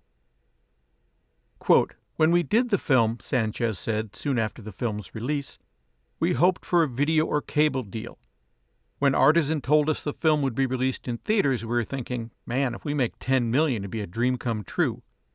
But to do $29 million in one weekend was so beyond our comprehension. If anyone had said that a year ago, we would have had him committed." End quote. Quote, "Ed and I were both fans of the In Search Of series and movies like The Legend of Bogey Creek," explained co-director Daniel Myrick, talking about the genesis of the film. "There were all kinds of these UFO, Bigfoot, faux documentary television shows and features that walked the line between fact and fiction. And we always found them very scary and haunting, and they resonated with us. I think the Blair Witch Project was born out of wanting to revisit that and recreate that with a more contemporary video language. We just wanted to make a scary movie. Naive group goes into woods, they get in over their heads, and eventually realize the error of their ways. We just felt that it was a solid, fundamental structure for a frightening film. It's pretty basic when you really think about it." End quote. These two filmmakers only set out to make a movie, not a cultural phenomenon. So Myrick and Sanchez were just as amazed as anyone when the Blair Witch Project entered the national psyche with the force of an atomic blast. Myrick put it this way, quote, "For most of that ride, we were on the outside looking in like everybody else, and were as fascinated by the evolution of the whole Blair phenomenon as anybody else.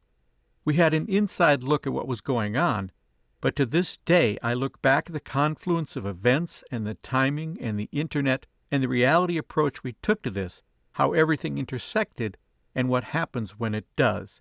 I find that fascinating to this day. I definitely think it was a convergence of old and new media. Whether there was something new to learn or not is arguable. I don't think we reinvented the wheel or taught anybody any new lessons." End quote.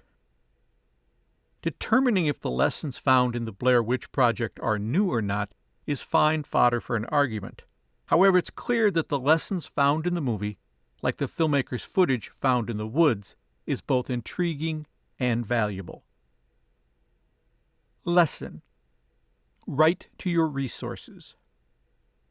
Writing to your resources is not just about saving money at every step of production, although that's a big part of it. It's also about scale, about understanding what your money can and can't buy you, about creating a movie that fits your budget and doesn't make a mockery of it. Roger Corman, a man who knows a thing or two about making a movie for a buck, saw in the Blair Witch Project a movie made by filmmakers who understood the value of scale. Quote, "I think the Blair Witch Project is an exceptionally well-conceived and well-made film," Corman said. "It's well-conceived for this reason. They understood what their budget was, and they wrote the script and made their picture to do the best possible job they could on that budget. One of the worst things you can do is have a limited budget and try to do some big-looking film. That's when you end up with very bad work. They accepted their limitations and tailored their film to those limitations." End quote. Lesson: cast with care. The Blair Witch Project put a lot of pressure on its cast. The 3 actors were required to create conflict, provide exposition, add humor, and be scared out of their minds, all without the benefit of a script or a director within sight.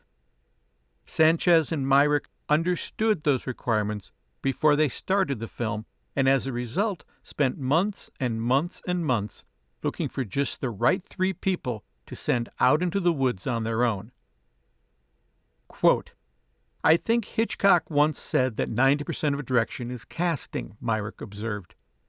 "So if you find really good, talented people and take great pains to do that, and then let them do their thing on set, you'll come away with some really great material that you couldn't possibly script. And that's what we applied to the Blair Witch Project." End quote. Sanchez agreed, quote, "Start off with a good idea, start off with a good script, and work from there.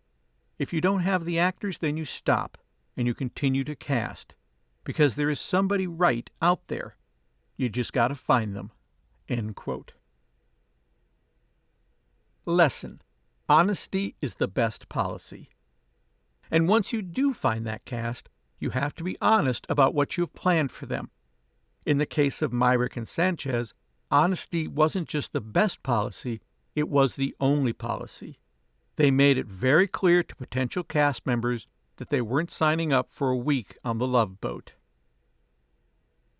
Quote, "I read an ad in Backstage in New York, which is where I was living at the time," recounted actress Heather Donahue. "You know what it said? An improvised feature film, shot in wooded location. It is going to be hell, and most of you reading this probably shouldn't come. They used every possible deterrent." End quote. Quote, "When we signed up to do the project," actor Joshua Leonard recalled, "one of the first things they told us was, 'Your safety is our concern. Your comfort is not.' And they made that blatantly clear from the very beginning." End quote. Lesson: use reality to your advantage.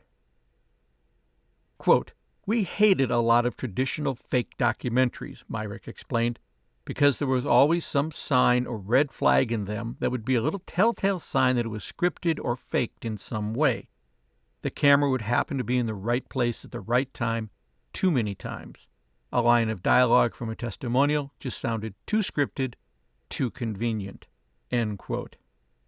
Myrick and Sanchez were convinced that the only way to make a fake documentary seem real was to turn it into, insofar as possible, a real documentary. Myrick put it this way, quote, "We took the method approach to the acting and the filming over 8 straight days, 24/7. Our theory was, let's shoot this like a documentary as much as is humanly possible, and set the stage for our actors to play in character within this documentary. So hopefully, when we come out at the other end, we have, effectively, a documentary." End quote. Quote, "Pretty much everything you see being done to the actors was done," explained production designer Ben Rock. "We really did have the baby sounds on tape players outside their tent, and they never knew what we were going to do to them until it happened." End quote. Sanchez put it this way, quote, "While the actors slept in their tent, quote, we'd go out on our raids and scare them, wake them up, leave things behind. We basically played the Blair Witch." End quote. The result was footage, hours and hours of footage, from which the team found the best, most real moments. Quote, "I think we came away with what looked very natural, and what looked like unpredictable footage, Myrick said. Then we cut from that footage the story that ultimately became the Blair Witch Project." End quote. Lesson: kill your darlings. Myrick, Sanchez, and the rest of the team who created the Blair Witch Project made some excellent decisions during their pre-production and production process. However, one of the best decisions they made, and the one that probably made the film the success it was, came in post-production, when they took a clear-eyed view at what they had shot and decided to, essentially, throw away 2/3 of their movie. Quote, "We initially shot 2 phases of Blair Witch," Myrick explained. "One was a kind of framing device, which was more like a traditional documentary where you had interviews," end quote. "The other phase was of all the lost footage of the filmmakers in the woods." Quote, "Initially, when we went out to shoot, we were only hoping to get 15 or 20 minutes of the students' footage in the woods," Myrick said, "never anticipating that we'd have enough to cut an entire feature. It was always our goal to get just a handful of really good moments within the construct of the storyline, and then, much like The Legend of Bogey Creek or An In Search Of, have it sprinkled throughout what would be more of a traditional documentary. And when we came back with so much good footage, and because we had scripted our time out in the woods with a complete narrative arc, we came back to the edit and said to ourselves, you know, we have a movie in just this footage. It's a very risky movie, but we do have a movie." End quote. Quote, "We knew it was different and a risk," agreed Sanchez, "but as rough and raw as it was, we knew we should leave it alone." End quote. Changing direction like that at such a late date is not a small step and should not be taken lightly. However, the editing process is all about listening to what the footage is trying to tell you and creating the best story from the footage you have. And sometimes you have to kill your darlings, that is, get rid of the original framework for your movie and all the footage that went with it, in order to make the strongest movie possible. Quote, "It was a very tough decision for us to jettison that original concept for the film," Myrick explained. "I was more resistant to jettisoning that stuff. But once we did, I was really glad we decided to do that because ultimately that became the movie." End quote. Lesson: previews.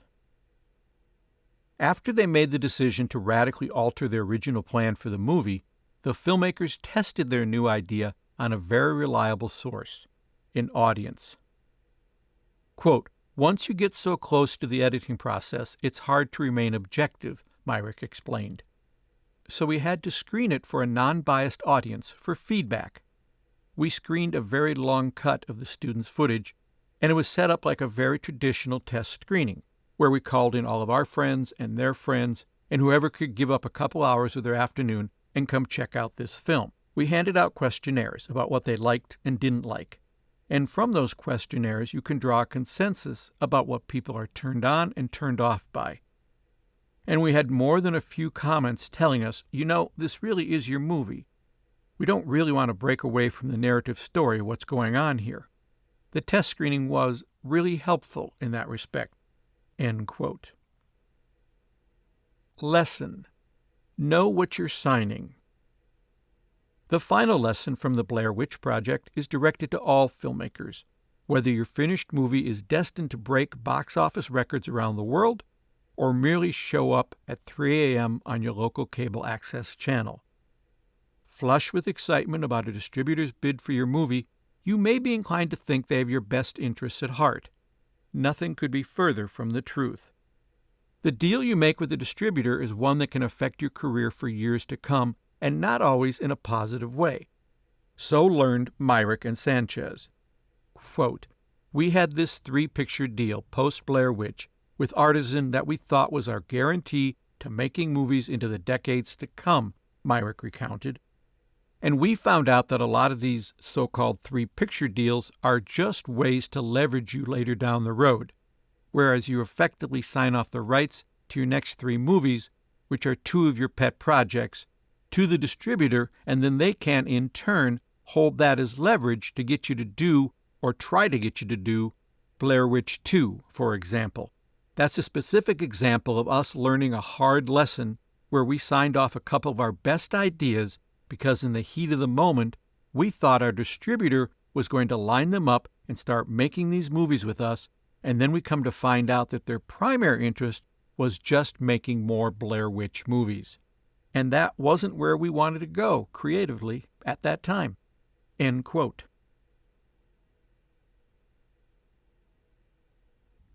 Lisa Picard is famous. Quote, "Truth is really, really small. That's why it's so hard to find." End quote. David Holtzman.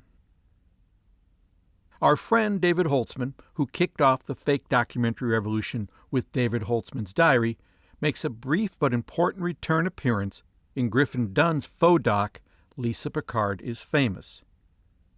His sage advice, delivered oddly enough while shooting Polaroids of his lunch, about the size of truth and the difficulty of tracking it down, is just one of the many pleasures to be found in this movie about fame, the people who seek it, and what it does to them when they finally get it. The film tracks actress Lisa Picard and her fellow thespian Tate as they struggle to make careers for themselves in New York City, followed by a documentary crew headed up by the film's actual director, Griffin Dunn.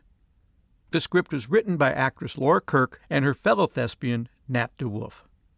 Quote, "It started with just some monologues," Kirk explained, "talking about these acting jobs that and I'm serious, were great jobs. And then all of a sudden, the character of Tate just started to grow. We just started meeting and writing this stuff down. We had about 25 pages, and I'd always have it in my backpack. You know, in New York, you're always walking around with a backpack. And I ran into Mira Sorvino, who was in our acting class. She said, 'What are you up to?' And I said, 'You know what? I think I'm writing something with Nat.'" End quote. Sorvino, who eventually went on to produce the movie, looked at the script in progress, liked what she saw, and encouraged Kirk to keep writing. Eventually, Sorvino went so far as to set up readings of the script. Quote, "About 50 pages later," Kirk recalled, "we started having readings of it in her living room with other people from our acting class. And we'd just furiously take notes. At one point, we did a reading with Quentin Tarantino. He read the part that Griffin ended up playing. Then, when everybody was giving all their comments, he said, 'Everybody, this is not a finger painting. You don't all get to mess it up.' He was really encouraging us to keep our own voice as we took criticism and suggestions." End quote. Quote, "When I first read what Nat and Laura wrote," Dunn said, "it was just about, I hope I get the job. I really wanted to put much more of a social spin on it about how fucked up people get about fame." End quote. To give it more of that social spin, Dunn sprinkled interviews throughout the film with people talking about fame and the effects it's had on their lives. The interviews Dunn added include conversations with Carrie Fisher, Fisher Stevens, and Buck Henry, who kicks off the movie by asking, quote, "Did you know that fame has the same root as famished? It's all about hunger, isn't it?" End quote. Quote, "I just thought it needed a bigger perspective beyond their small world," Dunn explained. "And it would be great to have interviews with people who had dealt with fame in a very direct way, who really had fame and had lost it, or were at various points that these two kinds of desperate characters were trying to be." End quote. Kirk agreed that the interviews were a smart addition. Quote, "A lot of the criticism that we faced was that the film would be too inside," she explained. "But Nat and I felt this was about anybody who has a dream and is just absolutely blindly having to pursue it, and it could be applied to anything. Griffin, through the interviews, really explained what we were doing." End quote. Although L.M. Kit Carson, as David Holtzman, appears only fleetingly in the film, he did have an influence on the movie as a whole. Quote, "They did the first cut or maybe the second cut," Carson recalled, "and Griffin invited me to take a look at it, and they had a problem." End quote. The problem Carson saw was that Griffin's character in the movie had not included himself in the self-examination style of the film. He was just an uninvolved observer. Quote, Afterwards, I said, "Griffin, you have to implicate yourself. You can't get away with this," Carson said. So he went back and reshot stuff and put himself more in the film.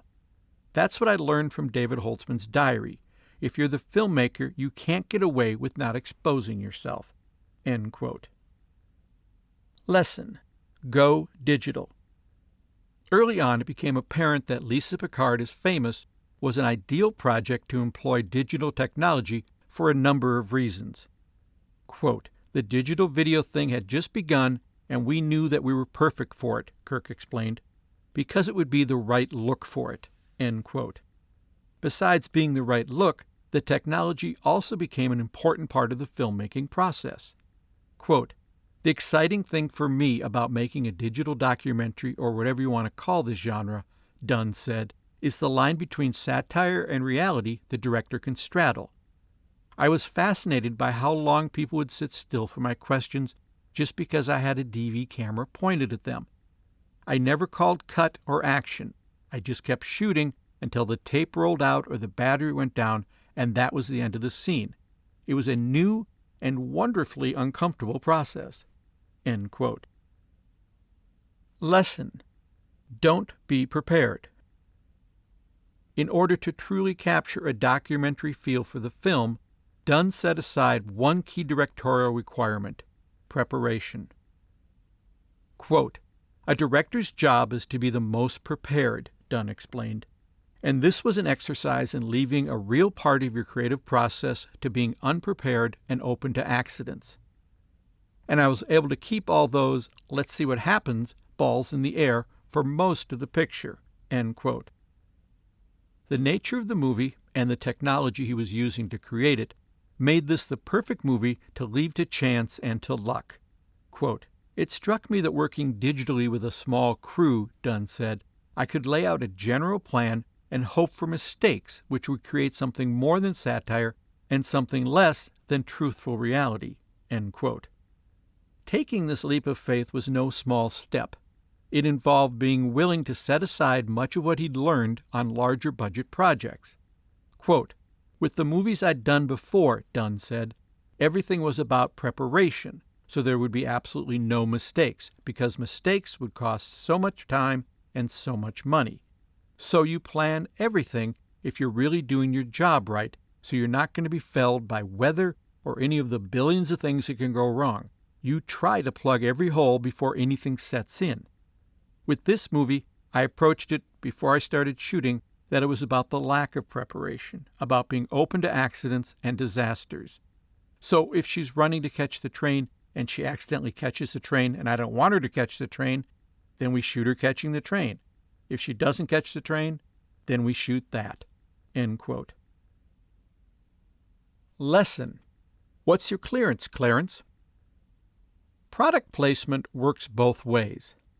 A company can ask your permission to feature their product in your movie, or you can ask their permission to feature the product.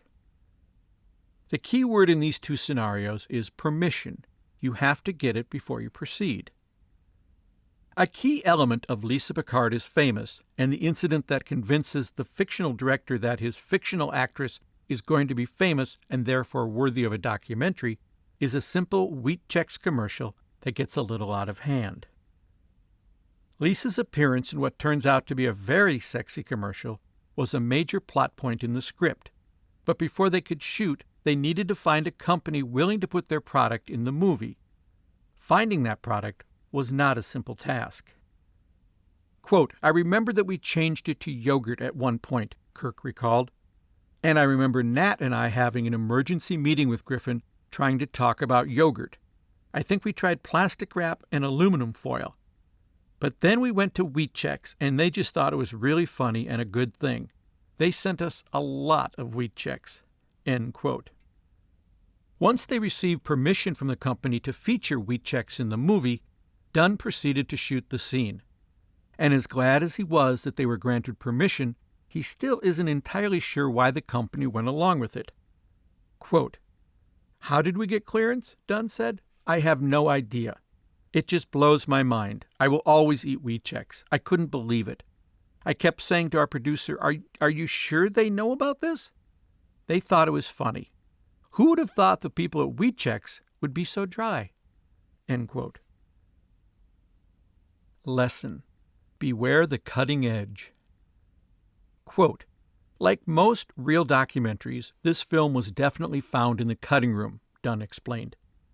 But since we were going where no filmmakers had gone before with respect to the software, it was much more problematic.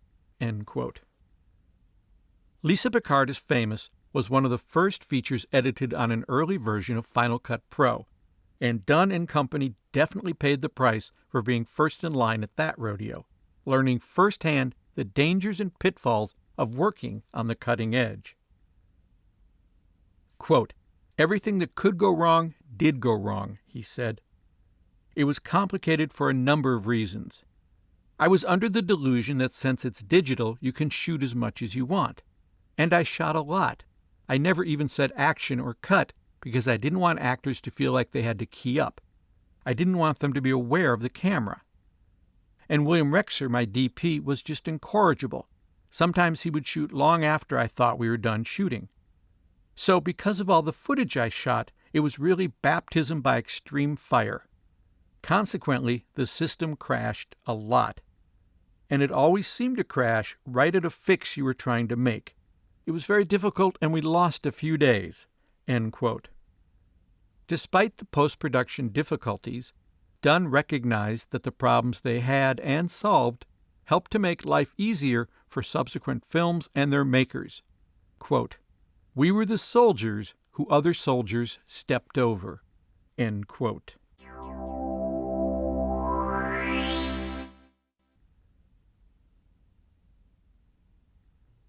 Part 6. The New Establishment. Not all filmmakers want to work outside the system. Many, in fact, seem to want to get inside the system as quickly as possible. The films in this chapter are the ones which open that door for their respective filmmakers. What sets these filmmakers apart from other similarly talented peers is that as soon as that door was opened, they wasted no time moving in, and then started rearranging the place to suit their needs. The lessons they learned on the way in are lessons they're still using today, albeit on exponentially higher budgets. Sex, Lies, and Videotape. There's very little doubt that Sex, Lies, and Videotape created a lot of change in the independent film community while earning more than a bit of spare change for its funders. For one, the film launched Steven Soderbergh's career, not only putting him on the map, but basically naming the map after him, at least for a while. There are few directing-writing debuts as self-assured as this one. For another, the movie recharged the independent film scene, making it seemingly financially viable. The incredible success of Sex, Lies, and Videotape was used for years as the primary example of just how profitable an independent film could be. Or, as Uber Producers representative John Pearson described it, quote, if I had a nickel for every prospectus that I've received that highlighted Sex, Lies, and Videotape's $100 million in worldwide gross on a $1.2 million budget, I'd be a rich man. End quote. I believe that I owe Mr. Pearson at least a nickel, as I'm sure I quoted those figures in a business plan for a feature project years ago. He may claim the coin from me at his earliest convenience. And for better or for worse, Sex, Lies, and Videotape is credited by some as irrevocably changing the Sundance Film Festival. If you don't like what Sundance has become, feel free to pin the blame on Sex, Lies, and Videotape. Lots of other people do. As film guru Robert Hawke put it, quote, after Sex, Lies, and Videotape, the festival was never the same. It was just a phenomenon. Up until then, it had this low-key Redford aura and was more manageable. Afterward, it really became more of a zoo. End quote. Soderbergh received an Oscar nomination for his screenplay, and the film also won the Palme d'Or at the Cannes Film Festival, putting it in very good company. Other past winners include The Third Man, Wages of Fear, The Conversation, and Taxi Driver. There are many important lessons to be mined from Sex, Lies, and Videotape. However, at the time it was released, Soderbergh cautioned anyone from taking him or the film too seriously. Quote, "Having made only one feature film," he wrote, "I don't feel comfortable or justified in putting forth any real filmmaking theories." End quote. That being said, he went on to offer some solid advice. Quote, "It's my feeling," he wrote, "that nobody has the market cornered on good ideas, and that you should be open to suggestion and keep your eyes and ears open all the time. It's my belief that there should be a chain of command on a film set, but not a chain of respect. I have worked as the lowest member of a film crew and been treated like a no-class citizen by the above-the-line people. The experience was unpleasant but illuminating. But it's my guess that no two filmmakers work alike, which is as it should be. Personally, I like to have a good time. I mean, it's just a movie. We're not solving world hunger, right?" End quote. Lesson: First impressions, second chances. While the cast for Sex, Lies, and Videotape seems perfect in retrospect, during pre-production, Soderbergh had to learn an important lesson about casting. Look at what an actor is capable of doing, not just at what they've already done.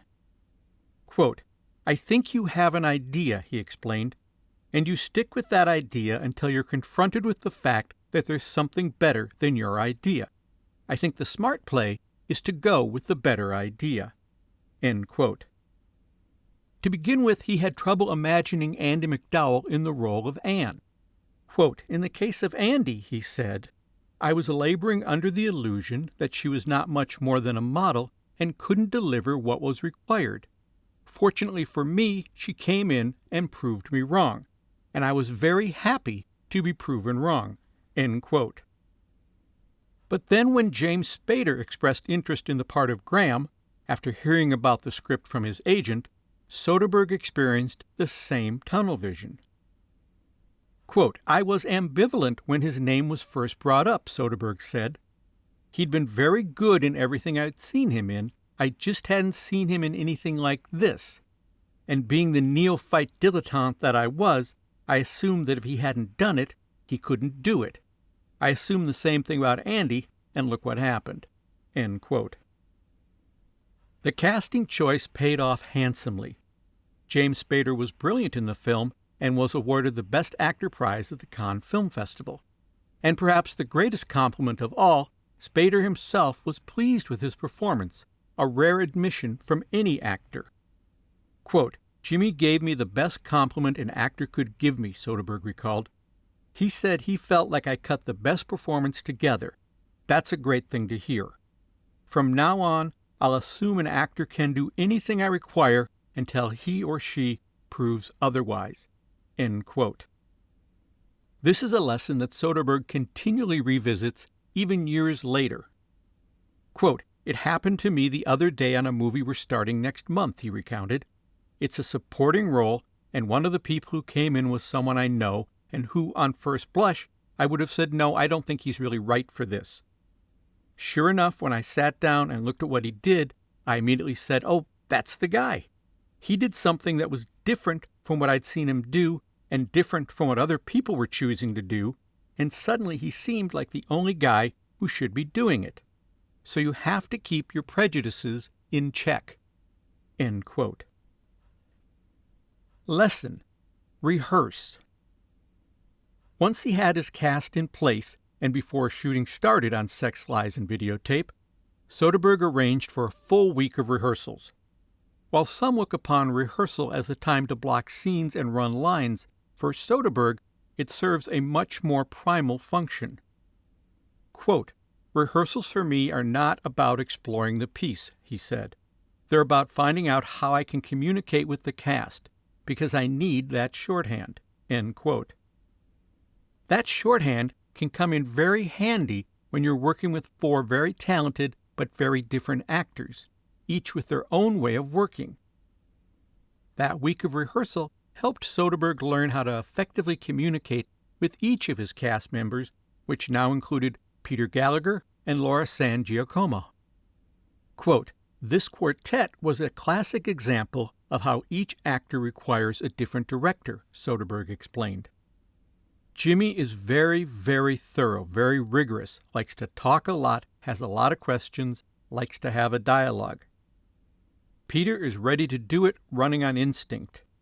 Andy wants to talk about everything but the movie. And then Laura was sort of in between. It was her first movie, and she wasn't really sure how much we should talk." End quote. Taking the time to learn how to communicate with the cast helped Soderbergh maintain focus during production, so that he was able to keep all the elements of the film on track, which is a tricky art in itself. Quote, "If you drift off compass a couple of degrees, 30 days later you're way off compass, but you don't even know it," he explained. "And then you put the movie together and it doesn't work, and you don't know where it went wrong." End quote. Lesson: no money equals more control. Despite the nearly universal acclaim that the film ultimately received, Soderbergh had less than high hopes when he started the project. He was sure it wouldn't go anywhere. Although they were guaranteed a video release, he had doubts it would ever be picked up for theatrical distribution.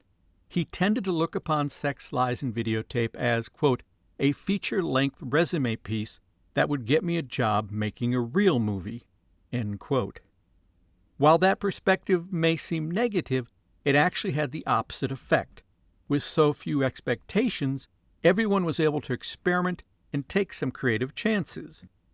Quote, "The great thing about that was that all of us felt pretty free to do whatever occurred to us," Soderbergh concluded. "There was no pressure, and you felt like no one was watching you," end quote. So in spite of the low budget and the relatively quick 30-day shooting schedule, he felt he had more control than he would later experience with larger productions. Quote, "On that movie," Soderbergh said, "I felt I had more time to do the work than I've had since on any movie. That was the only movie where I never once felt rushed and felt like I had all the time I needed to do the work on a given day. And every film since then, I felt like I didn't have enough time. Out of Sight cost $49 million, and every day you felt like you had a gun to your head." End quote. Lesson: take a break. In the midst of shooting a low-budget movie, sometimes working 6 or 7 days a week, with what few hours you have in the evening spent looking at dailies, there seems to be little time to kick back, relax, and get charged up about movies. Soderbergh, however, sees the value in putting aside your movie for a few hours and getting lost in someone else's cinematic vision. On his only day off one week, in the midst of shooting Sex, Lies, and Videotape, he took a break and went to see a movie. Here's how he recorded it in his production journal. Quote, "Day off felt good. Saw Tucker, the Man in His Dream, which I'd been dying to see. Unfortunately, I was engaged aesthetically, but not emotionally. It literally was one of the best designed and photographed films I've ever seen." End quote. Getting outside of yourself and your movie, at least for a couple hours, is a good way to recharge your creative energies and get you ready to dive back into the grind of pre-production, production, or post-production.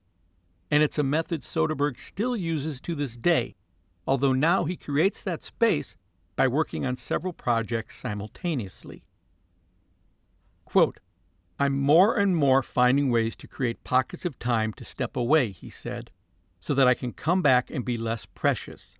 I think the biggest lesson I learned over the years, especially with the first 4 films, is that preciousness, thinking too highly of your own material, is to be actively attacked. The benefit of having several projects going at once is that I move from projects on a day-by-day or night-by-night basis. It keeps everything fresh. You never get bored with what you're doing, and it doesn't feel like an obligation. You come back to something and say, 'Oh, my God, why is that in the film?'" End quote. Lesson: anticipate success. You've got to hand it to Steven Soderbergh. Despite his feeling that Sex, Lies, and Videotape would end up being nothing more than a resume piece, when opportunity did come knocking, he was ready with an armful of ideas. Before the movie had even hit Cannes, he was approached to do another feature and had 3 projects set up quickly, all based on material he had loved for years. The Last Ship with Sidney Pollack at Universal, King of the Hill, another book set up with Robert Redford, and Kafka, a script he had read previously and really loved. Quote, "It's all very personal and a function of your character," he explained. "I certainly had spent a lot of time thinking about what would happen if somebody came to me and said, 'What do you want to do next?' So I had some answers. As my career has gone on, I've gotten more and more aggressive about keeping my plate full. I've got so many things that I want to do, so many ideas that I'd like to pursue, that it's hard to find time to do all of them. I'm mystified by directors who say, 'I can't find anything I want to do.' I look around and I want to do everything. There are stories everywhere. For those aspiring to a career in the film business, I offered this equation. Talent plus perseverance equals luck. Be ready when it happens." End quote. Lesson: keep it all in perspective. Finally, Soderbergh's greatest gift during the success of Sex, Lies, and Videotape, and I suspect throughout his career, has been the ability to keep it all in perspective. Quote, "I think the reason a lot of suddenly successful people get screwed up," he has noted, "is because they think they should feel better and be happier, and when they aren't, they think there must be something wrong with themselves, so they indulge in self-destructive behavior. My definition of success is being continually engaged by whatever film is in front of me." End quote. Slacker. If Sex, Lies, and Videotape reinvigorated the independent film movement, then it's safe to say that Slacker announced to that same community that their own backyards could easily be transformed into locations for a new generation of independent films. Slacker, writer-director Richard Linklater's Lazy Susan of a movie, follows a few minutes each in the lives of a couple dozen Austin, Texas residents on a prototypical summer day. The film signaled to the world that a real movie could be made on less than a shoestring, using items that you could probably find lying around your house. For filmmaker Kevin Smith, it was the movie that would inspire him to make Clerks just a couple years later. Quote, "I was awed by Slacker, that it existed," Smith recalled, "and Richard's story was kind of compelling too.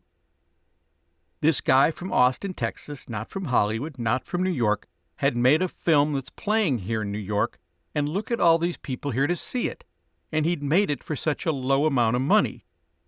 But by the end of the film, I was thinking, I could definitely do this." End quote. As with many great ideas, the genesis for Slacker struck Linklater out of nowhere, like a bolt out of the blue. Quote, "I remember I was driving to Houston at about 2 a.m, he recalled, and it just hit me. Why couldn't I make a film that just went from character to character, kind of an early radical idea about narrative? I sat down and went through my notebooks, and in about a 24-hour period started writing scenes and finding the connective tissue and came up with the basic outline for what would be Slacker. So the structural idea always stayed with me, and to me that's what the movie's about, storytelling and different ideas of narrative. It was sort of an experiment in storytelling." End quote. And the beauty of the structure was that if you didn't like what you were watching, that was fine, because you wouldn't be seeing it for long. Quote, "That's one thing about the movie," agreed director of photography Lee Daniel. "If you're bored with it, 5 minutes later, you'll find something maybe more interesting." End quote.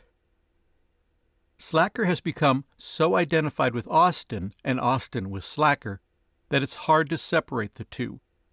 Or, as Linklater put it, quote, "What Bullet is to San Francisco and Night of the Living Dead is to Pittsburgh, Slacker is to Austin." End quote. However, that's not to suggest that the behaviors of the characters in the movie are strictly limited to that Texas town. Quote, "People are crazy everywhere," Linklater admitted. "I just think in some places they're slower to put them in jail or lock them away." End quote. Although many outrageous theories and opinions are spouted in the movie, what makes it all so appealing is the absolute ordinariness of the people and their environment. Quote, "I always felt regular life was worthy of a movie," Linklater said. "I think people feel alienated from most movies because it's far from what we've experienced. You come away thinking, my life's no good. Let other people entertain me and tell me what's important." Slacker is a celebration of day-to-day life, especially the last scene with the all-night partiers driving around and filming each other. It's a microcosm of the whole film. Ordinary people saying, hey, my life's worthy of cinema. End quote. Lesson: be different. Every time you start a new movie, you stand at a crossroad. You can either do what's been done before, or you can throw off the shackles of tradition and venture into the land of the unknown. Due to economic considerations, you don't see Hollywood ambling down the latter path too often. But independent, low-budget movies aren't required to take the road more traveled, and they shouldn't be. If you don't have much to spend, the theory goes, you really don't have much to lose. Quote, "If you're going to do a low-budget film, you can't compete with Hollywood," Linklater agreed. "It's better to do something that is unique, that no one else is doing, that no one else could do." No one could make a film like Slacker in the system. It was a total experiment that could very well not have worked. It's the kind of risk you could only take on an underground, no-budget level. Slacker was made exactly the opposite of the way you're supposed to do things. There was no real official-looking script. We used mostly non-professional actors. We never got permits to shoot on city property. No one got paid. If you want to make movies that are different, I think it's okay to make them differently." End quote. Of course, bear in mind that the movie-going public as a whole, and often mainstream critics as well, don't have a great history of embracing works of art that go against the grain of tradition. So as you launch your new vision into the world, be prepared for reactions of confusion and outright disdain. That was certainly the case with Slacker. Quote, "My favorite review was in Playboy," Linklater remembered. The reviewer said, "There's nothing else like it, but the question is, should there be?" End quote. Cast member Whammo, the anti-artist, also recognized the mainstream is often slow in appreciating something wildly new or different. Quote, "I remember watching Siskel and Ebert doing the actual critique of Slacker," Whammo said. "One guy was thumbs up, one guy was thumbs down. I think Ebert was thumbs down and Siskel was thumbs up. And Ebert was like, nobody has conversations like this. Everybody in this town isn't that clever. Yeah, well, nobody can fly either, and nobody bitches about Superman." End quote. Lesson: poverty breeds creativity. Okay, so you have no money, and you don't see any likelihood of money coming in. You have two choices. You can sit around and complain about it, or you can stop whining and make your movie. Not having any money was not a deterrent for Linklater. In fact, it seems to have spurred him on. Quote, "We pulled off stuff with this movie that you couldn't even do with a budget," he said with pride, "or wouldn't think to try." End quote. The key is to take a level-headed view of what's possible and what isn't. Quote, "Your limitations dictate everything," Linklater said. Clark Walker, the film's assistant camera and dolly grip, agreed. Quote, "Make your liabilities into your assets," he said. "We talked a lot about that before starting. When no one's looking over your shoulder, you can make the kind of film you want to make." End quote. Quote, "Filmmaking is an unfolding process," Linklater said, "where you have to be able to turn on a dime and go with plan B or C. If the meaning and the spirit of the film is right, then it's okay to change things. creative solution meetings can be really fun. Money solutions are never an option to us, only outwitting the problem." End quote. Although his approach is grounded and pragmatic, there's a strong philosophical underpinning to the way Linklater works. Quote, "The biggest obstacle is yourself," he said. "There's a sort of psychic process involved. If somebody were to give you money, say $300,000, that doesn't mean anything. They might be cursing you for life by letting you demonstrate for all to see just how much you have to learn. The films by rich kids who get out of film school and make features with their parents' money are usually terrible. You can hire a cinematographer, a production designer, a professional cast and crew, throw millions at it, and you'll have a movie. It just might not have anything to do with cinema. So I think the best way to get a film made is to have a film that you really have to make and are so ready to do that the money is almost a minor aspect. If you can truly get to that confident state of mind, everything else will fall into place much easier. Talented people will miraculously want to work with you, and other people want to give you money because they believe in you and think you are worth their time or investment." End quote. Lesson: ignore the naysayers. Slacker was a very successful movie and certainly helped Richard Linklater start a long and interesting career. But during production and post-production, no one looked upon the success of the movie as a fait accompli. Linklater learned all too quickly that the world sometimes takes its sweet time recognizing the next big thing. Quote, "For every film festival it got accepted to," he recalled, "it was turned down by 2, by all the major festivals across the board." End quote. Like all filmmakers trying to break into the festival circuit, he received his share of form rejection letters. However, his odd little movie also inspired some to vent their spleen with non-form letters as well. One producer from New York who had seen the film wrote, quote, "You are living in an entirely different world, especially when it comes to the world of movie audiences. Your film has no potential for release.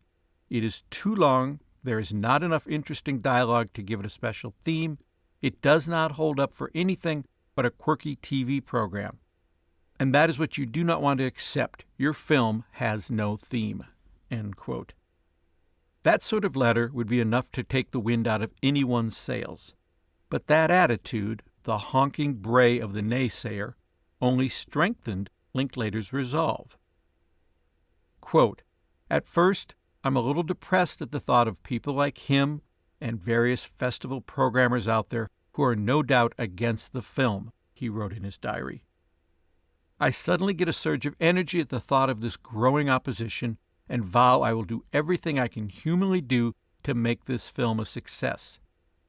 All future rejections will spur me on even further. I fantasize that anyone who doesn't like the film will ultimately have to answer for their cowardice or incompetence. A large part of me now feels you're either with it or against it, and if you're against it, then fuck you out of the way." End quote. Lesson: plug that noisy appliance back in. The final lesson from Slacker may possibly be the most important lesson you'll read in this or any other filmmaking book. It's a simple lesson, but one that has tripped up filmmakers ever since Al Jolson first sang Mammy. The lesson is, don't leave the set until you're sure that all the appliances you unplugged get plugged back in. The crew forgot that while shooting Slacker, and all the ice cream in the freezer at one location ended up melting. They refer to that day as their most expensive day of shooting. Quote, "I always felt terrible about that," Linklater admitted, "because they were so cool to us. They were so friendly and helpful, and then we kind of boned them by leaving the freezers unplugged for sound." End quote. The best solution I've ever heard for this problem was offered by a sound man during the production of my movie, Grown Men. Anytime he's on a set where he has to unplug a refrigerator or freezer, he puts his car keys in the appliance. That way he knows there's no way he's going to go home without plugging it back in.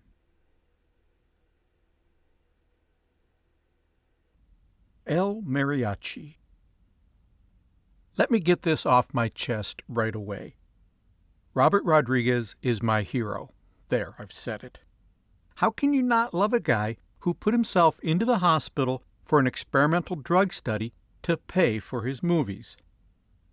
Quote, "I didn't get sick, but I wanted to," he recalled, "because if you got sick, they sent you home early with full pay." End quote. The result of his pharmacological sacrifice was El Mariachi, a fast and funny action movie about love, guns, mistaken identity, and guitar playing in a small Mexican town.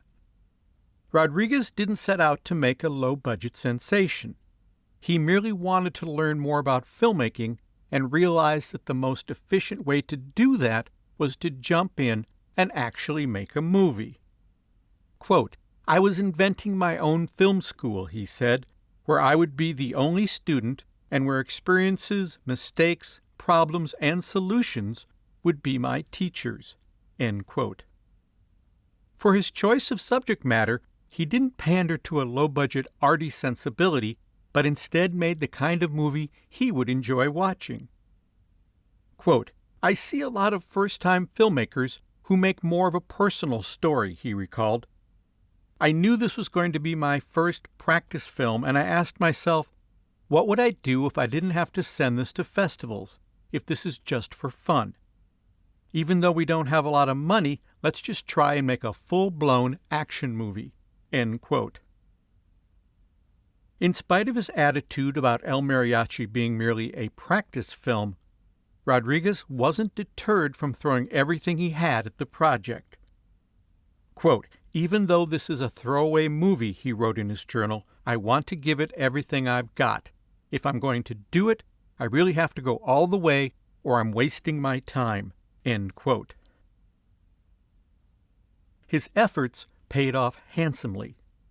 His little $7,000 throwaway movie won the Audience Award at Sundance and was picked up by a major studio for theatrical release. The DVD commentary track for El Mariachi begins with Rodriguez commenting wryly on the Columbia Pictures logo that opens the film. Quote, "You know, this logo probably costs more than my whole movie." End quote.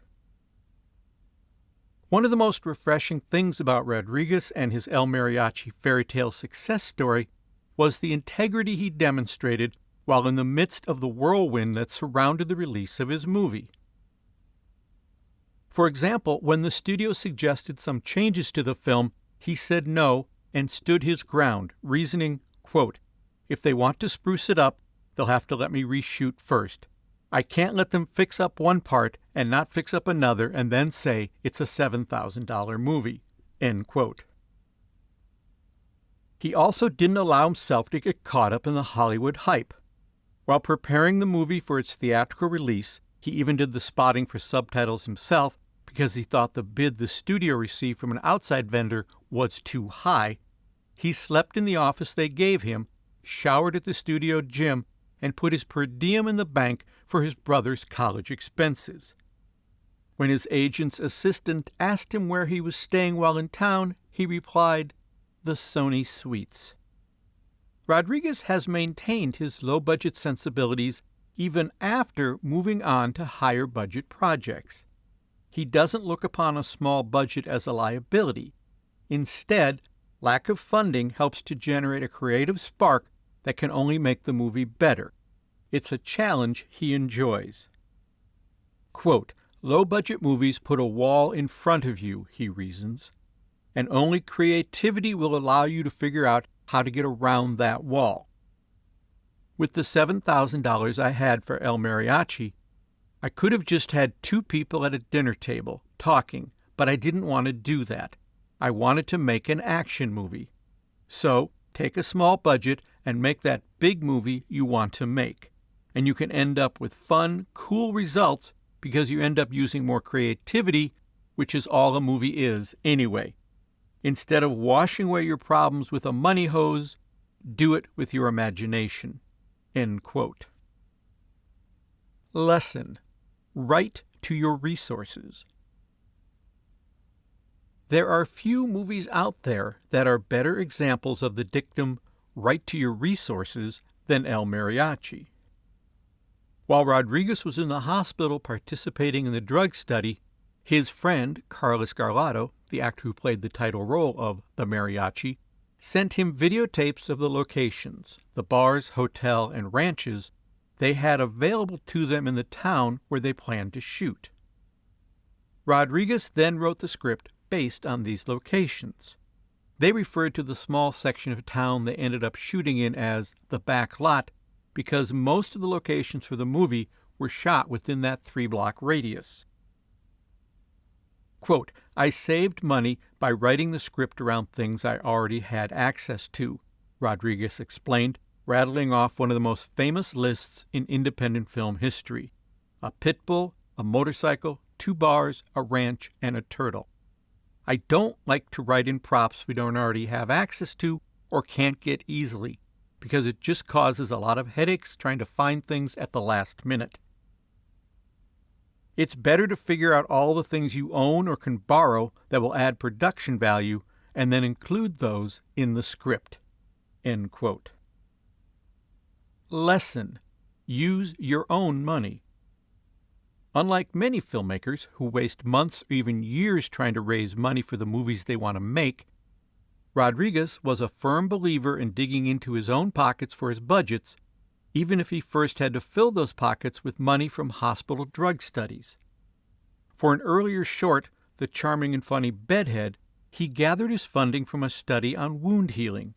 That particular study required that he receive 2 actual wounds on his arms, scars he still has to this day.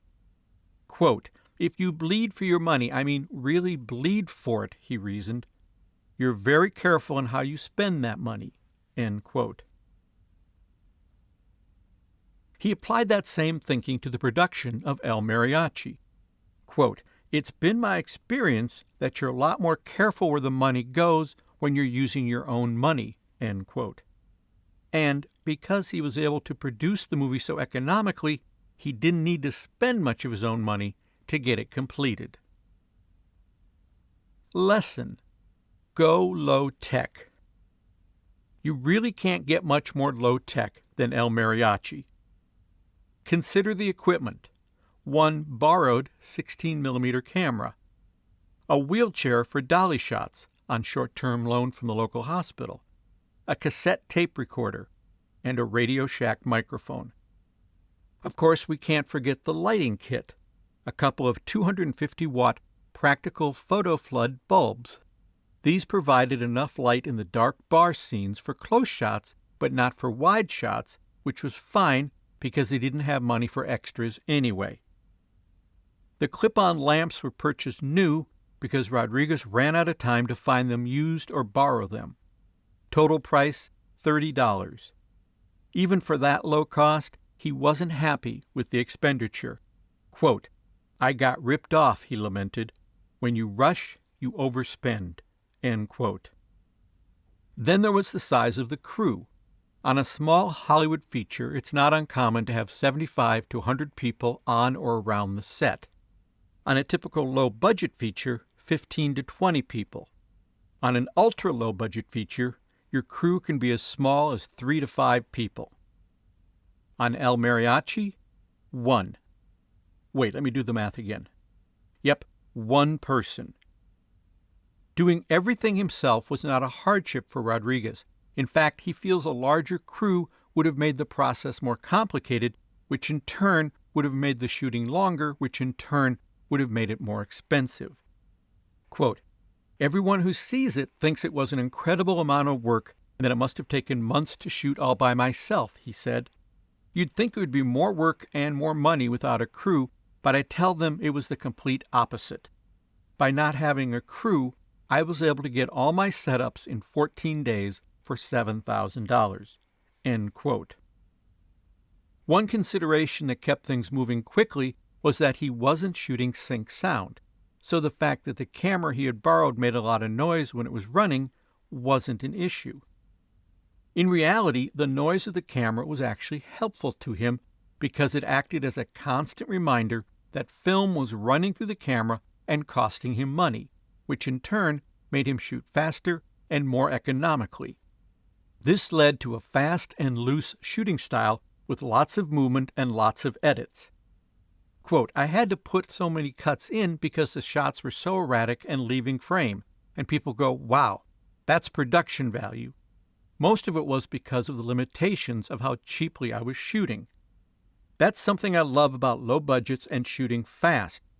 I'm not a good operator, but sometimes the shots are a little more interesting because they're not so locked down and smooth.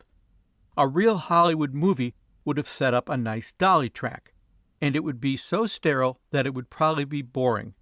It's nice. The less money you have, you kind of have more energy. That's something to take advantage of. End quote. Lesson: sound thinking.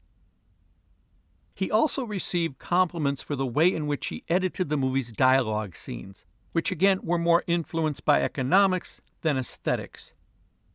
Quote, I was shooting with this really noisy old camera I'd borrowed, he explained.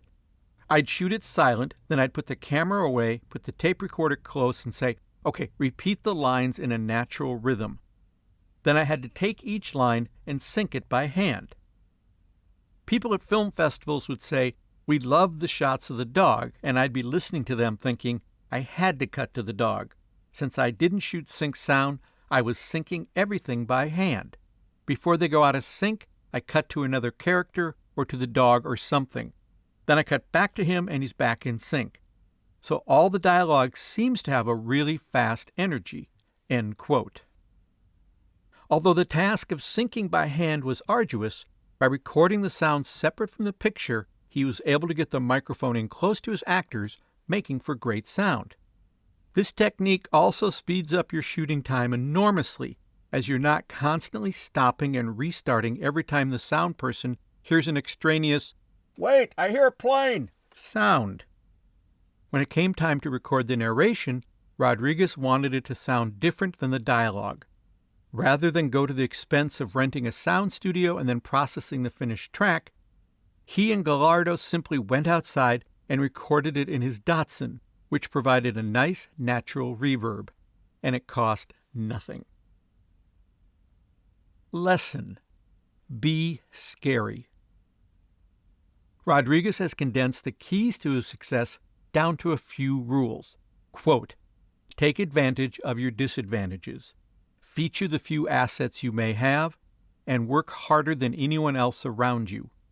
When given an opportunity, deliver excellence and never quit.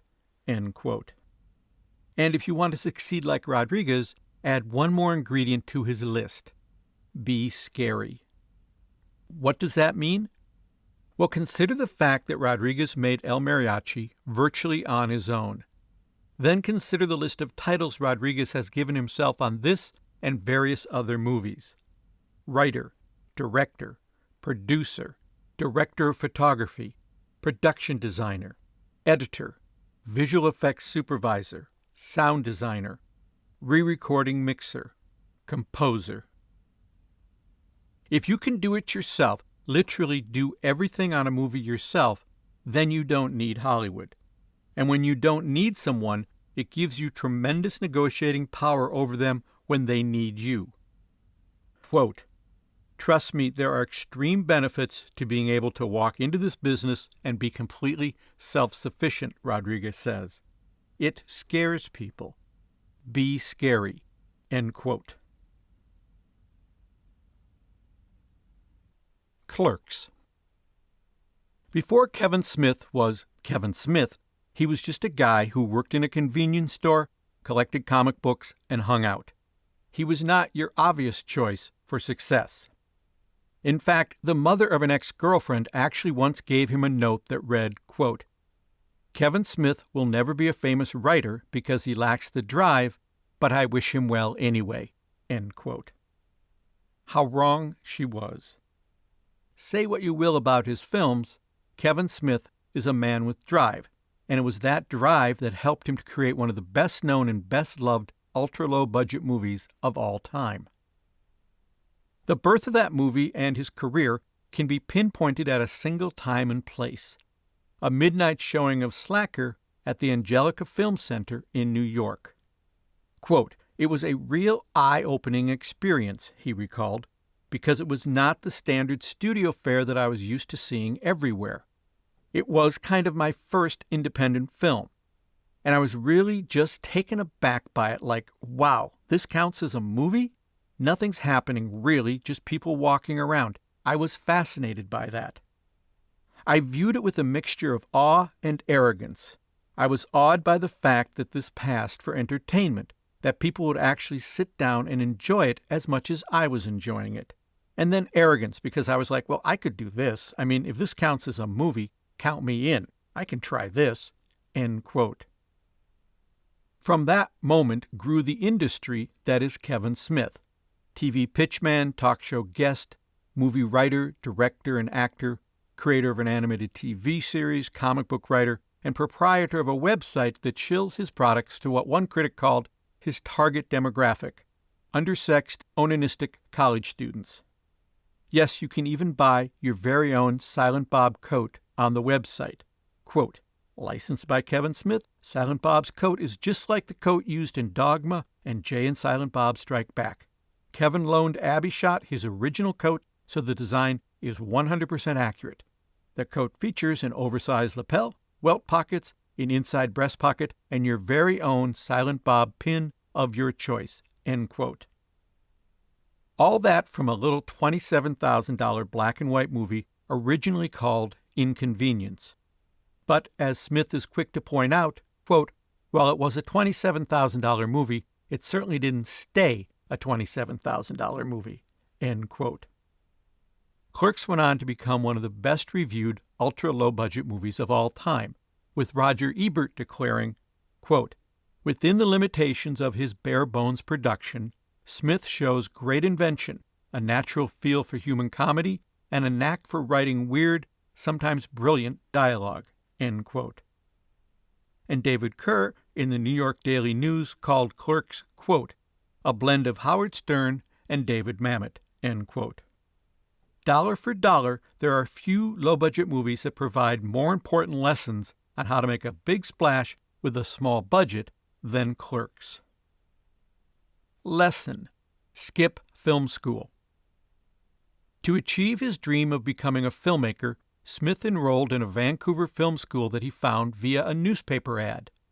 But what the school promised and what they delivered turned out to be two different things. Quote, "I went for hands-on technical stuff," Smith remembered. "They were like, it's all practice, all practical, no theory. And then we got there and did theory for 3 months.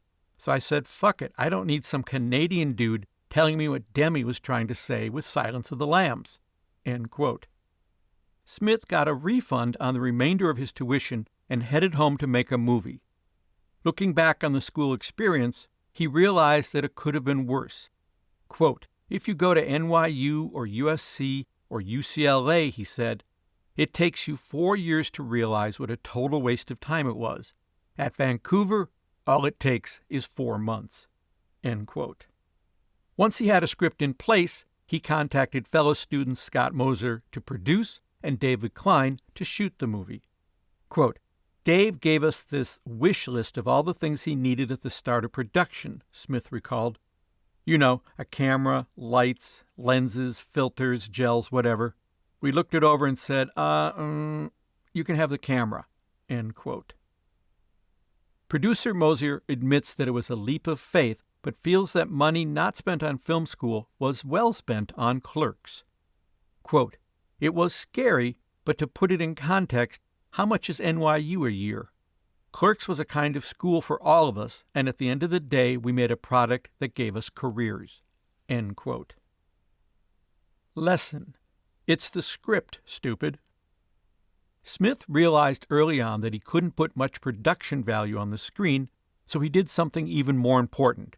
He wrote and rewrote his script until it was perfect. Quote, "It's all about the script," Smith still believes. "It has so very little to do with anything else. You know, if my career has done anything, it proves you don't need a visual style to work in film. which is ironic because it's a visual medium, as long as you have something worthwhile to say. And if my first film proved anything, it's that they will forgive you so many things. Clerks looks shitty. Some of the performances are downright wooden, you know? And, God, for something that takes place in a visual medium, there's not much visual going on. But the script was there, the script was tight, the dialogue was tight, and people dug it." End quote. Lesson: it's not your problem, it's your character's problem. A key lesson that Smith discovered in the scripting process was that it makes sense whenever possible to turn your own production problems into the problems of your characters. A case in point, the windows that lined the front of the convenience store, which was the movie's primary location. The story for Clerks takes place over a long day at the store, but the only time the movie could be shot was at night when the store was closed, which meant that a movie that was supposed to take place during the day would have no sunlight streaming in the front windows. His smart solution was to turn this dilemma into a problem for his main character, Dante. When Dante arrives to work at the beginning of the movie, he finds that someone has jammed gum into the lock that secures the shutters that cover the front windows. Quote, "We shot most of the movie at night," Smith recalled. "So I wrote into the screenplay that the shutters could not be opened, which made it much easier for us because we certainly couldn't afford to rent HMIs. So in this movie, the shutters are closed." End quote. Lesson: rehearse. In the same way that he spent a lot of time on the scripting process, Smith also spent considerable time rehearsing his cast. Although the movie has an improvisational feel to it, the reality is that it was tightly scripted.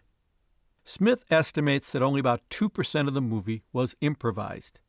Quote, "All the improvisation was from Jason Mewes because he couldn't learn his lines," Smith recalled. "He knew what he was supposed to say, but couldn't remember the words to save his life." In his final diatribe, when he's telling Dante off and calling him a cocksmoker, that's just him going off. "We never thought we'd use it, but it's just so out of place, it's fucking hilarious." End quote. Other than the leeway he granted Mewes, Smith was a taskmaster with the rest of the cast.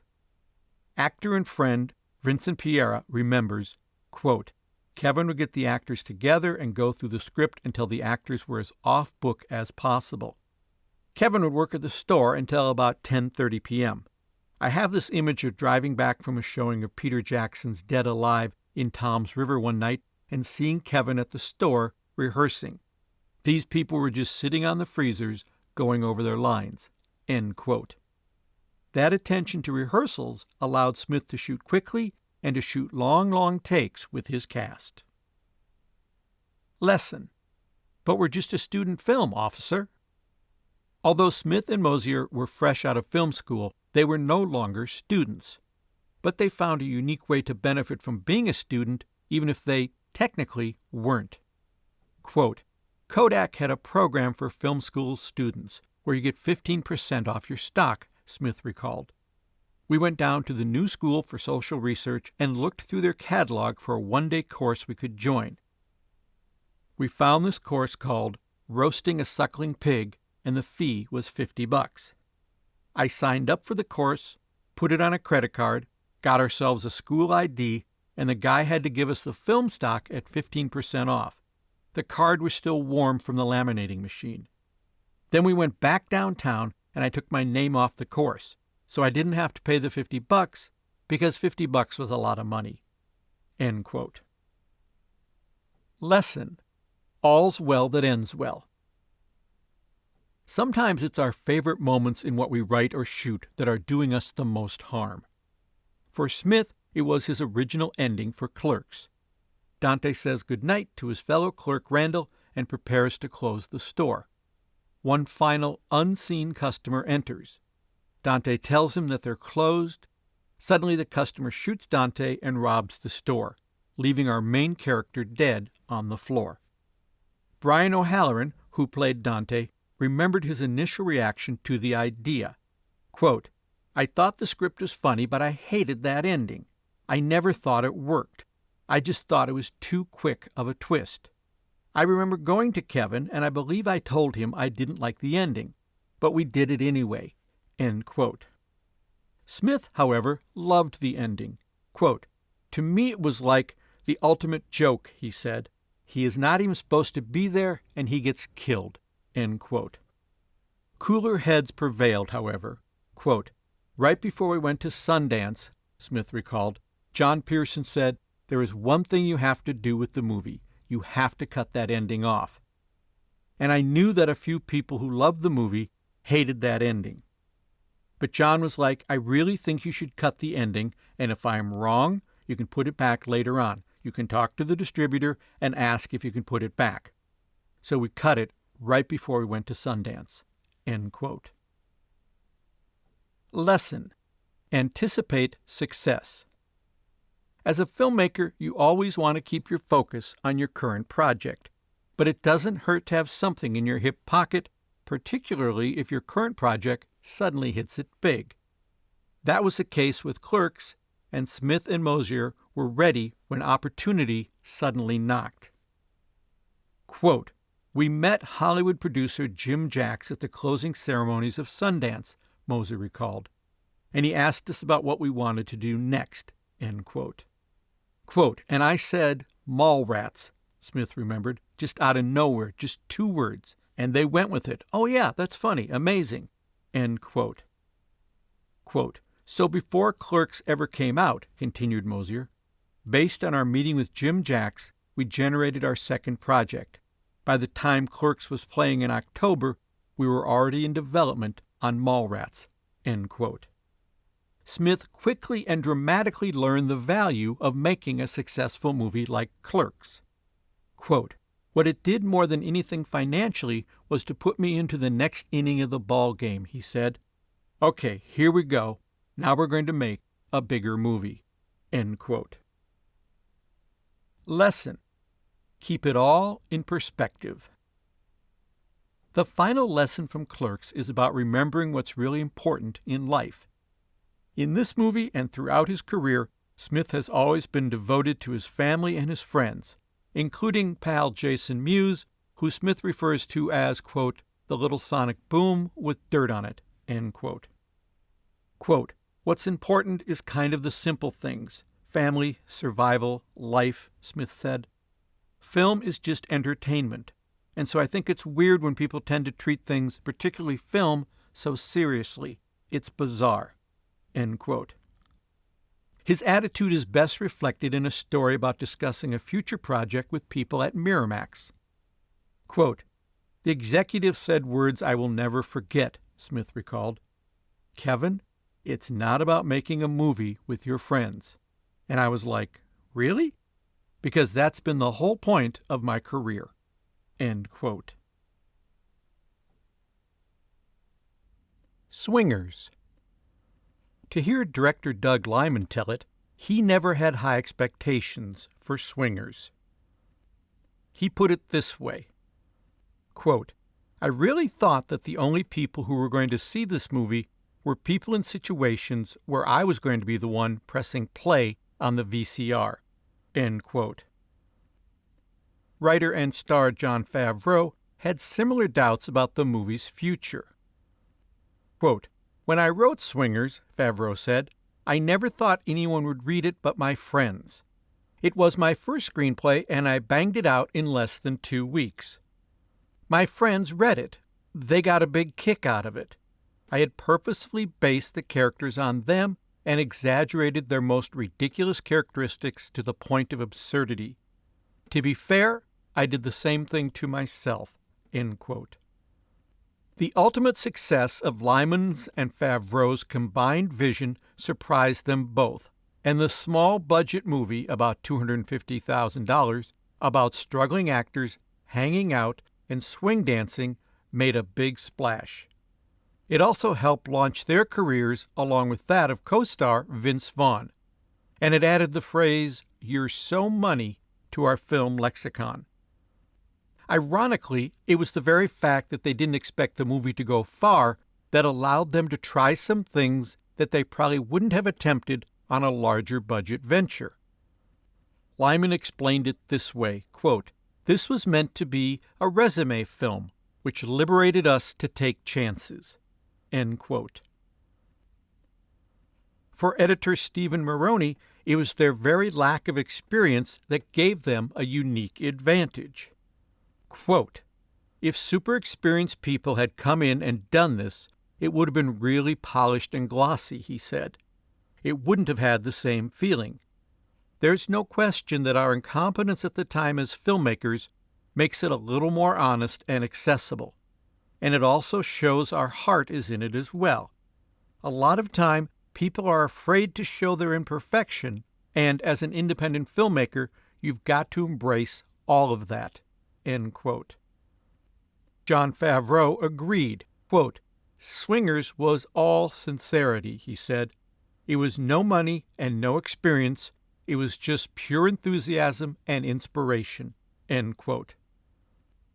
There's a lot of enthusiasm and inspiration on view in Swingers, which provides some key lessons that apply to all films. Lesson: hold on to your vision.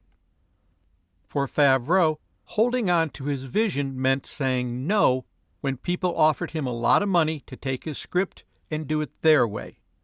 His agent sent the finished Swinger script around Hollywood, and soon Favreau found himself in a 2-day session with a powerful buyer, during which he received note after note from the producers, each one intended to make the movie more mainstream.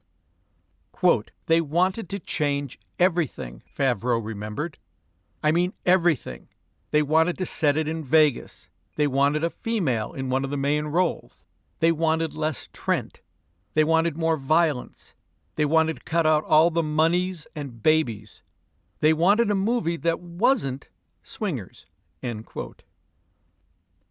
Favreau had a better idea. Quote, "I said, let me show you the script as I see it. Let me bring my friends in who these parts are based on, and let's read it to you." We staged the reading, and that reading killed. It was so funny that my agent said to me, "You can't sell this script. We have to make this thing." And that began the 1.5 years of trying to get the money together. End quote. While trying to raise a couple $1 million to shoot the movie, Favreau encountered director Doug Liman, who liked the script but had a different approach on how to get Swingers made. Do it for less, not more.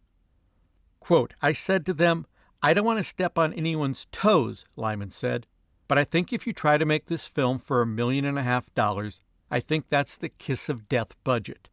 It's not enough money to do justice to this, and it's too much money to take chances. We're living in Hollywood, but we need to make this film like we're kids from Pennsylvania." End quote.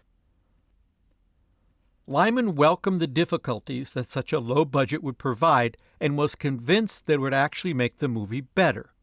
He put it this way, quote, "I'm a big believer that limitations force you to be creative." End quote. Favreau recalled it this way, quote, "Doug said, let's have a lot of money to do a Clerks-style movie as opposed to not enough money to do an inexpensive Hollywood standard indie. And that was a stroke of genius. Doug had a background in making student films, so he knew that you could do it in a more documentary style and not really obey all the laws of lighting and cinematography. For example, not hiring a cinematographer because he was going to be the cinematographer himself, so there's another level of quality control that you don't have to worry about. So there was no person who was shooting for his reel, as we say, doing a small movie and making it look good so they could get bigger jobs." End quote. Lyman's do-it-for-less approach, coupled with Favreau's vice-like grip on his vision for the movie, proved to be a powerful combination. Lesson: use reality to your advantage. Although Swingers is a fictional movie, it was close enough to the truth that Favreau was able to draw on his own experiences to create emotionally satisfying characters and situations. Quote, "It wasn't a true story," Favreau explained, "but it was definitely based on people and places and inspired by events that I had experienced. When you write from that, you're incorporating a lot of things that are very real and well understood by you, and the script inherits a certain sincerity." End quote. Besides sincerity, reality also gives you another edge as a writer. Quote, "If you stick to things that you know and understand and people that you know," he said, "you tend to come off as a better writer than you really are because you're incorporating so much reality into your piece." End quote. Lesson: there's no shame in reshooting. While many filmmakers come to the decision to do some reshooting while in post-production, for Lyman that decision formed the core of his vision for the movie. Swingers was about taking chances, and the only way he could feel safe enough to take some of those chances was if he knew he was working with a safety net, albeit a small one. Quote, "Part of my strategy for shooting this film," he said, "was that I left 2 days at the end of the schedule to reshoot anything that didn't come out, so I could take these wild chances." End quote.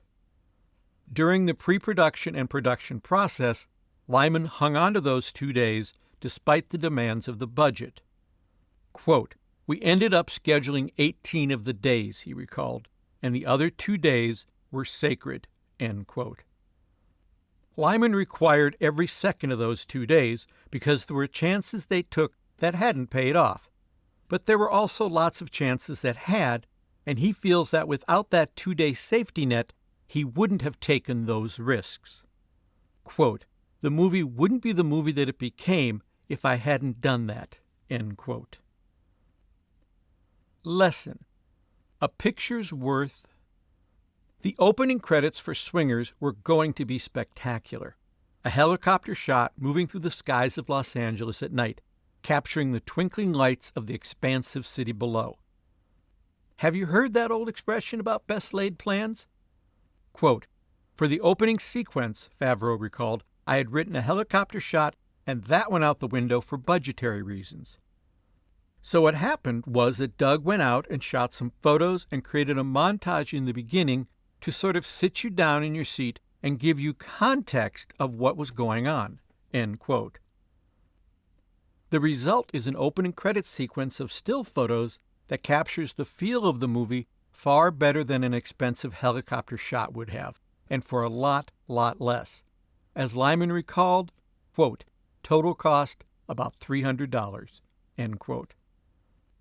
Still photos also played an important emotional and financial role at another point in the movie. Favreau's character, Mike, spends a good portion of the story pining away for his old girlfriend, with whom he broke up with before moving to Los Angeles. But rather than shoot flashback scenes showing the young couple in happier times, Favreau opted to tell that story with still images. That choice served 2 purposes, one budgetary and the other story-related. Quote, "When you're shooting photos," Favreau explained, "you're not doing it on valuable production time. You can go out with just a few people and a still camera and put it together." End quote. The other reason was the emotional impact created by the stills. Quote, "Images don't have to be moving to be compelling," Favreau said. "It gives you a lot of backstory on the guy just from those pictures that Doug took of myself and a girl we never credited in the movie named Tiffany Kuzan, who was an assistant to one of the agents where I was represented. We just went around and shot it." End quote. The finished scene, with Favreau looking through a stack of stills, wallowing in memories, is far stronger than any flashback would have been. Lyman agrees that the lack of money and the solution they settled upon made for a much stronger scene. Quote, "If we'd had the money to do flashbacks," Lyman said, "it would have been horrible. We were so lucky that all we could do were the stills, because at the end of the day, it's so much more emotional." End quote. Lesson: create an emotional connection. Emotion plays a key part in the final lesson from Swingers. If you can connect with the audience on an emotional level, they'll forgive you for almost everything else. That point is best demonstrated in a scene late in the movie, when Heather Graham pulls Favreau out onto the dance floor. When he first tentatively starts to dance with her, the audience has been on a long, sometimes painful journey with this character, and we fear that he's going to screw up yet again. Then, when he breaks into some reasonably assured swing dance steps, your trepidation for him starts to fade away. And then finally, when he really starts to move, you can't help but be swept up in the fun and the emotion of the scene. Quote, "We cheated," Favreau admitted. "We cheated a little bit.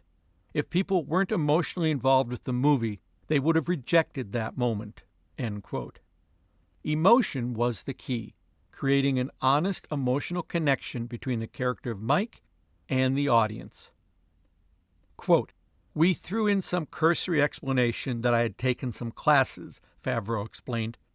"But the fact is that you are so emotionally hoping that something would happen there, you give us the permission as filmmakers to take a little artistic license."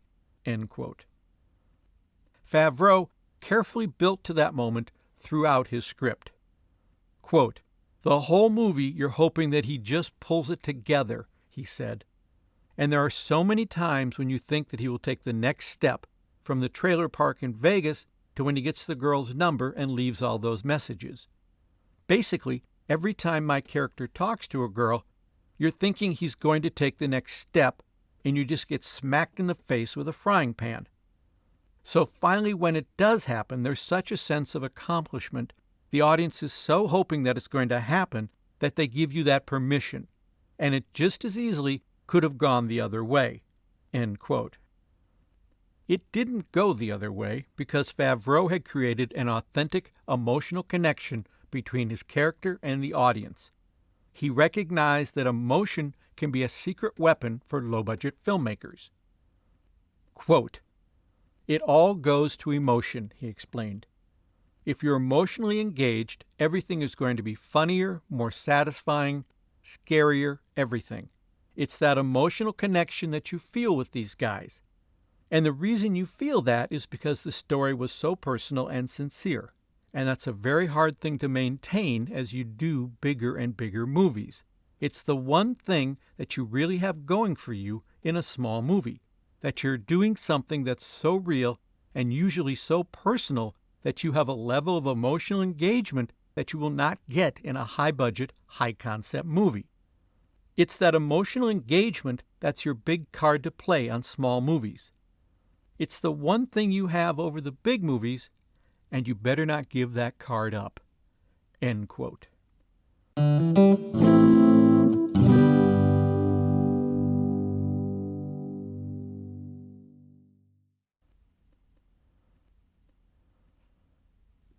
Part 7. The Digital Realm. How much has digital technology changed the filmmaking process? A lot, and very little. The benefits of digital filmmaking are plentiful: low cost, speed, ease of use, availability, to name just a few. But when it comes right down to it, most of the problems a digital filmmaker faces are the same ones independent filmmakers have always faced. What you'll find in the digital realm are some unique and not so unique lessons on how to overcome those problems and keep your movie, digital or otherwise, on track.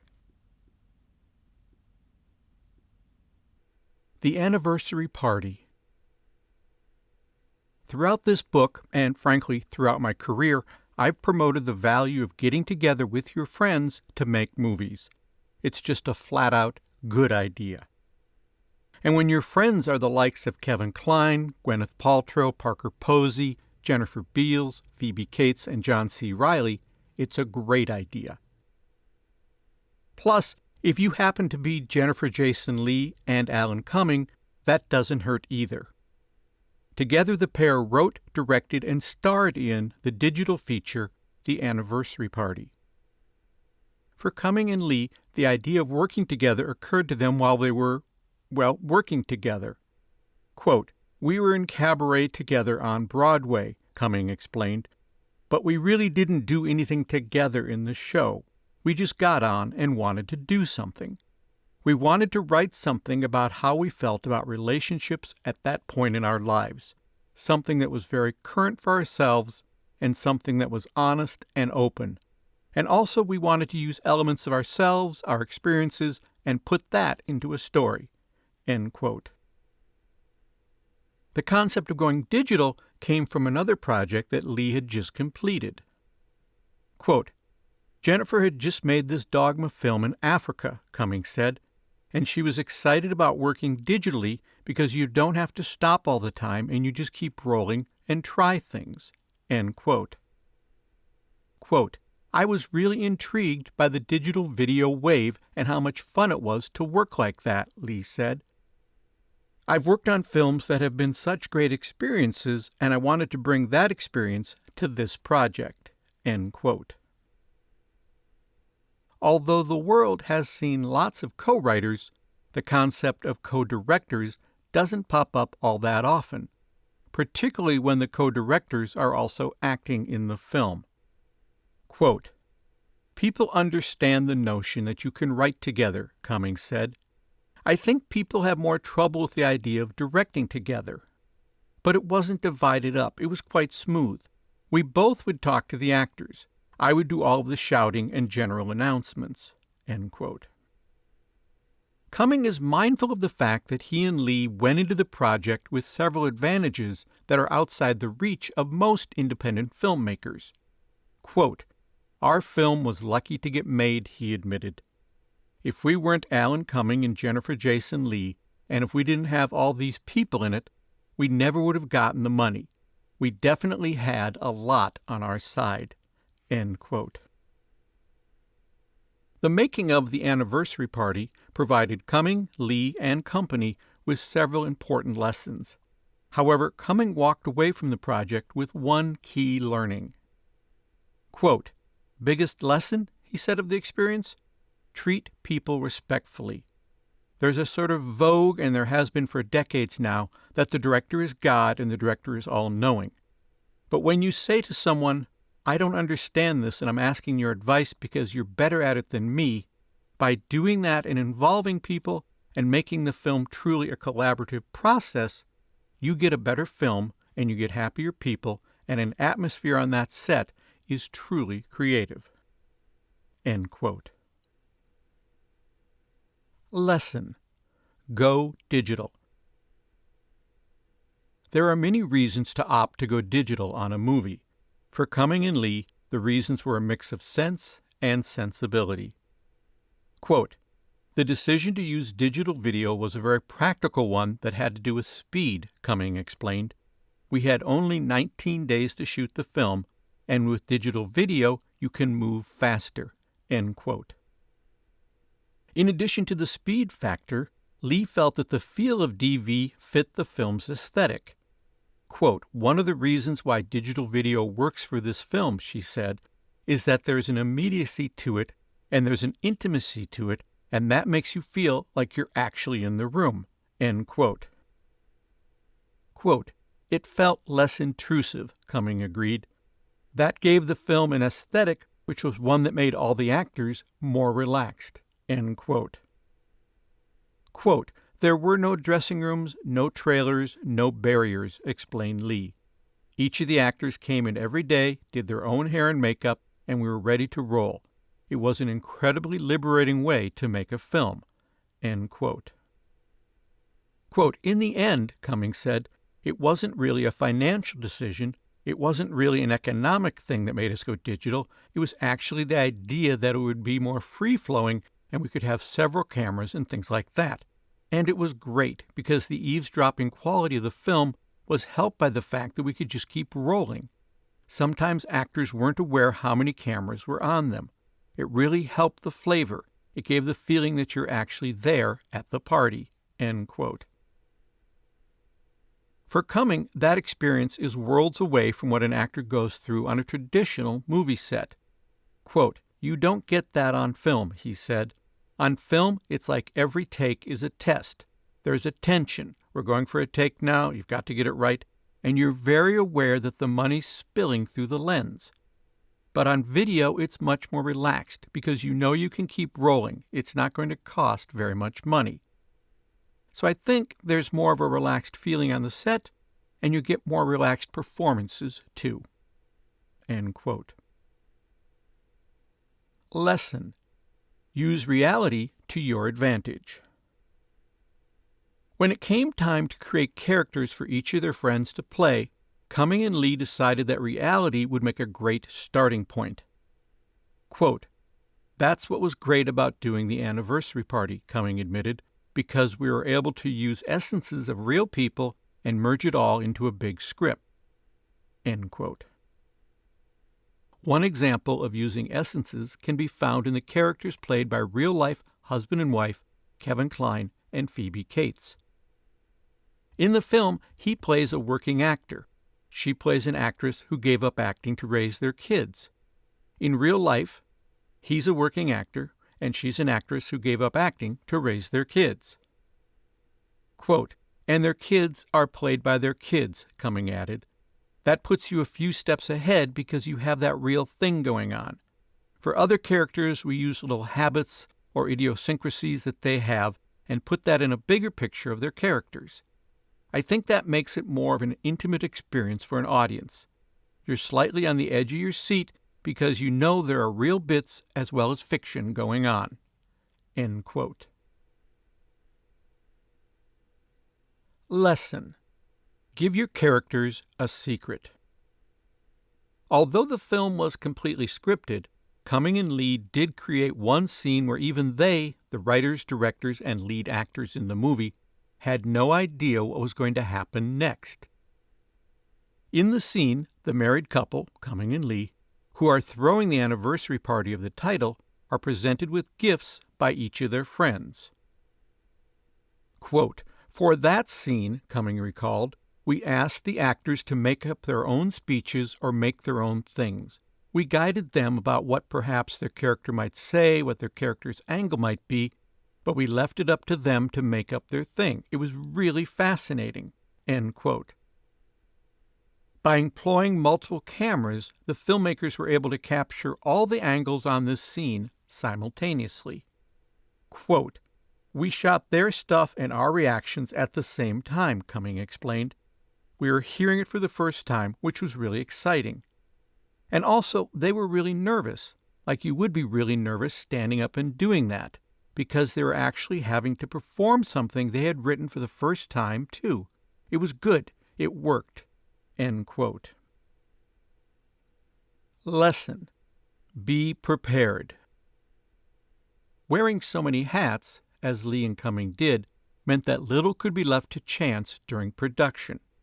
In order to ensure that their vision for the movie made it to the screen, Cumming advocates one key step: preparation.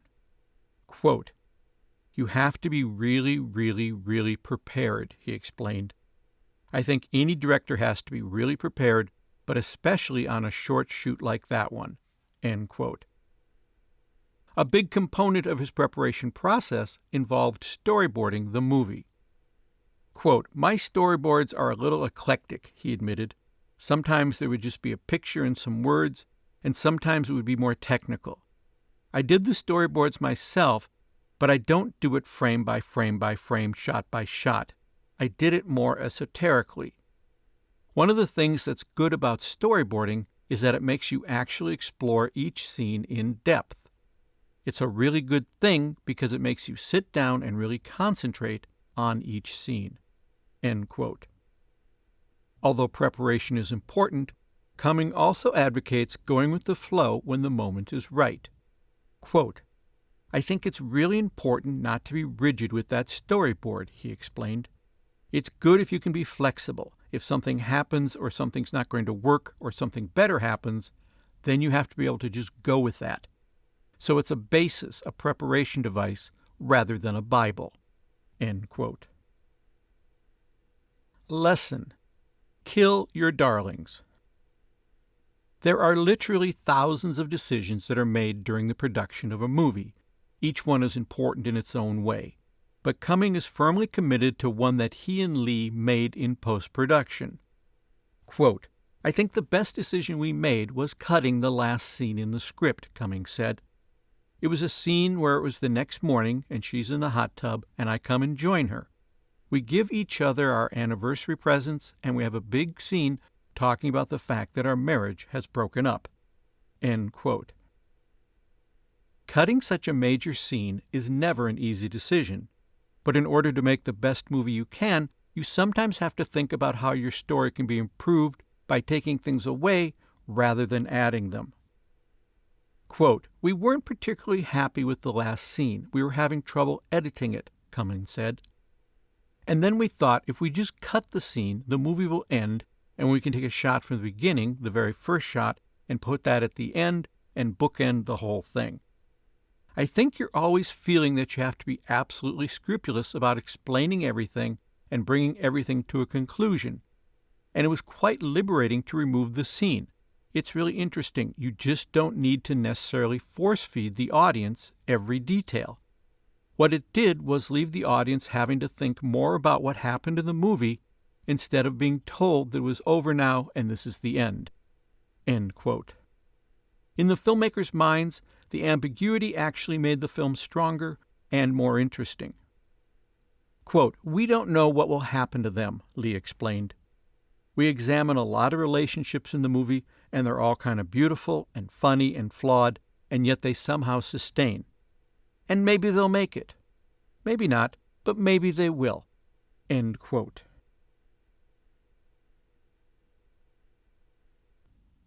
Tadpole. Filmmaker Gary Winnick assembled an amazing cast, Sigourney Weaver, Bebe Neuwirth, Ron Rifkin, and the late great John Ritter, for his digital feature, Tadpole, and was rewarded for his efforts with the Sundance Award for directing and a $5 million distribution deal from Miramax. Not bad for a little souffle of a movie about a precocious prep school teenager home in Manhattan for Thanksgiving who decides to act on his attraction for his stepmother. A movie that Rolling Stone's Peter Travers characterized as, quote, "Oedipus Rex meets The Graduate with a stop-off at Rushmore," end quote. Also in the cast was actor Adam Lefevre, who got his start in the low-budget classic Return of the Secaucus 7, and who has since gone on to bigger-budget features like The Ref and Only You. For him, shooting Tadpole was like returning to that simpler time. Quote, "There were no trailers to go into between shots," he recalled about his time on Tadpole. "When I was waiting, I sat on a couch in Gary's mother's apartment and chatted with Bebe Neuwirth." End quote. Like the Return of the Secaucus 7, Lefevre felt that shooting Tadpole was really a team effort and a labor of love. Quote, "There were no frills. Hair and makeup were done in one of the bathrooms," he said. "When everyone is doing that, it's clear that they're there for some reason other than the paycheck, and sometimes that can be very helpful. I think I got paid for Tadpole about what I got paid for Secaucus 7. In this case, everybody is basically working for peanuts and suffering the same kinds of lack of frills. You're doing it because you believe in the project and, quite frankly, because it's fun." End quote. Lesson: fly under the radar. On a low-budget shoot, you can't always play by the rules, that is, pour tons of money into constructing sets or paying location fees. And why should you if the perfect locations can be snagged for free, as long as no one knows you're using them? Before Lefevre shot his scenes in Tadpole, which were scheduled to be shot in Winnick's mother's apartment in New York, Adam Lefevre found himself in a scene right out of a Hollywood spy film. Quote, "The day before my first day of shooting," he recalled, "I got a call from an AD saying, 'Don't come to the apartment. There's a Starbucks across the street and someone will come meet you because you have to be snuck up the service elevator.'" End quote. The reason for the cloak and dagger antics was simple. The building's condo board had refused Winnick permission to shoot in the building, despite the fact that his mother lived in the apartment he wanted to shoot in. However, since DV equipment is compact and unobtrusive, Winnick decided to ignore the refusal and go ahead with the shoot. For Lefevre, it added another layer of fun to the shoot. Quote, "It was sort of like a CIA operation. I waited at the Starbucks and an AD came over and said, 'Are you Adam?' And I said, 'Yeah.' He said, 'Then come with me,' and we went up to the room." End quote. The The scenes were shot successfully without the knowledge of the condo board, and Lefevre thinks that the statute of limitations has probably passed on their offense. Quote, I guess it's safe to talk about it because they can't come after Gary's mother now. End quote. Lesson: Go digital. The ability to sneak an entire movie crew and all their equipment under the nose of a Manhattan apartment doorman was not the primary reason that Winnick opted to produce Tadpole digitally, although that's a pretty solid reason. There were, in fact, a number of compelling reasons to go digital. Quote, there's the economics of it, which is obviously a big deal, Winnick explained, and there's the time factor, which is actually a bigger deal. Another great reason for DV is that it's location-friendly. You're in there for less time and you don't destroy the place. And there's the fact that now actors and distributors will take low-end digital filmmaking seriously. It's not discriminated against at all in terms of getting actors or in terms of distributors wanting your film. End quote. Winnick was pleasantly surprised at just how interested actors, even name actors, were in experimenting with technology that was, at the time, relatively new. Quote, not only were they open to digital, they were actually curious and looking forward to it, because digital is a performance-oriented medium, he said. Sigourney said, I hear it's like a hybrid between theater and film, and I want to try it. End quote. Sigourney Weaver was ultimately pleased with the experience. Quote, it's really fun to make a movie with digital, she said, just because there are no lengthy setups, or no setups. Very little lighting, although I have mixed feelings about that. It's just very organic. End quote. However, for an actress trained on single-camera film shoots, the number of DV cameras floating around the set was, at first, a bit unsettling. Quote, sometimes it seemed like anybody who could hold a camera was holding a camera, she recalled. I think it might be a little harder to edit because of the number of cameras, but at the same time they're able to catch very quickly what's going on in the first or second take, which I always prefer. You know, the conventional way of covering a scene seems very outdated now, so I loved working this way. It was just so freeing. End quote. Lesson: be prepared. While some of the actors found the DV process liberating, Winnick felt that preparation was a key to a successful production process, even if he deviated from that preparation once he got on set. Quote, I storyboarded the film, he explained. I believe in storyboarding, especially with DV. I feel you have to be more disciplined, and then you get to be more freed up to try things. End quote. One scene in particular required intensive preparation, a 13-page dialogue scene at a fancy Manhattan restaurant. This sequence involved a quartet of actors: Weaver, Neuwirth, Ritter, and the tadpole of the title, Aaron Stanford, in an emotionally volatile scene ripe with sexual tension, revelations, and duplicity. All of which takes place as they're seated around a table in a crowded restaurant. As Winnick recalled, quote, I knew the blocking because that's the thing about table scenes. You know the blocking. So I watched all these great table scenes that weren't subject appropriate, but just table scenes. From Rosemary's Baby to Apocalypse Now to Father of the Bride, just to see how the great filmmakers did it and see if anything applied to what I was doing story-wise. Then I sat 4 interns down at a table and gave them the script, and I worked out all the angles. And because it was a 13-page scene, I knew that I had to come up with inventive ways to vary the scene and get from transition to transition. End quote. His solution for transitions within the scene? Fast 360-degree pans that blur the action in the restaurant to suggest the passage of time, a technique he borrowed from another great table scene in Citizen Kane. Coming up with the idea wasn't all that tough, and figuring out how to shoot it turned out to be, literally, child's play. Quote, I went to a Toys R Us and I bought a sit and spin, he revealed. I used Susan, my editor, who weighs a lot less than me, and I went into a restaurant while it was full and said, can we just sit in the restaurant for 5 minutes? And I had Susan sit in the sit and spin, and I spun her around. End quote. Lesson: you can fix it in post, sometimes.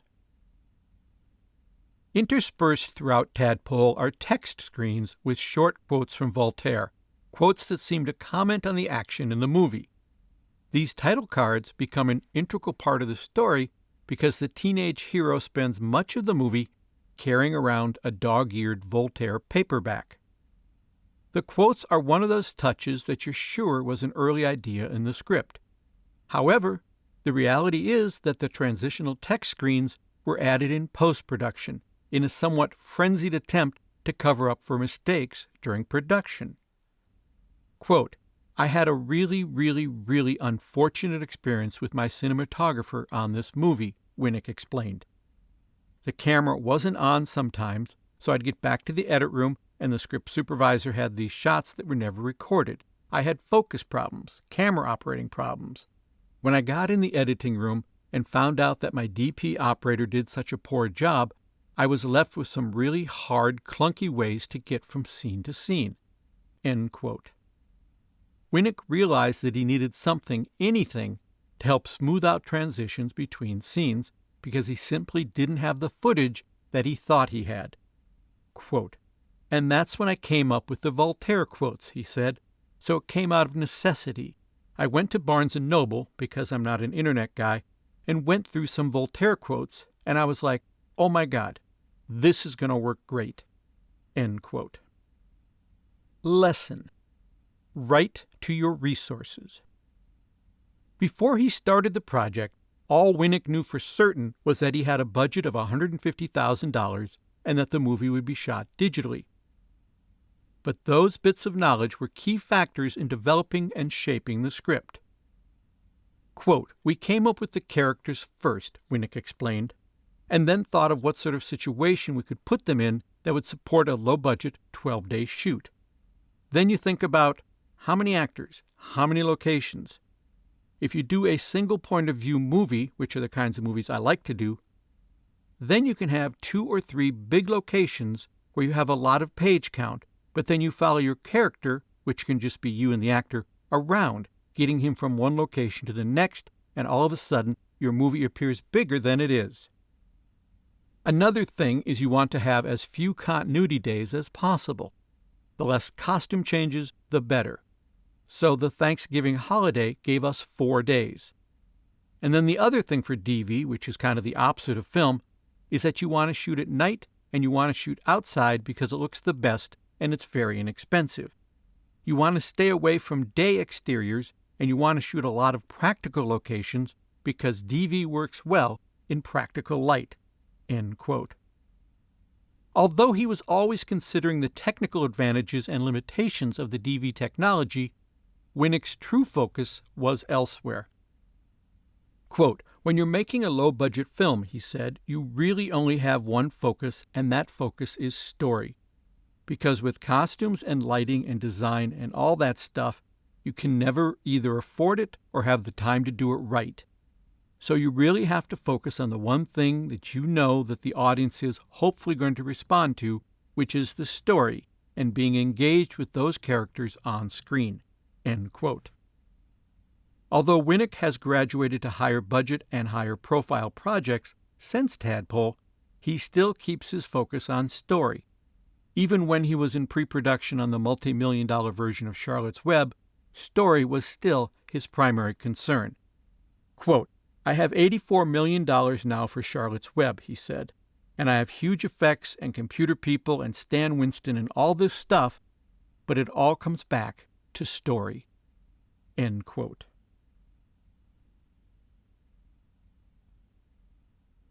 Dopamine. Sitting down and writing a screenplay is tough work. There are far too many distractions, other things you need to do, with life itself always getting in the way.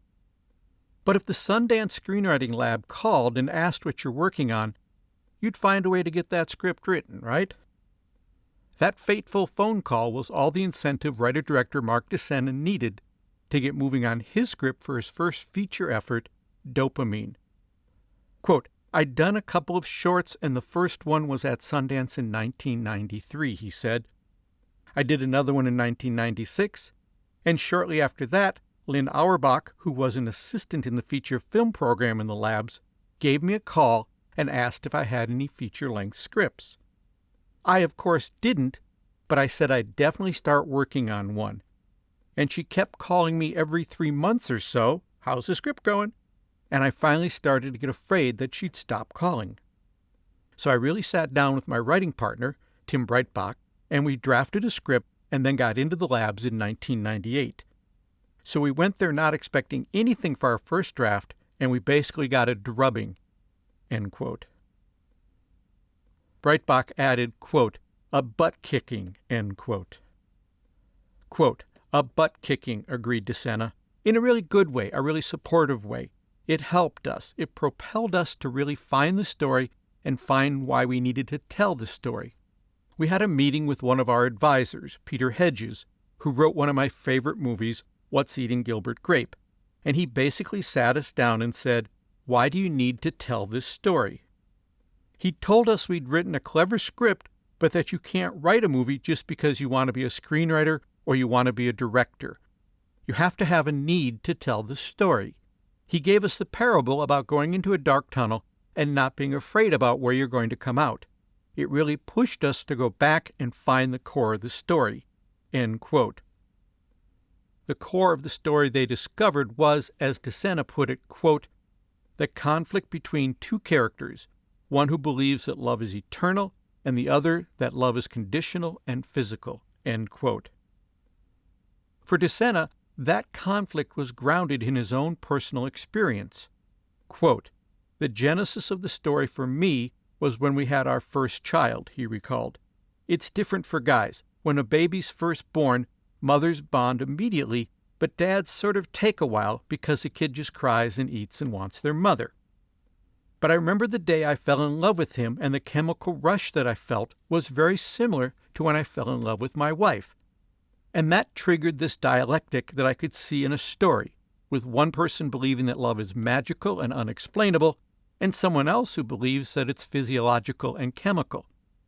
Dopamine is the natural amphetamine that we feel when we fall in love. I started to ask myself, what is love?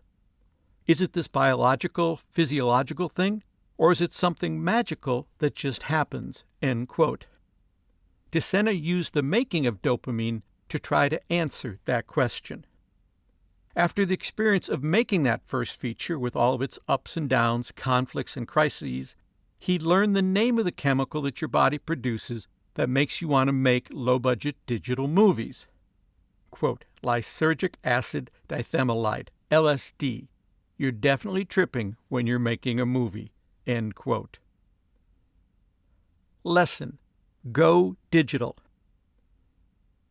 For many filmmakers, the reason behind their choice to go digital has nothing to do with aesthetics or cutting-edge technology, but instead is more basic, simple economics. Such was DeSena's situation on dopamine. Quote, "I think the biggest reason for me to shoot digital," he said, "was being a first-time director and not having to worry about burning film while you're trying to get a performance. It wasn't necessarily the look. Most important to me was having time with the actors. So I discussed the look with director of photography Rob Humphreys and what I was going for, but ultimately I said it was his canvas. I was able to run master shots and let actors find their way and let me find my way, and then pick off our coverage shots from that. It just allowed me that freedom to help the actors find the scene and let me focus on getting the performances." End quote. Lesson: rehearse. Before he started shooting miles and miles of tape, though, DeSena made sure he had time in his production schedule for some thorough rehearsals. Quote, "We had 1 week of rehearsals," he recalled. "We started with a couple table reads with the actors to get the sense of how it was going to play. We did some improvisations, kind of let them find the characters and play with the scenes. We basically just had fun." End quote. While it was fun, DeSena felt the rehearsals served a greater purpose, to ground the actors so that they'd have resources to draw upon during the rushed shooting schedule. The actors also found that it was time well spent.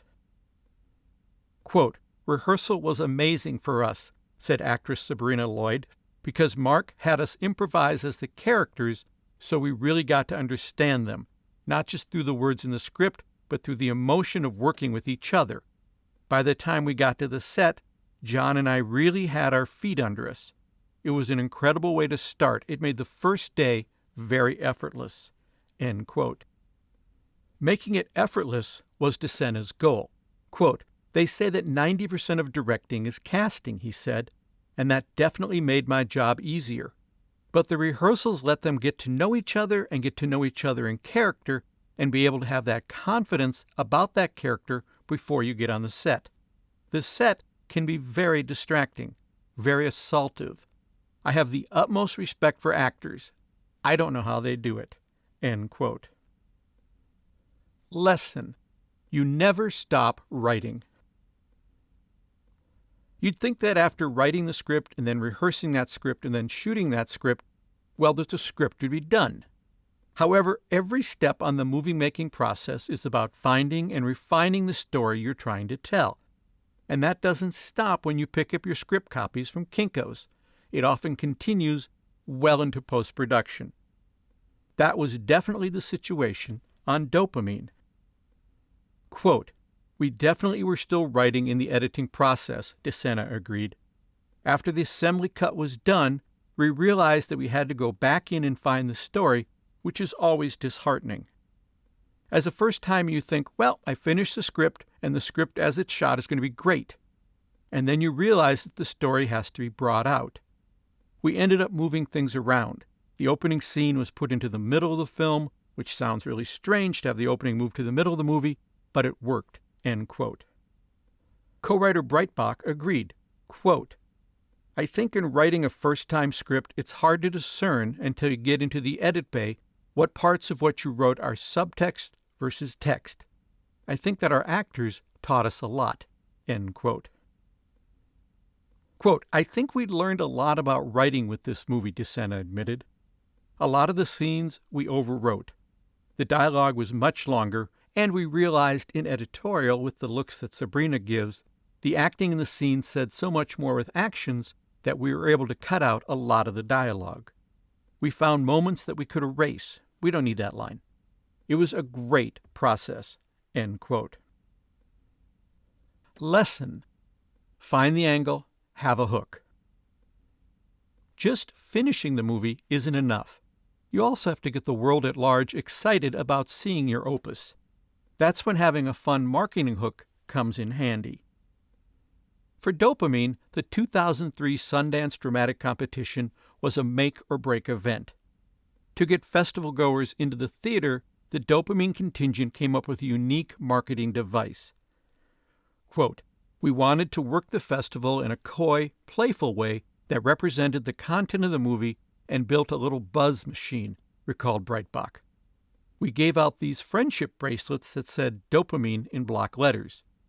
The physical act of handing out the bracelets was an intimate, one-on-one gesture that connected us with a lot of people, chatting with them while we slipped it onto their svelte, delicate wrists. And yes, we focused on women." End quote. As clever as this approach was, it was also a repetitive activity which, like any repetitive activity, eventually drove the participants a little wacko.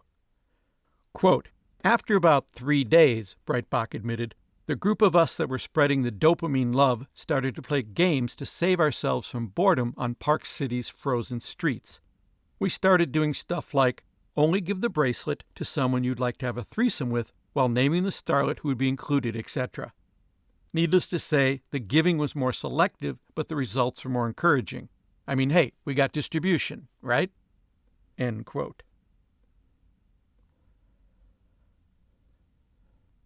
Melvin Goes to Dinner.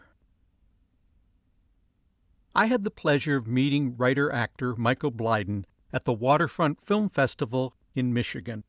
We were on a boat taking part in a filmmakers' cruise, a special event for the filmmakers who were exhibiting their movies at the festival. Michael's movie was Melvin Goes to Dinner, a digital feature about a bunch of friends hanging out in a restaurant telling stories about their lives.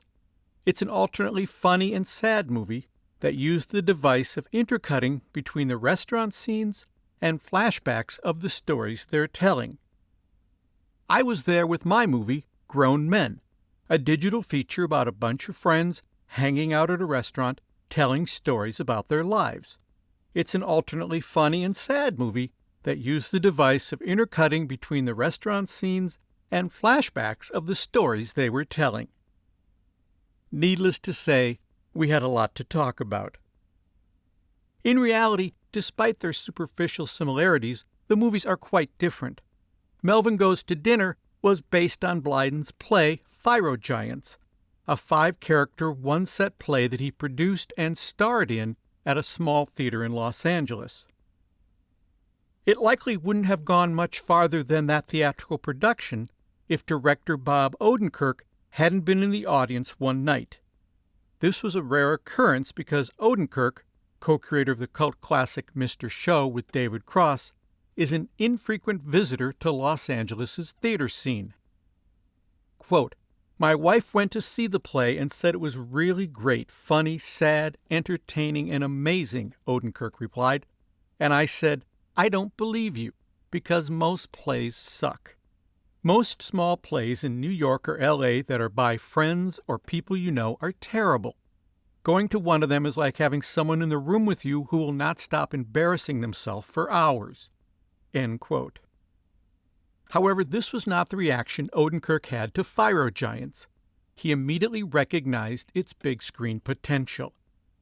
Quote, "I saw the play a couple times," he said, "and I felt that if all I do is shoot this play in some form, then that would be worthy of the effort. It was so well played, so well written, and the cast was so perfect. It was just worth shooting. And I thought I had an idea of how to shoot it and keep it lively, which was using multiple handheld cameras." End quote. That use of multiple cameras enabled him to shoot the bulk of the movie, the restaurant scenes among the 4 friends and the occasional visits to their table by a waitress, in one long night during which they covered a staggering 65 pages of dialogue. Quote, "We used 5 cameras, so everybody is on camera at all times," Odenkirk explained, "and we tried to layer it so that you can follow everyone's performance throughout the movie. When a person's talking and telling a story, we cut from them to watch people listening, because the way that any one of that person's stories is affecting the other people is the depth of the piece. When one person tells a story about infidelity, clearly there is an issue there with some of the other people, and you can read that, I think, subconsciously. And if you watch the movie a second time, you can read it consciously. You can see people getting uncomfortable with certain topics, and now you know why." End quote. Odenkirk requested only 2 changes to the script: that some of the stories recounted in the restaurant be visualized as flashbacks, and that the script be reworked so it's all told from one character's point of view. Quote, "I felt we needed to commit to one person's story," Odenkirk said, "and see them go at least in some way on a journey. In the play, it's like the audience goes on a journey. They discover something they didn't know at the beginning. So we decided to concentrate on Melvin, who's the one character who is as clueless as the audience as to the true relationship of all these people. He's the last person in the group to learn what is really going on." End quote. Making those changes was no problem for Blyden.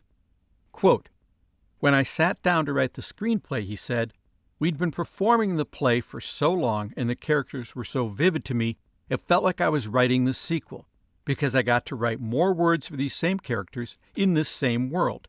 End quote. Blyden also felt that he had an understanding of how to shape the material so that it didn't seem like a movie that took place entirely in a restaurant. Quote, "I'd been working as an editor for a while," he explained, "and I felt that I could see how the movie could and couldn't cut together. I knew that I didn't want to keep us at the table for more than 7 or 8 minutes at a time, so I tried to make it modular, where each restaurant passage had its own little arc, and then you'd leave, do something else, and then come back." End quote. With the script in place, the next question was a big one. Who would play the 4 friends at the table? Lesson: avoid name talent. For Odenkirk, there were just two possible and radically divergent choices: keep the cast of the play or get well-known actors. He put it this way, quote, "The disadvantage of using the original cast is that they're not name actors," end quote. He knew that distributors would find the finished movie more appealing for marketing and promotional purposes if they had a name cast. But there was also a downside to using well-known talent. Quote, "The negative is that there's no way you could have rehearsed it as much as this cast had rehearsed," Odenkirk said. "The movie is all dialogue. It's all about feeling real, like you're really eavesdropping," end quote. And, he reasoned, the inclusion of stars would have meant changes to a script that didn't need to be changed. Quote, "There would have been a rewrite of the piece," he explained. "Every moment would have had to have been injected with a little more concept, a little more direction, instead of this quieter, more realistic feeling to it. More importantly, I think the performances could never have been this good, because there's no way you could get a group of name actors to rehearse the piece 60 times." End quote. In the end, he decided to keep the play's cast intact, a decision he still feels was correct. Quote, "Ultimately, you're going to live with your film for a long, long time," he said. "And if it's well performed and everyone is aptly cast, that's all that's going to matter in the long run." End quote. Lesson: consider cameos. Although he shied away from casting name actors in the lead roles, Odenkirk realized that the addition of flashbacks in the script had created a handful of opportunities for some fun cameos in the film.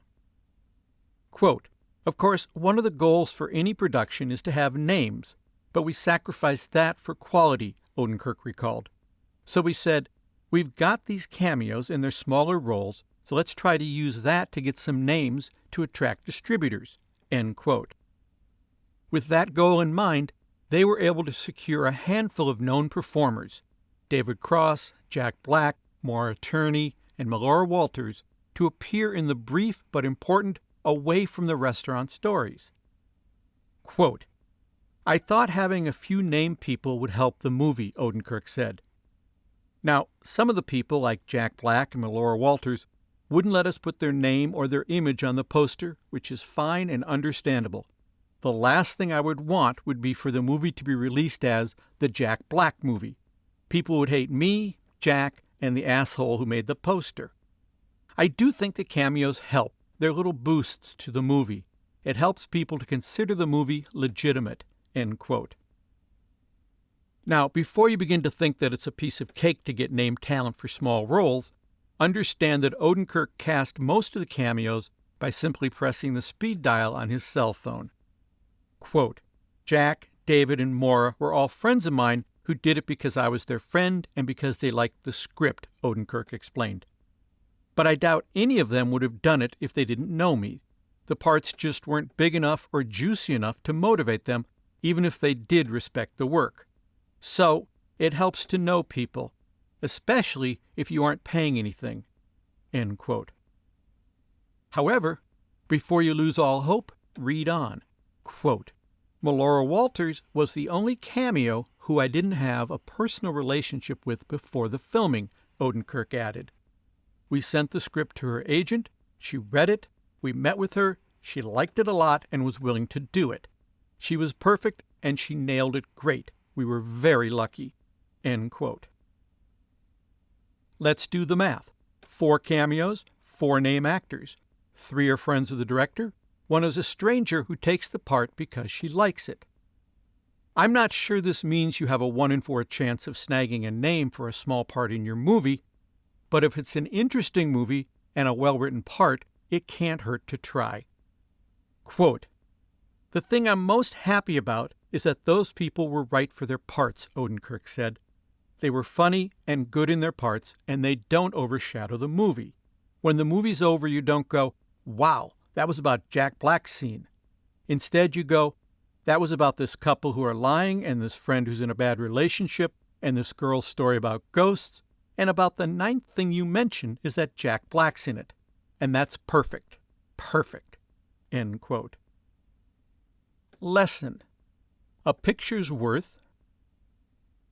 In order to draw a distinction between the flashbacks and the restaurant scenes, Odenkirk devised a smart visual plan for the movie. Quote, "One of the things that I settled on quickly was that I would like everything that happens that day to be shot on the digital camera," he explained. "And then I would like everything that happened a year before or 10 years before to be shot in some other medium. It can be still film, it can be 16 millimeter, it can be a different kind of video. In the case of the David Cross scene, we just put a very strong look on the video. And then everything that happens that day, where people are meeting and getting ready for the dinner and leaving the dinner, all happens in the same media. That was our core concept." End quote. For a key flashback, one character's memory of a possibly adulterous trip to Houston, Odenkirk left motion media behind and shot the sequence on 35mm slide film. His reasoning for shooting slides was simple. As he said, quote, "It feels like a memory. It feels like just pieces that you remember, that you feel when you remember something. And it's beautiful, too." End quote. That experience made Odenkirk an advocate for being willing to explore different media in making a movie. Quote, "You can tell stories with stills," he said, "and I think it should be done a little more often. It can be beautiful and evocative." End quote. Lesson: don't hesitate to hesitate. Making a movie is all about, well, moving. Hustling, setting up, getting the pages shot, moving on to the next thing, moving. While that's all true, Odenkirk suggests fighting against this whirlwind to ensure that you're getting the most out of your time on the set. Quote, "You've got to be patient once you hit the set," he recommended. "You spend so much time preparing and hoping and working toward making a film. You can't get on the set and then hurry up and leave. You're there. The actors are there, the lights are there, the cameras are there, the set is there. It's all there. It's not going to be there again tomorrow. Every time you approach a scene, get it the way you originally planned it. Go ahead and do all that stuff. But don't hesitate to hesitate and go, okay, what else can happen here? What else is really going on? And if there's anything that strikes you as needing to be there, see if you can get it. You're there. There's not going to be a better time to do it, so make use of that opportunity." End quote.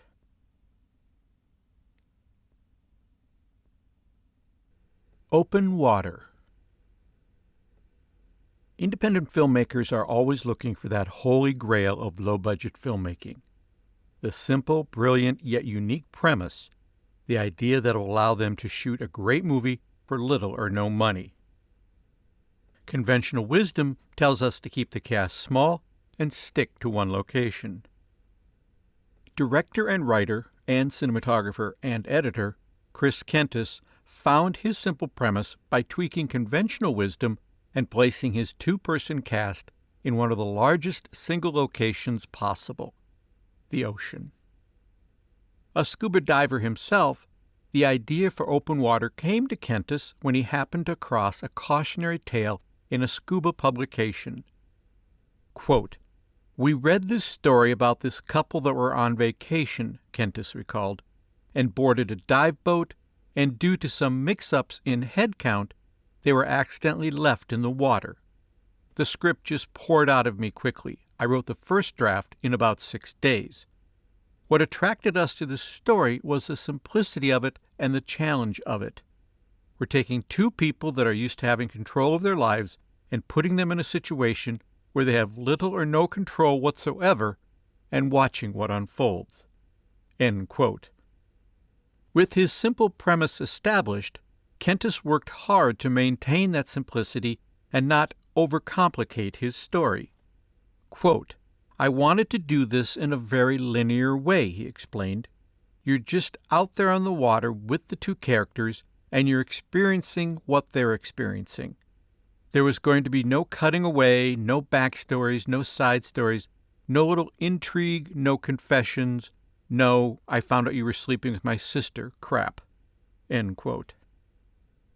Although Kentis was pleased with the success and acclaim that Open Water ultimately achieved, success and acclaim were not his focus while making the movie. Quote, "We were really anxious to try to make a movie in a different way," he said, "to try to stretch and challenge ourselves creatively. This project was about the process. When the film was first done, before we got to any festivals, and we got rejected from plenty of festivals, I remember screening the film for the actors. They were thrilled with the film, and I said, let's remember this feeling. We're done. We're successful. This movie might not ever make it anywhere. No one might ever see it but us and our parents. But we did what we set out to do. We were really proud, and it felt good, and none of us had any regrets." End quote. Ultimately, Kentis was glad that he made the movie he wanted to make without trying to second-guess distributors and audiences, which he feels is a waste of time anyway. Quote, "No one can ever really predict what's going to hit and what's not," Kentis said. "If you find that at the expense of your own ideas you're trying so desperately hard to please someone else, then you could end up with a film that doesn't please anybody, including yourself." End quote. Lesson: avoid name talent. One of the first choices Kentis made was to eschew the idea of using name actors to play the roles of the ill-fated Daniel Kinter and Susan Watkins. Pop quiz: what other famous shark movie had two characters named Kinter and Watkins? Here's a hint. It was Jaws. Quote, "We knew purposefully that we wanted to cast unknown actors," Kentis explained. "It supported the whole style and the approach we wanted to take to the film. This goes back to the idea of working in digital video. I think one of the advantages is you get a certain sense of immediacy and realism, and that dictated working with unknown actors. So much of the film was trying to take perceived disadvantages and turn them to our advantage. The use of unknowns was dictated by the fact that we wanted to be as realistic as possible. And certainly if we enlisted recognizable actors, let alone movie stars, I think that would have shattered that illusion." End quote. Although he advocated using unknown actors for the two primary roles, the part of the villains in the piece, the sharks, were played by the closest thing you can get to trained professionals. Working with shark experts who have wrangled sharks for other films, Kentis got the shots he needed while keeping his actors as relatively safe as possible. For the actors, it was an unnerving experience, surrounded by potential killers, not unlike a typical audition, really. Quote, "These sharks have actually been in a lot of films," agreed actor Daniel Travis. "I think they have a longer resume than I do." End quote. Lesson: use your own money. Before making Open Water, Kentis and his producer wife, Laura Lau, had made a more traditional low-budget movie, Grind, with name actors and outside investors. For this new project, they chose to use their own money, which provided them some fresh options. Quote, "We could really experiment and play," explained Lau, "and that was one really fun thing about making this movie and the way in which we made it. Since we were spending our own money, we could do whatever we wanted. We could take as long as we wanted, shoot whatever we wanted. We could do whatever we wanted. No one else was telling us what we had to do. We didn't just have to execute something that had already been storyboarded." End quote. Kentis added, quote, "or get approval or worry about test audiences." End quote. Quote, "We wanted total control," Lau continued. "We didn't even want to take money from family. We thought we could do the whole thing very modestly, although for us the budget was huge. We had to buy all the equipment, camera, sound housings, filters, and computers for the edit. Then, of course, we had to shoulder the cost of shooting in the Bahamas because that's where the shark experts are. Being in the Bahamas is expensive. The food is expensive. The hotels are expensive. Renting a boat is expensive." End quote. For Kentis and Lau, it wasn't about not being able to raise money. It was about the sacrifices you have to make when you're using money that isn't your own. Quote, "It's always difficult to get financing," Kentis explained, "but we had places to go for financing because our first film was successful enough. It was more because we wanted the freedom to experiment and be in creative control." End quote. Lesson: time is on your side. One of the key benefits of using your own money is that you can move at your own speed, which Kentis feels has several advantages. Quote, "The first advantage of taking our time was that I was able to work full-time and help finance the film," Kentis explained. Another is that movies tend to be rushed, especially if you look at the things coming out of Hollywood today. I think there's a lot to be said for taking the time to get it right, and I think most films don't really have that advantage. It's a process of refinement. You write the script, and you're going to write at least 10 drafts of the script, and just when you think you can't possibly have it more concise and more economical, then you shoot the thing, and you can't believe how much fat there was on it. And it's the same thing when you go through the editing process. When you're making a film like this without a crew, lack of objectivity can be a real problem, so having the time to step back and get some distance is really critical." End quote. Kentis was given more than enough time to get some distance when actor Daniel Travis had an accident just before they were scheduled to head out for some final shooting. Quote, "We were 3 days away from going back to finish shooting the film," Travis explained, "and I was trying to get physically ready to get back down there and kick underwater for 10 hours a day. I blew out my knee playing volleyball. People keep talking about how scary it must have been for us to shoot this film, but it was nothing compared to the phone call that I had to make to Chris from the hospital, refusing any drugs until I'd spoken to him to tell him that not only was I going into surgery, but that I was going to have to go through months of physical rehab before we could go back and shoot again." End quote. For his part, Kentis was philosophical about the long delay the accident caused. Quote, "If you're working alone," he said, "it's very easy to let a project slip away. You need to have the discipline of maintaining a certain kind of forward motion.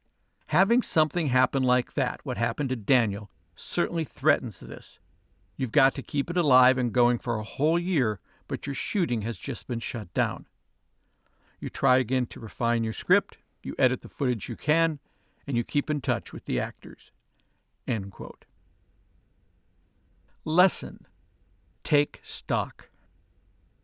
One of the appeals of the movie for Kentis was the visual challenge he had created for himself. Quote, "We were going to take 2 unknown actors," he explained, "and without even the benefit of their bodies for 3/4 of the movie, we're going to have to carry the film in one location. 2 actors from the shoulders up in one location for well over an hour. Can we do it? Can we keep this interesting? Not only can we hold an audience's attention, but hopefully make it an engaging experience?"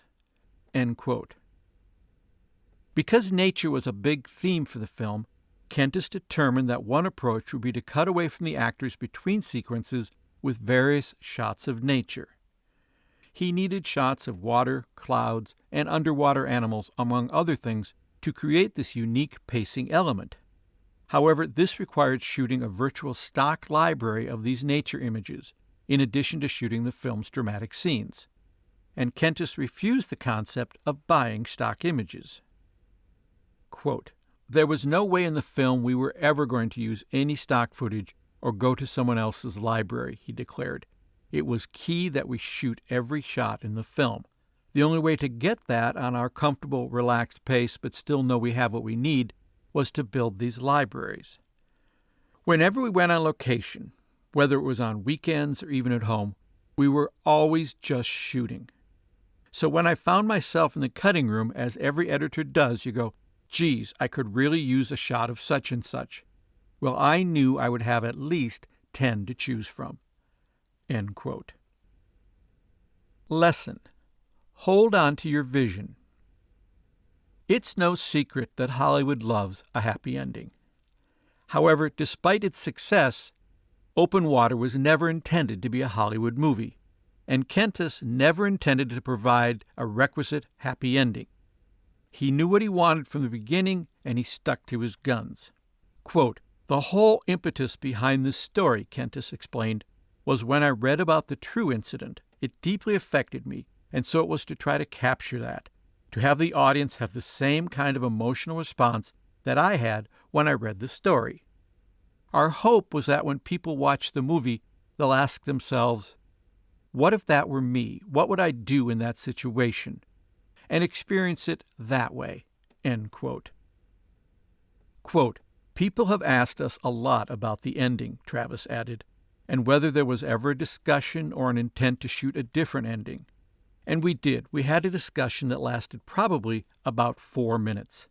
I think Chris realized that if we ever did shoot a different ending, and this movie ever did make it to a studio purchase, they would try to change it. And so we never did. We never shot another ending. End quote. Quote, ending-wise, Kentis said, we always knew the audience was pretty much counting on ending A, rescue, or ending B, eaten by sharks. And we wanted to come up with a C, and wanted it to fit one of the themes of the movie. It seemed to work pretty well. Because the film was based on a true story, that was going to be the ending from the get-go, from day one. To the credit of Lionsgate and all the distributors that were interested in the film at Sundance, it was never questioned. End quote. For Kentis, the topic of the ending of Open Water is a perfect microcosm of his process for the entire movie. Quote, that was the whole point of the project, to not have to answer to anyone. None of the choices were made because they were the most commercial choices. They were made because this was the film we wanted to make. End quote. Part 8. The Lessons. The 69 lessons derived from the 33 movies profiled in this book provide a comprehensive overview of many of the obstacles, practical, artistic, and philosophical, you're likely to encounter while making your own low-budget classic. Those lessons are restated here in alphabetical order to help you quickly compare and contrast how different filmmakers approached similar problems. The lessons. All's well that ends well. Your ending is the last thing your audience is going to experience when they're watching your movie. A great ending can't save a bad movie, but a bad ending can hurt an otherwise good movie. Choose your ending with care while staying true to your overall vision. See Clerks, The Last Broadcast, In the Company of Men. Anticipate success. Before you finish your movie, your hip pocket should be bulging with new ideas and scripts for your next project. Then, when someone with the power to finance your next movie says, "What else are you working on?" you'll be ready to go. See Clerks, Sex, Lies, and Videotape. Avoid name talent. Often, an unknown face can provide more impact and a performance with more zest than a well-known face, and at a fraction of the cost. See In the Company of Men, Melvin Goes to Dinner, Open Water. Be different. Why make a movie that's like 1,000 movies that have already been made? Take the road less traveled and bring your camera along. See Caged Heat, The Last Broadcast, Slacker, Symbiopsychotaxiplasm, Take 1. Be prepared. Thorough preparation can save you tons of money while shooting. You literally can't afford not to be prepared. See The Anniversary Party, Grand Theft Auto, In the Company of Men, The Little Shop of Horrors, Tadpole. Be scary. Robert Rodriguez said it better than I ever could. Quote, "Trust me, there are extreme benefits to being able to walk into this business and be completely self-sufficient. It scares people. Be scary." End quote. See El Mariachi. Beware the cutting edge. There is often a downside to being a pioneer, particularly with new technology. Factor that in before you proceed and tread cautiously. See, Lisa Picard is famous. But we're just a student film, officer. Make your project look smaller rather than bigger, and you can get away with murder. See Clerks, The Little Shop of Horrors. Cast with care. Don't be cavalier about the actors and the crew that you assemble for your movie. They will make or break you. See The Blair Witch Project, Grand Theft Auto, Night of the Living Dead, Patty Rocks. Consider cameos. Even if your budget can't support a star for the length of your shoot, a well-written smaller part may attract some named talent at a fraction of their normal rate.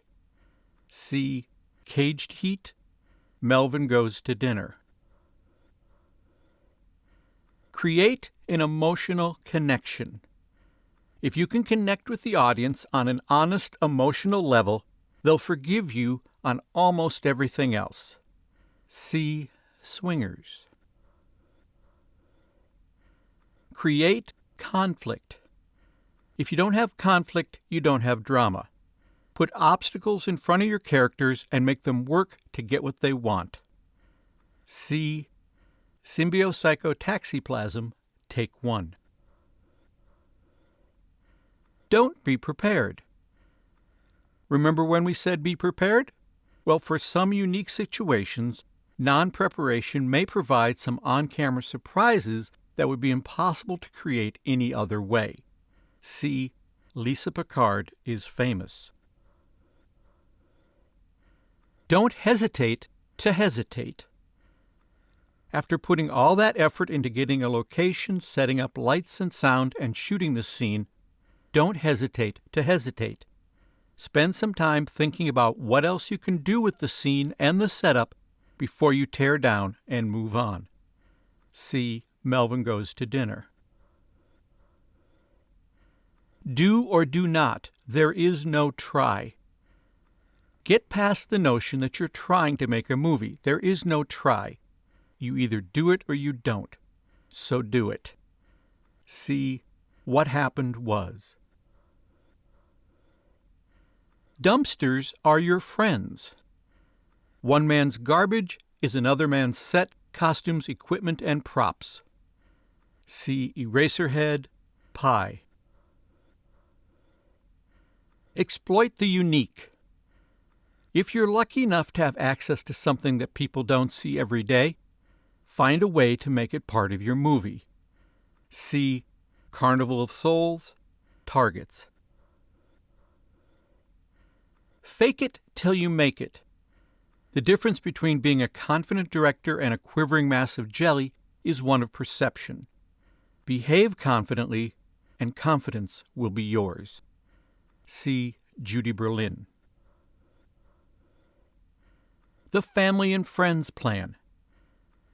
There are a myriad reasons to employ your friends and family in your filmmaking ambitions. Emotional and financial support, dependability, and shorthand communication are just a few. But recognize that manipulation and help in building a career can also be factors. See Grand Theft Auto, Judy Berlin, Pie, Patty Rocks, Someone to Love. Fewer takes, more shots. You'll be better served in the editing room by shooting a greater variety of camera setups rather than endless repetitions of the same take. See Judy Berlin. Find the angle, have a hook. Figure out early on what sort of unique marketing hook you can create to promote your movie. See Dopamine, In the Company of Men, Pie, Patty Rocks. First impressions, second chances. In the rush of the movie-making process, you can't always trust your first impressions. Take the time to give ideas, actors, music a second chance. See Carnival of Souls, Sex, Lies, and Videotape. Fix problems quickly. Don't assume that problems will go away on their own. They probably won't. Fix it now. It will be more difficult later. See Judy Berlin. Fly under the radar. Some people don't want you and your crew around. Be circumspect. Just get what you need quietly and then slip away. See Tadpole. Give your characters a secret. A wise man once said, quote, "Don't spill all your candy in the lobby," end quote, which means you should keep some secrets for the audience to learn about your characters throughout the course of your story. See The Anniversary Party. Go digital. There are a lot of excellent reasons, speed, cost, ease of use, to consider using digital technology. See The Anniversary Party, Dopamine, Lisa Picard is Famous, Tadpole. God is in the details. The secret to persuading the audience that you've captured reality is often found by judiciously faking just a few key details. See The Last Broadcast. Go low tech. High tech and low budget don't usually go hand in hand. So employ classic low tech techniques that can make an impact without emptying your wallet. See Carnival of Souls, Dark Star, El Mariachi, Pi. Got theme? Having a stated theme for your movie will help guide your decision-making process and keep your movie on track. See Grand Theft Auto, Pi, Someone to Love. Hold on to your vision. By sticking to your guns on key issues, you'll make your movie stronger and better. See Night of the Living Dead, Open Water, Swingers. Honesty is the best policy. You can put fiction on the screen, but tell the truth at every step of the process. See The Blair Witch Project. Ignore the naysayers. The world is full of people just dying to tell you how you're going to fail. Shun the bastards. See Eraserhead, The Last Broadcast, Slacker, What Happened Was. Improvise the emotions, write the words. Improvisation can be a great tool for generating ideas while writing and rehearsing, but it's not particularly helpful or cost-effective as an on-camera approach. See David Holtzman's Diary, Patty Rock's Shadows. It's not your problem, it's your character's problem. Use production problems to your advantage by making them obstacles for your characters instead of for your crew. See Clerks, Monty Python and the Holy Grail, Night of the Living Dead, Patty Rocks. It's the script, stupid. Your movie will never be any better than your script. Or to put it another way, the more work you put into your script, the better your movie will be. See Clerks, Pi. Just do it. You'll be able to find a million reasons not to make your movie. Ignore them and just do it. See In the Company of Men. Keep it all in perspective. It's just a movie, it's not brain surgery. Have some fun. See Clerks, Sex, Lies, and Videotape. Keep moving. Precious moments wasted between shots adds up to wasted minutes and wasted hours. Keep moving. See The Little Shop of Horrors. Keep some secrets. The world will find your movie more interesting if you don't give away all the secrets of how you created it. See Eraserhead. Kill your darlings. Sometimes it's your favorite scenes that are slowing down your movie. Be ruthless. You can always put them in the deleted scenes portion of the DVD. See The Anniversary Party, The Blair Witch Project, Eraserhead. Know what you're signing. Everyone you meet throughout the movie-making process does not have your best interests at heart. Sign contracts with care. See The Blair Witch Project, Carnival of Souls, What Happened Was. Leave no stone unturned. Look everywhere, I mean everywhere, when trying to find money to make your movie. See In the Company of Men. Let them do their jobs. Micromanaging is not managing.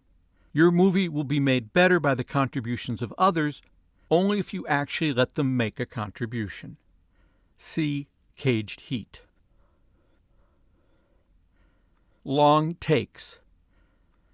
Long takes have an upside and a downside. Recognize the impact of both sides before shooting long takes with no coverage. See In the Company of Men, Targets. Make the best damned fill-in-the-blank movie you can. Be 100% committed to the movie you're making. See Caged Heat, Night of the Living Dead. Make your own opportunities. It's very unlikely that anyone is going to knock on your door and ask you to make a movie. You need to make it happen. See Dark Star, Dementia 13, Grand Theft Auto, Return of the Secaucus 7. More takes, less stopping. Don't get so caught up in the technical aspects that you ignore the needs of your actors. Give them the opportunity to give you their best work. See Monty Python and the Holy Grail. A moving philosophy. To keep your movie from feeling static, unless static is what you're after, either move the camera or shoot enough footage to keep things moving via the editing. See Caged Heat. Never need Hollywood. The less you need them, the happier you're going to be. See Someone to Love. No money equals more control. Oddly enough, the less money you have to work with, the more control you can exert over your work. Go figure. See Dark Star, Judy Berlin, Sex, Lies, and Videotape.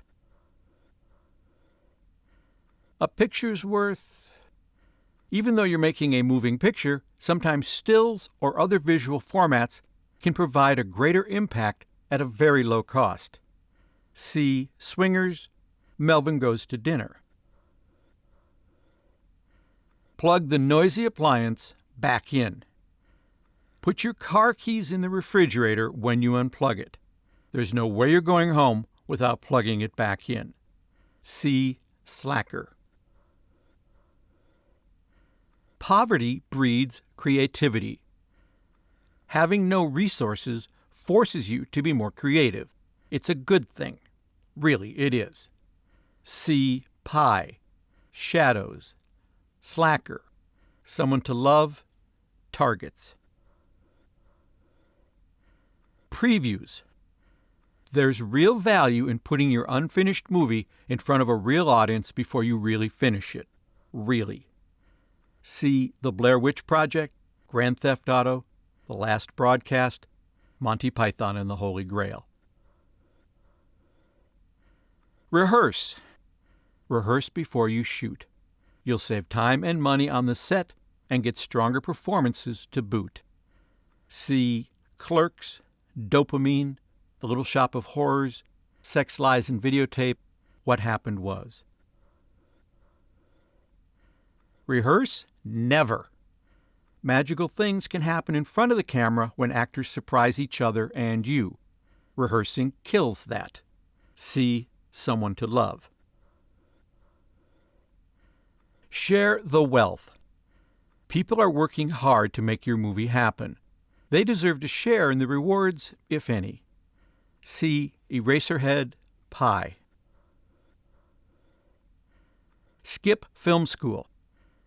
We'll let Quentin Tarantino cover this one. Quote, "When people ask me if I went to film school, I tell them, no, I went to films." End quote. Thanks, Quentin.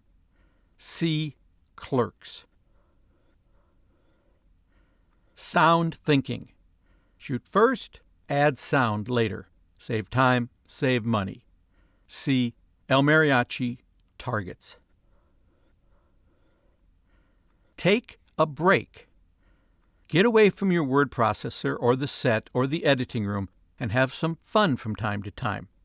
All work and no play makes Jack a dull boy. See Sex, Lies, and Videotape, Pie. Take stock. While in production, grab a lot of shots that may prove helpful in editing or in someone else's editing. See Open Water. There is no shame in reshooting. There really isn't, and if it makes your movie better, why not do it? See David Holtzman's Diary, Shadows, Swingers. Time is on your side. Big-budget movies are like speeding trains. One of the benefits to working at the low-budget level is that you can take your time during the process, and your movie may be better because of it. See Dark Star, Eraserhead, Judy Berlin, Open Water, What Happened Was. Use reality to your advantage. Reality is free. Why wouldn't you use it when it helps your movie? See The Anniversary Party, The Blair Witch Project, Judy Berlin, Swingers. Use your own money. Do you want to be a truly independent filmmaker? Use only your own money. See El Mariachi, Open Water. You can fix it in post, sometimes, but not always. Be grateful when you can, but don't count on it. See Tadpole. You never stop writing. The storytelling process doesn't end when you take the script to Kinko's. Be open to refining your story at every step in the process. See Dopamine. What's your clearance, Clarence? If you don't have clearance on copyrighted items, words, music, images, people, then don't use them. End of story. See The Last Broadcast, Lisa Picard is Famous, Symbiocytotaxiplasm, Take One. Write to your resources. Write your script based on what you own or can borrow for free. See The Blair Witch Project, El Mariachi, Judy Berlin, The Little Shop of Horrors, Return of the Secaucus 7, Tadpole.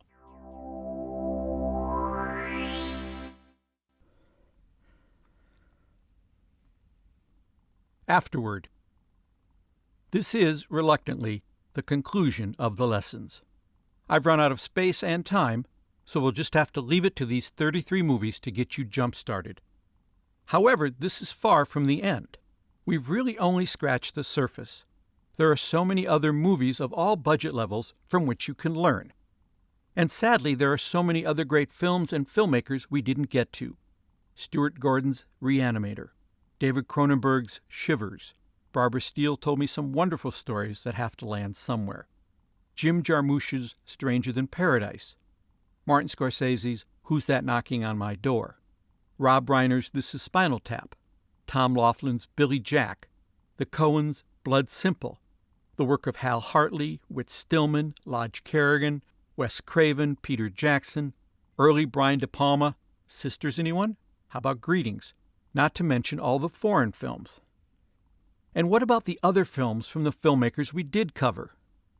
Soderbergh and Schizopolis, Romero and Martin, Carpenter and Halloween, or O'Bannon and The Return of the Living Dead, Symbiocytotaxiplasm Take 2.5, Faces, Go, Venice, Venice, Chasing Amy.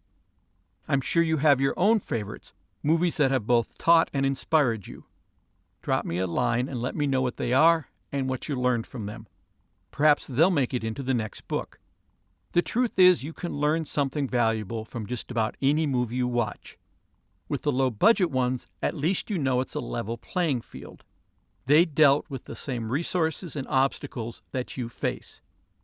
If you take only one idea away from this book, let it be this: don't repeat the mistakes of others.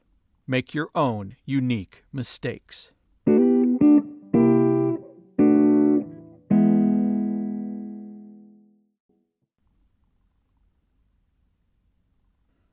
You've been listening to Fast, Cheap, and Under Control, lessons learned from the greatest low-budget movies of all time. Written by John Gaspard. Read by the author. This audiobook was produced by Albertsbridge Books at Grass Lake Studios. Copyright 2023. All rights reserved.